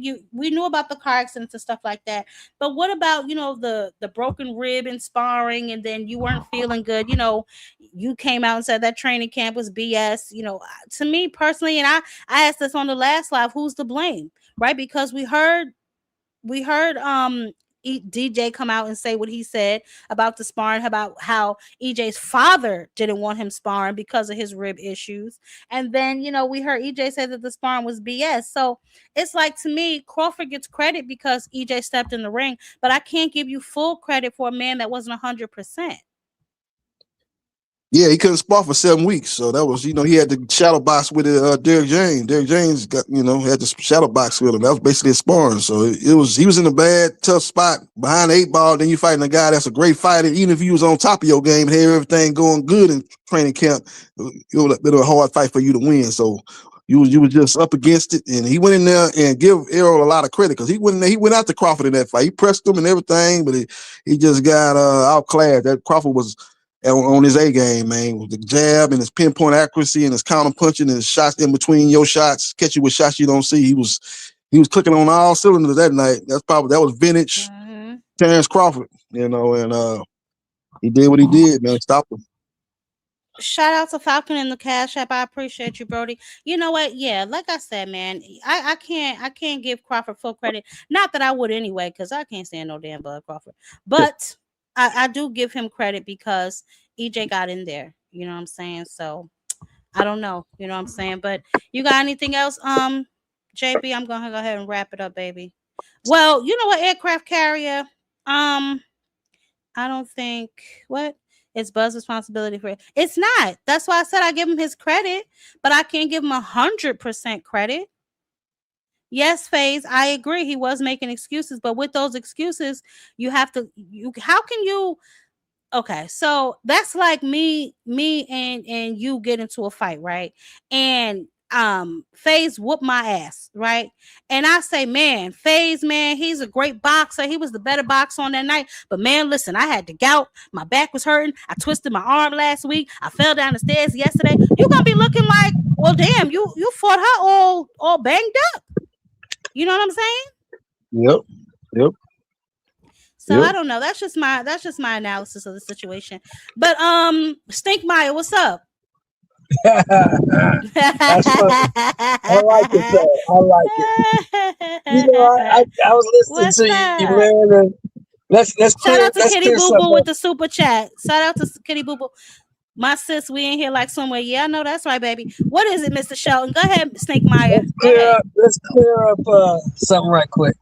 It wouldn't have mattered what version of Errol showed up. He was gonna get his ass whooped. He just wasn't good enough to fight that guy. Period.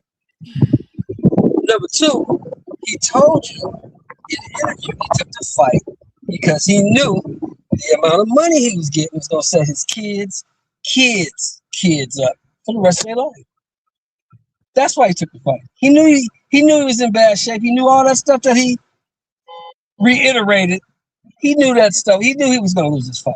He knew he wasn't in shape for this fight. He wasn't ready. And that's he couldn't back out because the money was too big. The money was too big. You're making my point. You're making my point for me, Mr. Shelton. He knew he wasn't in shape for this fight. That is my point. And FaZe, yes, I just said that, right? I'm not taking all the credit away from Crawford, but I can't give him 100% credit either because he didn't fight 100% Errol Spence. What part of that don't you understand? No. What I understand is this: it didn't matter. It didn't matter who he fought, who he beat. You're not gonna give him credit because you don't like him.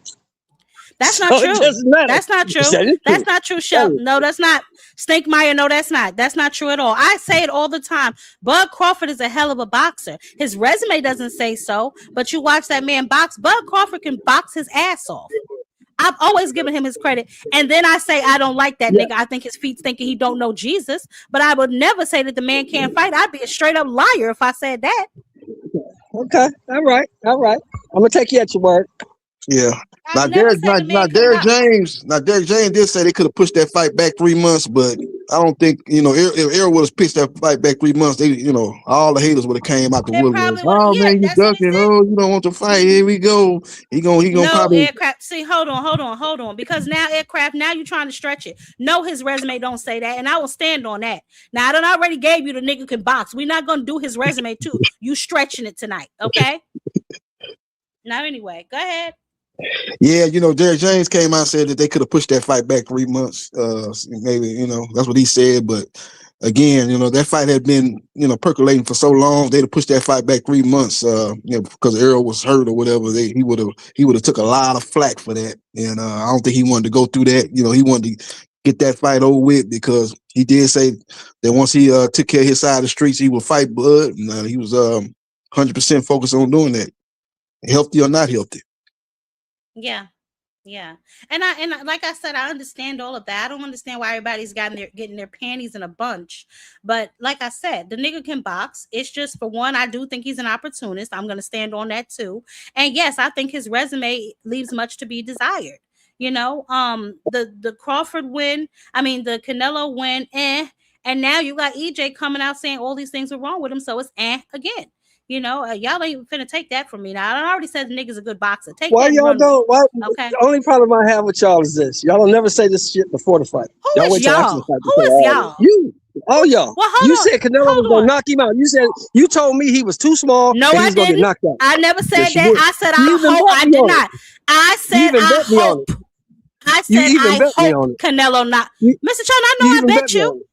I know that. I said I hope Canelo knocks him out. I didn't say Canelo was. Yes. You bet me on because I don't like the nigga. Mr. Shelton, yes. That's all nigga. See, there you go. That's all I want you to say. That's all I want you to say. That's all I want you to say. But I never denied his skills. I just don't like the nigga. I don't give a damn. That's I don't care how skilled he is. And I can respect that. That's what I can respect. I don't like the nigga. I want him to lose. I can respect that. But when they make up all these other excuses, that's the shit I don't like. I didn't make up no excuses. I said I hope Canelo loses. And when we lost, I was ready to pay you your money. Yes, you were. But you told me to buy some coffee. So I don't run from no smoke. And I went live immediately after the fight. So I don't duck no smoke. I clear it. Let's be very, very clear about that. I ducks no smoke. Okay. I said I hope Canelo whoop his ass because I can't stand that Negro. That is what I said. I was wrong. Move on. Okay. And that's why I respect it, because you tell the truth. You don't like the nigga. Because it really matter what he does. Yeah, I don't give a damn about what he got going on. I don't care about none of that shit. But no, honestly though, for real, I just feel like we can't give him full credit only because of all the things that came out after. Now, clearly a lot of people didn't say that before because we didn't know about all of this shit before. This stuff is just coming out after. You know what I'm saying? So I don't know. It doesn't really matter because the Hall of Fame gonna give him credit anyway. Yeah, so there you go. There you go. Your little buddy getting credit anyway, and he going to the Hall of Fame. So you and all the rest of the Bud buddies could be out there. You and all the rest of the Bud buddies could be out there swinging your little fans. Go Bud, go Bud. We gonna have another. You know what we gonna do? When he go in the Hall of Fame, we're gonna have another fish fry. Yeah, oh my God, goodbye. I ain't got time for this. Nah, but I'm gonna be rooting for old Errol though. I'm gonna be rooting for old Errol. I was gonna say, what do you think? What do you think of that fight? Do you think he got it in him? You think he got it in him?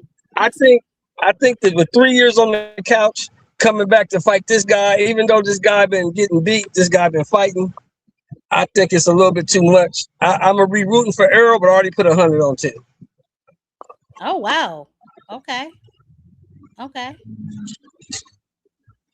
Yeah. It's just too much. 3 years off on the couch, it's a lot. Okay. I ain't mad at you because I feel the same way. I think it's gonna be interesting, that's for sure. And I'd be lying if I said I wasn't a little nervous. It's just too much for me. But the big thing. So now what you're interested in Andy Cruz? Paul, but I know you don't. I had to go Mexico. You go in and out, baby. But what do you think about the Andy Cruz fight? Andy Cruz, Andy Cruz. Okay. Yeah. Okay. I don't care what Andy Cruz does. Andy Cruz is not very good to me. He's never going to be champion of anything. Oh my goodness. Okay. Never. Oh, Cash Crypto said, "Nigga, you put 100 on Zerto." Oh, Mr. Shelton, come on now. Your boxing knowledge is being called into question. Cash Crypto said you put 100 on Zerto. See, that's the difference. Zerto's my guy. I like Zerto. I've always pushed Zerto. That's my guy. You bet with your heart, Mr. Shelton. Bet with my heart on that one. I bet with my heart on that one. Zerto's my guy. Nasty business. And why is Cash Crypto talking? He lose every motherfucking week. He always picked the wrong dude. Oh my goodness. Okay. You bet with him, you'll stay broke. You bet with crypto, you stay broke. Damn. Oh my goodness. Okay. Lord have mercy. Yeah. Lord have mercy. All right, man. Well, Mr. Shelton, you got anything else? What you think about your little boyfriend? No, I'm good, you think I had to come mess with you my partner. I had to come mess with you. I'm finna take this call. What you think about Okay, baby. Go ahead. Go ahead. What you say? No, I was gonna ask you what you think about Devin and the whole situation with the. You gonna ask me about what? I was gonna ask you, what do you think about Shakur going over to Zuffa, and who you think he's gonna fight over there? Besides Devin ain't fooling nobody. He gonna drop that belt and go to Zuffa. Huh? Okay, but besides Devin, who you think he gonna fight? Yeah. You're talking about Shakur? He gonna fight O'Reilly. Yes. He said he not fighting O'Reilly. He gonna fight O'Reilly. He don't get to determine that. He don't get to determine that. He took them white folks' money. Once you take them white folks' money, you gonna do what they tell you. Amen. You know that. Everybody knows. Threaten me. He said, "Kick Mr. Shelton off before I come back up there." Don't threaten me. Oh goodness. All right. Who Sin? You tell Sin. Sin better have my $100 after this fight. That's all I know. What fight? Sin better have my money. What fight? I'll come find that nigga wherever he at. Oh my goodness. Tim Tszyu versus Errol Spence. Tim Tszyu versus Errol Spence. Oh yeah, that's right. He did. He picked Xander over Boots. That's right. Get the hell on, Mr. Shelton. Thank you, brother. Who picked Xander over Boots? Who picked Xander over Boots? Stinkmeyer is the I ain't enemy. picked no damn Xander over no fucking boots. Nobody said that. I ain't picked no Xander over boots. I said boots gonna stop that kid. What is they talking about? My brother just said you picked Your brother Xander is over full of boots. shit. Your brother's full of shit. I know you lying. All right. Shit. All right, Mrs. Shelton. All Go right, ahead girl. about your little night. Later. All right, baby. See you later. Okay. Later. Mrs. Shelton is crazy. I ain't got no time to be messing around with Mrs. Shelton. JB, you got anything else? Yeah. One thing. Shakur and Devin. If the fight gets done, will that fight be a main event? I don't think so. I think this was gonna happen. I'm just kind of maybe guessing, doing an educated guess. AJ Fury. That fight probably gonna end up in America. I don't know why it's in America, but I guess because Netflix wanted it in America. That's basically why Turkey wanted it in America. And Eddie gonna have to bow down and have that fight in America. But I don't think so. I heard that fight was gonna be overseas at like 4 a.m. Yeah, that's smoking America. They don't want to. They know them people over there in the UK are up in arms about that fight being over there. That's a UK fight. That's supposed to be one of the biggest fights in UK boxing history. So that fight should be over there. But money talks, BS walks, and Netflix wants that fight over there. So if you're gonna put that fight over here in either Vegas or New York, you need a big USA fight on the card to kind of prop that card up. That's where Devin Haney and Shakur Stevenson comes in. They both been on undercards, so they're gonna be like it's gonna be something that they ain't never done before. They both been on undercards before, so I think they're gonna put Devin and Shakur as the co-main to AJ Fury. If AJ Fury ends up over here in the United States, now if he goes over there to the UK, then maybe Shakur and Devin have their own card, main event card. But if AJ and Fury ends up here in the United States, which I think it is, because the money talks, that's what Netflix wants to fight at. I think Haney and Shakur, if that fight gets done, I think it'll be on that card as the co-main event. So if it happens, remember you heard it here first from JB Sports. You heard it here. I don't think so. I think that's definitely going to be in the UK. That's too big of a fight not to put over there, and they don't want to upset their fans. As a matter of fact, that was one of the conditions of that fight, if I'm not mistaken. But listen, if you're right, then I'll definitely come back over here and say, listen, JB was right, and he said it first on Jab Queen Boxing. So we'll definitely see what's popping off with that. But what's up, FaZe, baby? We can ready to shut it down. What you got? Hey, Jab Queen, how you doing? What's up, JB, bro? Hey, baby, I'm good. Man? How you doing today? Hey, how you doing, man? Salute to you.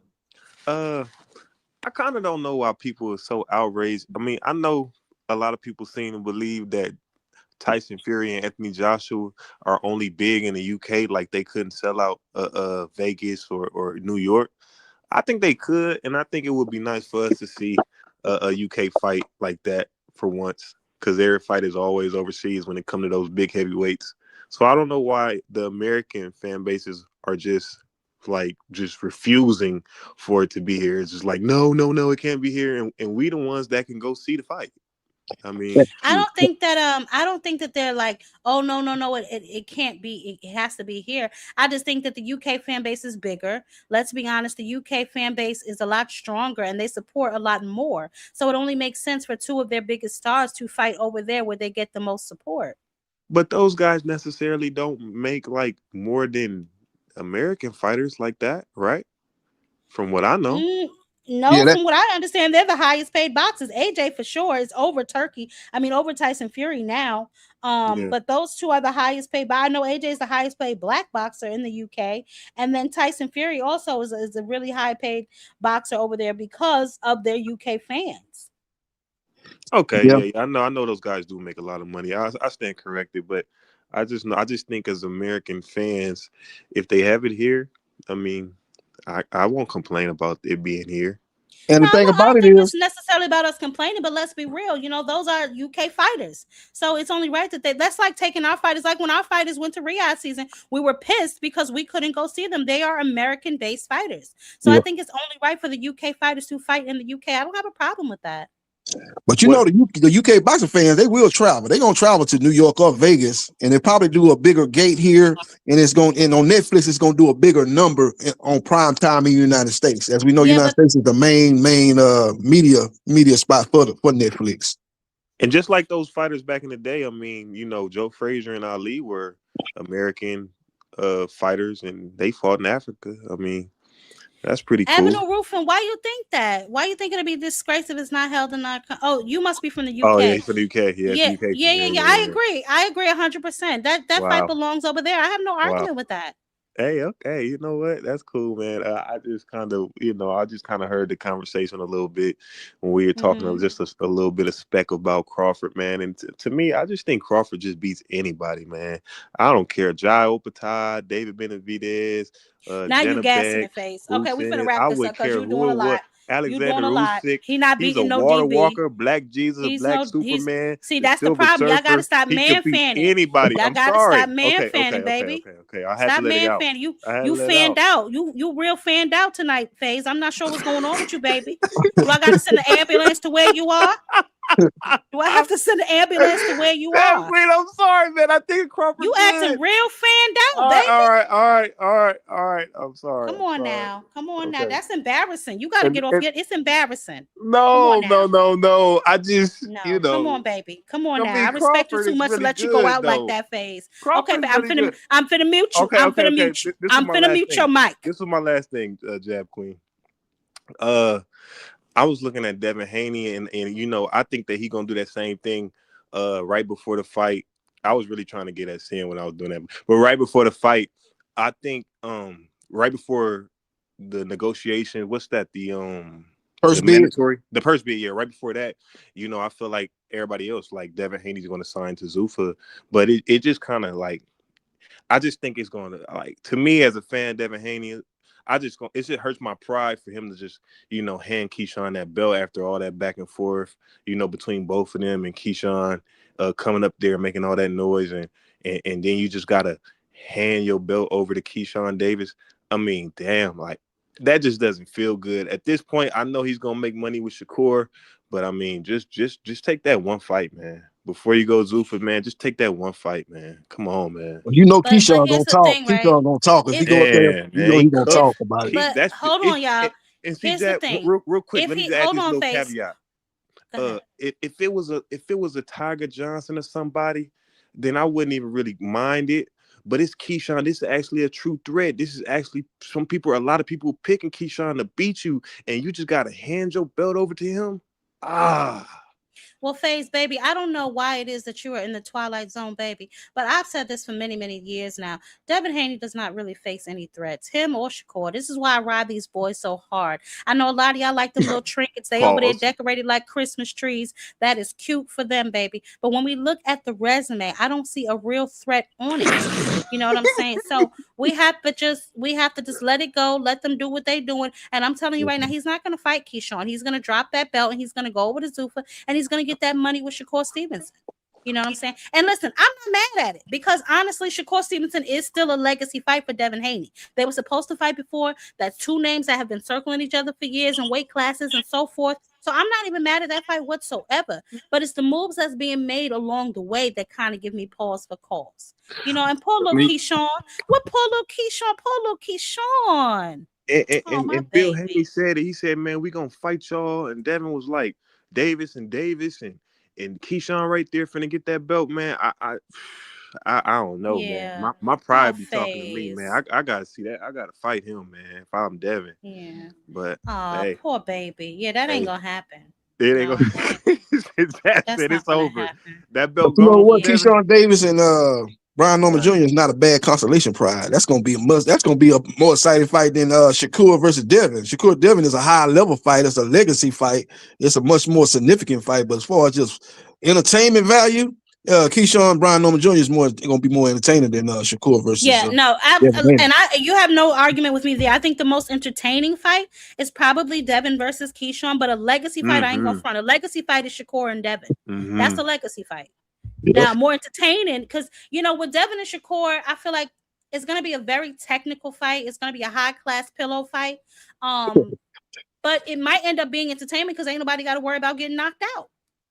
You know what I'm saying? So for that, I don't know, but I will definitely say that it is definitely a legacy fight for both of them. And then it's going to happen on Zuffa because neither one of them. We know Shakur's with Zuffa now. Devin, he's independent. So, and it has to be a fight that Turkey wants to pay for.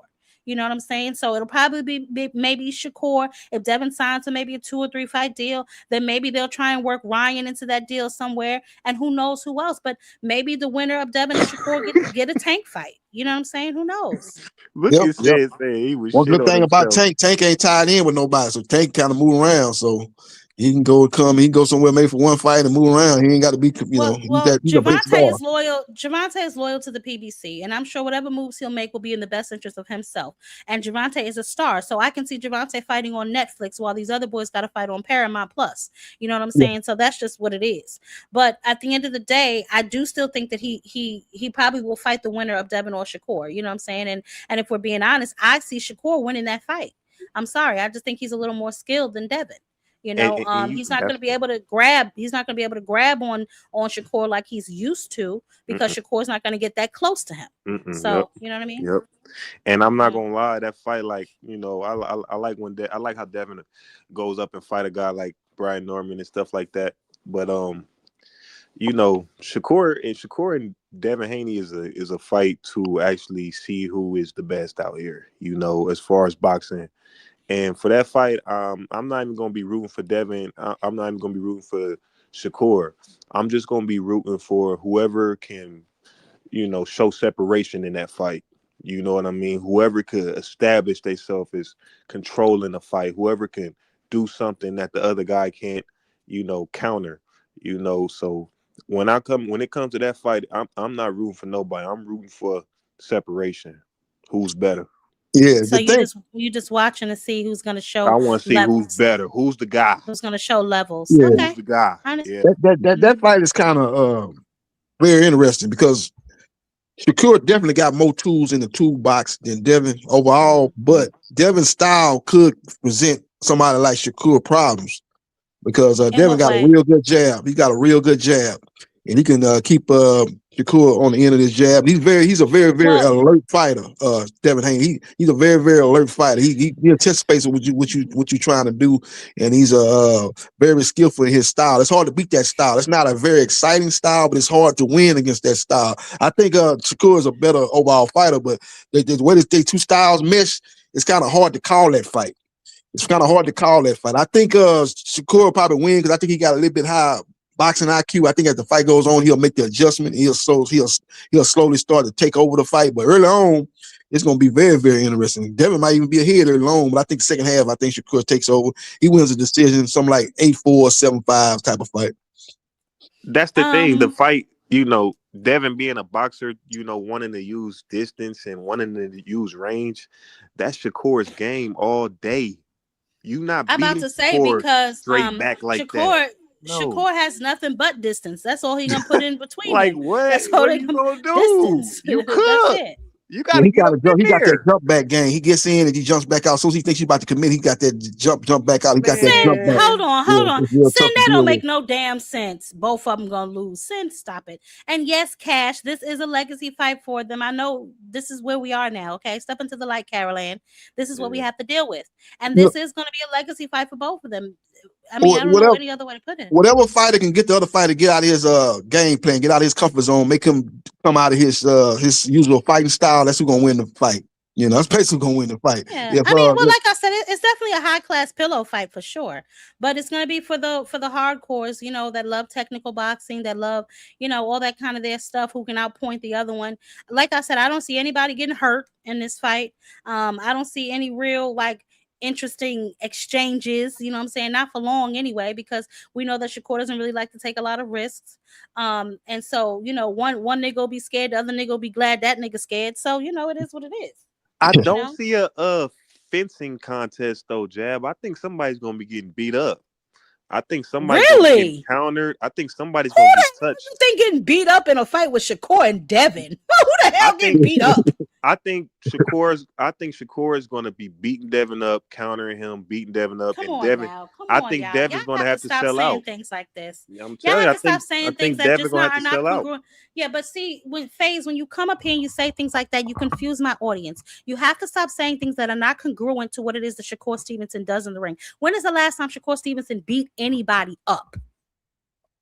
Come on, we have to stop. You think he's gonna outpoint Devin? You think that he's gonna be able to maybe I don't know, better counters, better for? Don't say beat him up, because then you're gonna confuse my audience. They're not gonna know who we talking about. Then I gotta remind them we talking about Shakur, and they're gonna be confused again because you said the words beat up. You gotta stop saying things like that, baby. You're trying to mislead the people, and mother can't let you do that. Okay, say what it is. He is going to outpoint Devin. Okay, that right there, that job's better with what he does. He ain't beating nobody up. Now that's just ridiculous. He didn't beat up. All right. Who did he beat up? Who did he beat up? His last two opponents. I think he beat those guys up. Okay, so now we definitely ending the show because FaZe is drunk. Somebody told me he was drunk in the chat, and I didn't believe him. But now I'm starting to understand what they're talking about.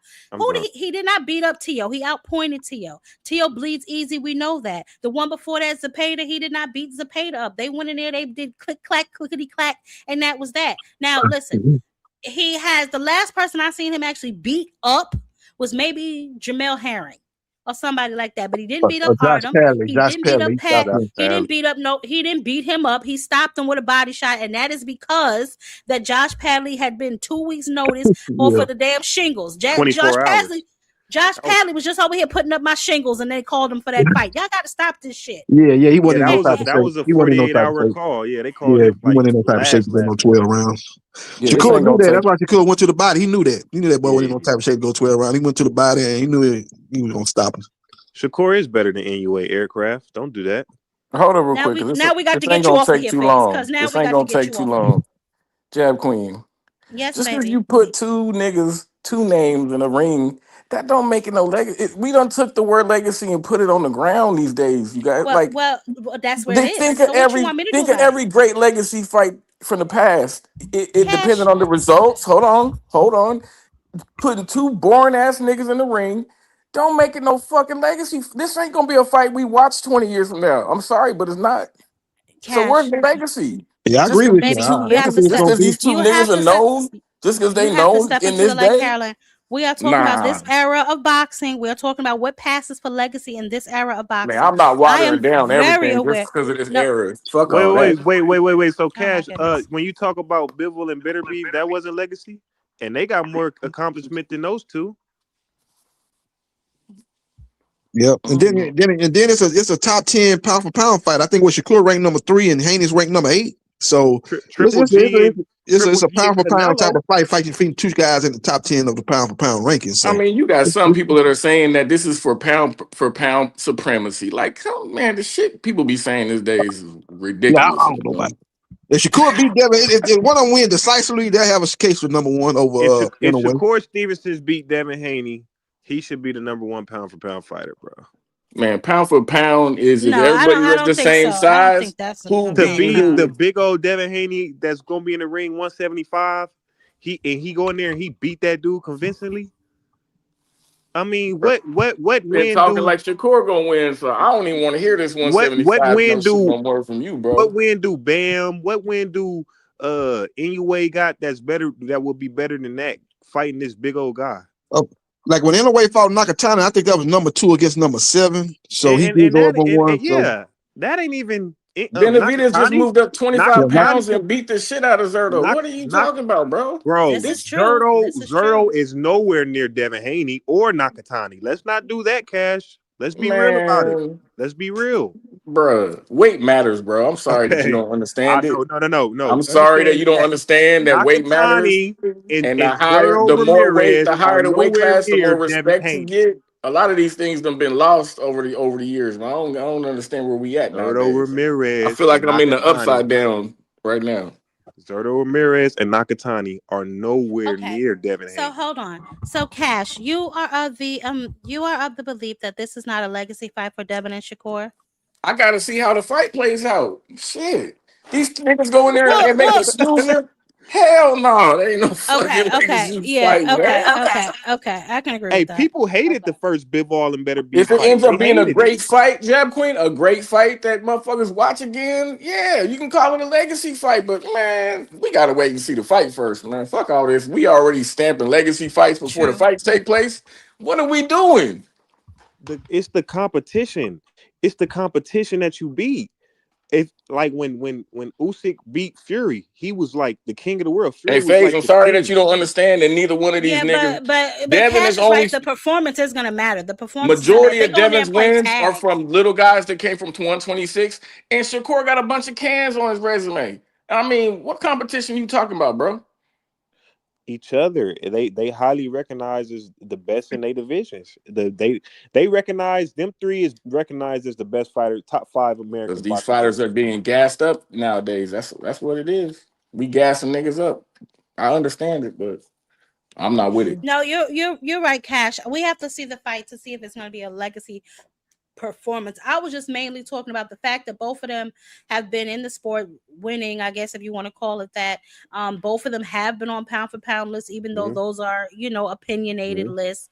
Just off of that alone, for both of their resumes. I mean, both of them, that would be like one of maybe 2 legitimate names on either one of their resumes. You know what I'm saying? Outside of, for Devin is Loma, and then for Shakur, if y'all want to give him T.O., I'm not giving him T.O., but if y'all want to give him T.O., a win over Devin Haney would definitely look good on Shakur's resume. I mean, it definitely is, Cash. I don't know why you're up here, bringing down some of these great fighters and making them like they're just Come on, gibberish. FaZe. I don't know what you're talking about now. We're not gonna do that. These are great fighters, man. They're Black American fighters. They're the top 5 Black American I wouldn't fighters. call them great. That's a stretch. They're the top 5 ahead. Black American fighters. You got Boots, Tank, Shakur, Devin, and who else? They're the top 5 Black American fighters. Period.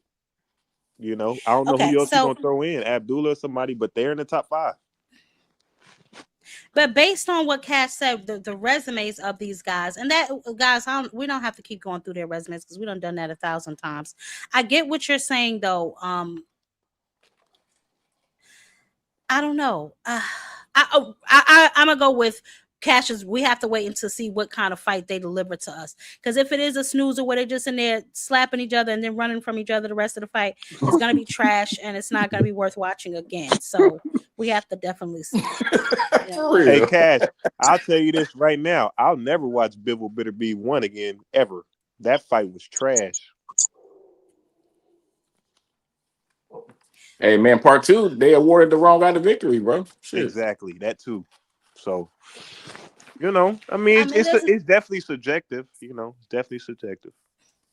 But Cash, while you up here, what do you think you're gonna see with EJ next week? Man, EJ is one of my guys that I really like to watch fight. I think that the time has done him. It probably has done him well. He looks like he's in phenomenal shape. If Errol's not in there hurting with broken ribs and can't make a weight, he ain't no easy out for nobody. So I expect him to go in there and stomp Tim Tszyu, a mud hole in Tim Tszyu ass. Shit. Okay, I mean, I can definitely agree. For him to be fighting Bud Crawford with broken ribs and still he lasted 9 rounds, he's tough as nails for sure. But I'm just concerned about the time length that he spent away from the ring. That's all. But Tim Tszyu already looked like he getting hands, shoulders, knees, and toes put on him in sparring. Because I saw that black eye. Y'all saw that? I don't know what is happening. Crazy. But I did peep that black eye. I was like, oh, whooped your ass already. But so we're definitely gonna have to see. I'm excited. I'm glad he coming back. I'm glad Charlo's coming back, man. Let's get some of the real niggas back and see what's Yeah, going on. a lot of people got Errol fucked up just because Bud whooped his ass. I mean, that's Bud. Right. But it still took Bud 9 rounds to beat that condition of an Errol on his feet. Errol, a real dog, man. Motherfuckers got Errol fucked up. I think he gonna remind motherfuckers about what he can do. Shit. Are you not concerned about his speech? Because it seems like his speech is slurring. Like, my concern is for my 10 kids. I don't give a fuck about no other nigga getting in the ring fighting, man. Oh my goodness. And I think that's his teeth, though. He could put the new teeth in. He's been talking like that ever since he had to put that new grill in. I don't know if it's just because he's been taking a lot of punches. You like Nick Cannon, nigga? What you trying to do, Nick Cannon? You like Nick Cannon over there, Cass. I thought about doing that. I'm scared. I ain't got no kids, man. Shit. Scared to have kids, man. Too many damn. Lord have mercy. All right, man. Y'all terrible up here. Any final thoughts? What we thinking about Devin and what Keyshawn gonna do? And poor little Keyshawn. Listen, I get it, right? Like, y'all, the hell with Bill Haney. I get what y'all saying, right? Like, Keyshawn, they probably going to go through with the purse bid, and then Devin's going to drop the belt, and then Keyshawn's probably going to have to fight Brian Norman for the belt. But my thing is, why the hell even place Keyshawn at number 1 if y'all niggas knew y'all was going to run out the back door and go fight Shakur? It was a waste of time for everybody. They didn't put him number 1. The top WBO put him number 1. I'm sure that they got a call to put that nigga at number 1. Yeah, James Prince made a call. James Prince made a call to the WBO. Oh! They just getting their guys ready to get those belts. Emiliano right there, number 1 in the 140, and then Keyshawn right there at 147. I'm waiting for Devin Zuffa announcement. Really, that's what I've just been sitting back waiting. That's all I'm waiting for too, Cash. That's all I'm waiting for. Yeah, what's the holdup? Cause we thinking about fighting Keyshawn, man. This dude been talking too much, man. Oh, okay. It's all good to go get your money and shit, Jack Queen, but these dudes literally could be getting 25+ million fighting Tank, and off the back end, so you're not paying no enormous taxes and all that shit. But this nigga Shakur go, even if he do get 20 million to fight, that's 7 million after taxes, and Jay Prince pimp your punk ass for his 30%. So man, this shit, it just seemed like a real big. These niggas are avoiding smoke. To me, they're avoiding smoke. I really don't care what they end up doing. I've been knowing we ain't getting that Tank fight when the niggas ran from this shit the first time they reached out. I don't want to see Bud and EJ over again, man. We gonna let Tank figure it out, fight some tune-ups, fight some tomato cans. But I don't want to see him get torched up by Shakur Stevenson, man. That just ain't right for Tank. Bruh, Tank needs to be undefeated, man. You said torched up. Yeah. By who? Phase. That's an easy lick for Tank if you know boxing. No, it's not. Let me tell you something, Phase. Phase, and I said this a few minutes ago. I told you about using words that are not congruent to who we are talking about. Okay, Shakur is not blazing nobody up. Outclassed. Oh, okay. Say thank you, because I was confused. Bro, you see, he couldn't even get away from Zepeda. Now you think about Tank stalking him with that high guard behind his discipline, and his IQ, and him slipping Shakur's little 1 and a 3 and a 3 and a 1. That's all he throws. His offense is too dull to fuck with Tank, my nigga. I'm trying. What? I hope the fight happens so you niggas can finally see it was easy work. I can't see Shakur losing to a little bitty guy. I just can't see it. It sounds good. I thought he was a little bitty guy. I thought Shakur was a little bitty guy. Ain't that what he always says? If Zepeda can hit that nigga 300 times in height like that, like the size. Bruh, if Zepeda can hit that nigga 300 times, what you think Tank gonna? Every time Tank touch that nigga, it's gonna be a whole different reaction, man. You know, Shakur made a choice to stand there and beat up on Zepeda in the inside. I know that's what he told y'all, but that sound good. That's what he did. That's what he did. Yeah, because he drew a line. He drew a line with Zepeda. Zepeda, you ain't gonna be backing me up all day. I'm gonna stand here. I'm gonna post up on E-road. I'm gonna fight you. Zepeda knocked that nigga down with a jab, bro. He is off balance. Face, hold on, Face. All these excuses. Sit up here. You can't sit up here on this panel and tell me that you think Shakur is gonna fight Tank the same way he did Zepeda. Oh hell no! Hell no! It's gonna be more like Zepeda was. It's gonna be like Teofimo. Teofimo ain't Tank. Yeah, he gonna do it like he did Teofimo. Just a strong jab. That's it. All right, strong bye. jab. Okay. All right. Thanks for coming up. Thank you. Hey, love you. I want to put my number. Get some help. Nobody want to talk to you. I want to press it on the Cam J. If you can send it to him, I'll put it in a private check. You send it to Cam J. No, I'm gone. Sure. Close the show. I'm gone. All right, baby. See you later, Cash. All right, send it to Cam J. I want to hear what he's gonna say to me. Huh? I'm saying send this in a private chat to Cam J. I'm waiting for you to give it to me so I can send it to my brother. Okay, I got it. All right, Jab, I'm going. Thank you for having me. Of course, baby. Go get you some help, Face. Okay. Okay, I will. All right. Okay. Have a good night. Oh, Jesus Christ on the cross. You got anything else, JB, before I shut this down? That's it. Like I say, looking forward to the card next Saturday. Got Errol, we got Jamal, we got Stephen Fulton. Pretty good card over there as far as those guys. Hopefully all 3 win and win impressively, and they'll probably set the stage for them to be in a bigger fight next time out. So okay, looking forward to that call. I agree. I am too, and I can't wait to see what happens. I cannot wait. But thank you so much, FaZe, for coming up. FaZe. Thank you, JB, for coming up, baby. I appreciate you. I'll see you next time. All right, Jack Queen. You enjoy the rest of your evening. Right. You too. Right. Have a good night. All right. Okay. You all right, y'all. I apologize, honey. There was some fools on the panel tonight, mainly FaZe. I don't know what he is talking about, but I have told him and Aircraft Carrier to stop using words like beat the shit out of when they are associating it with Shakur Stevenson, because people get confused, and I don't want the people to be confused. Okay, outpoint, deliver some sort of, I don't know, but that is not what we're dealing with when we're dealing with Shakur Stevenson. Anyway, I do think that the fight between him and Devin Haney are going to happen. He'll have to drop that belt. We'll see what happens with Keyshawn, and maybe, Brian Norman Jr. will fight for that belt. We can talk about what happens with that fight if it gets made. But moreover, I just feel like Shakur Stevenson signing to Zuffa, I am going to be watching that closely to see who he fights over there that he really thinks are going to be big fights for him, because those are the fights that he said he wants, big fights, while mentioning Gary Anton Russell, Devin Haney, and Tank Davis. There will be no cross-promotional platform fights. I want him to understand that. I hope he understands that. Paramount cannot afford to cross-promotion with any of these guys, especially not DAZN, because they're going to be fighting for viewership. A lot of people already have subscriptions to DAZN. A lot of people already have the ultimate package with DAZN, which they're getting.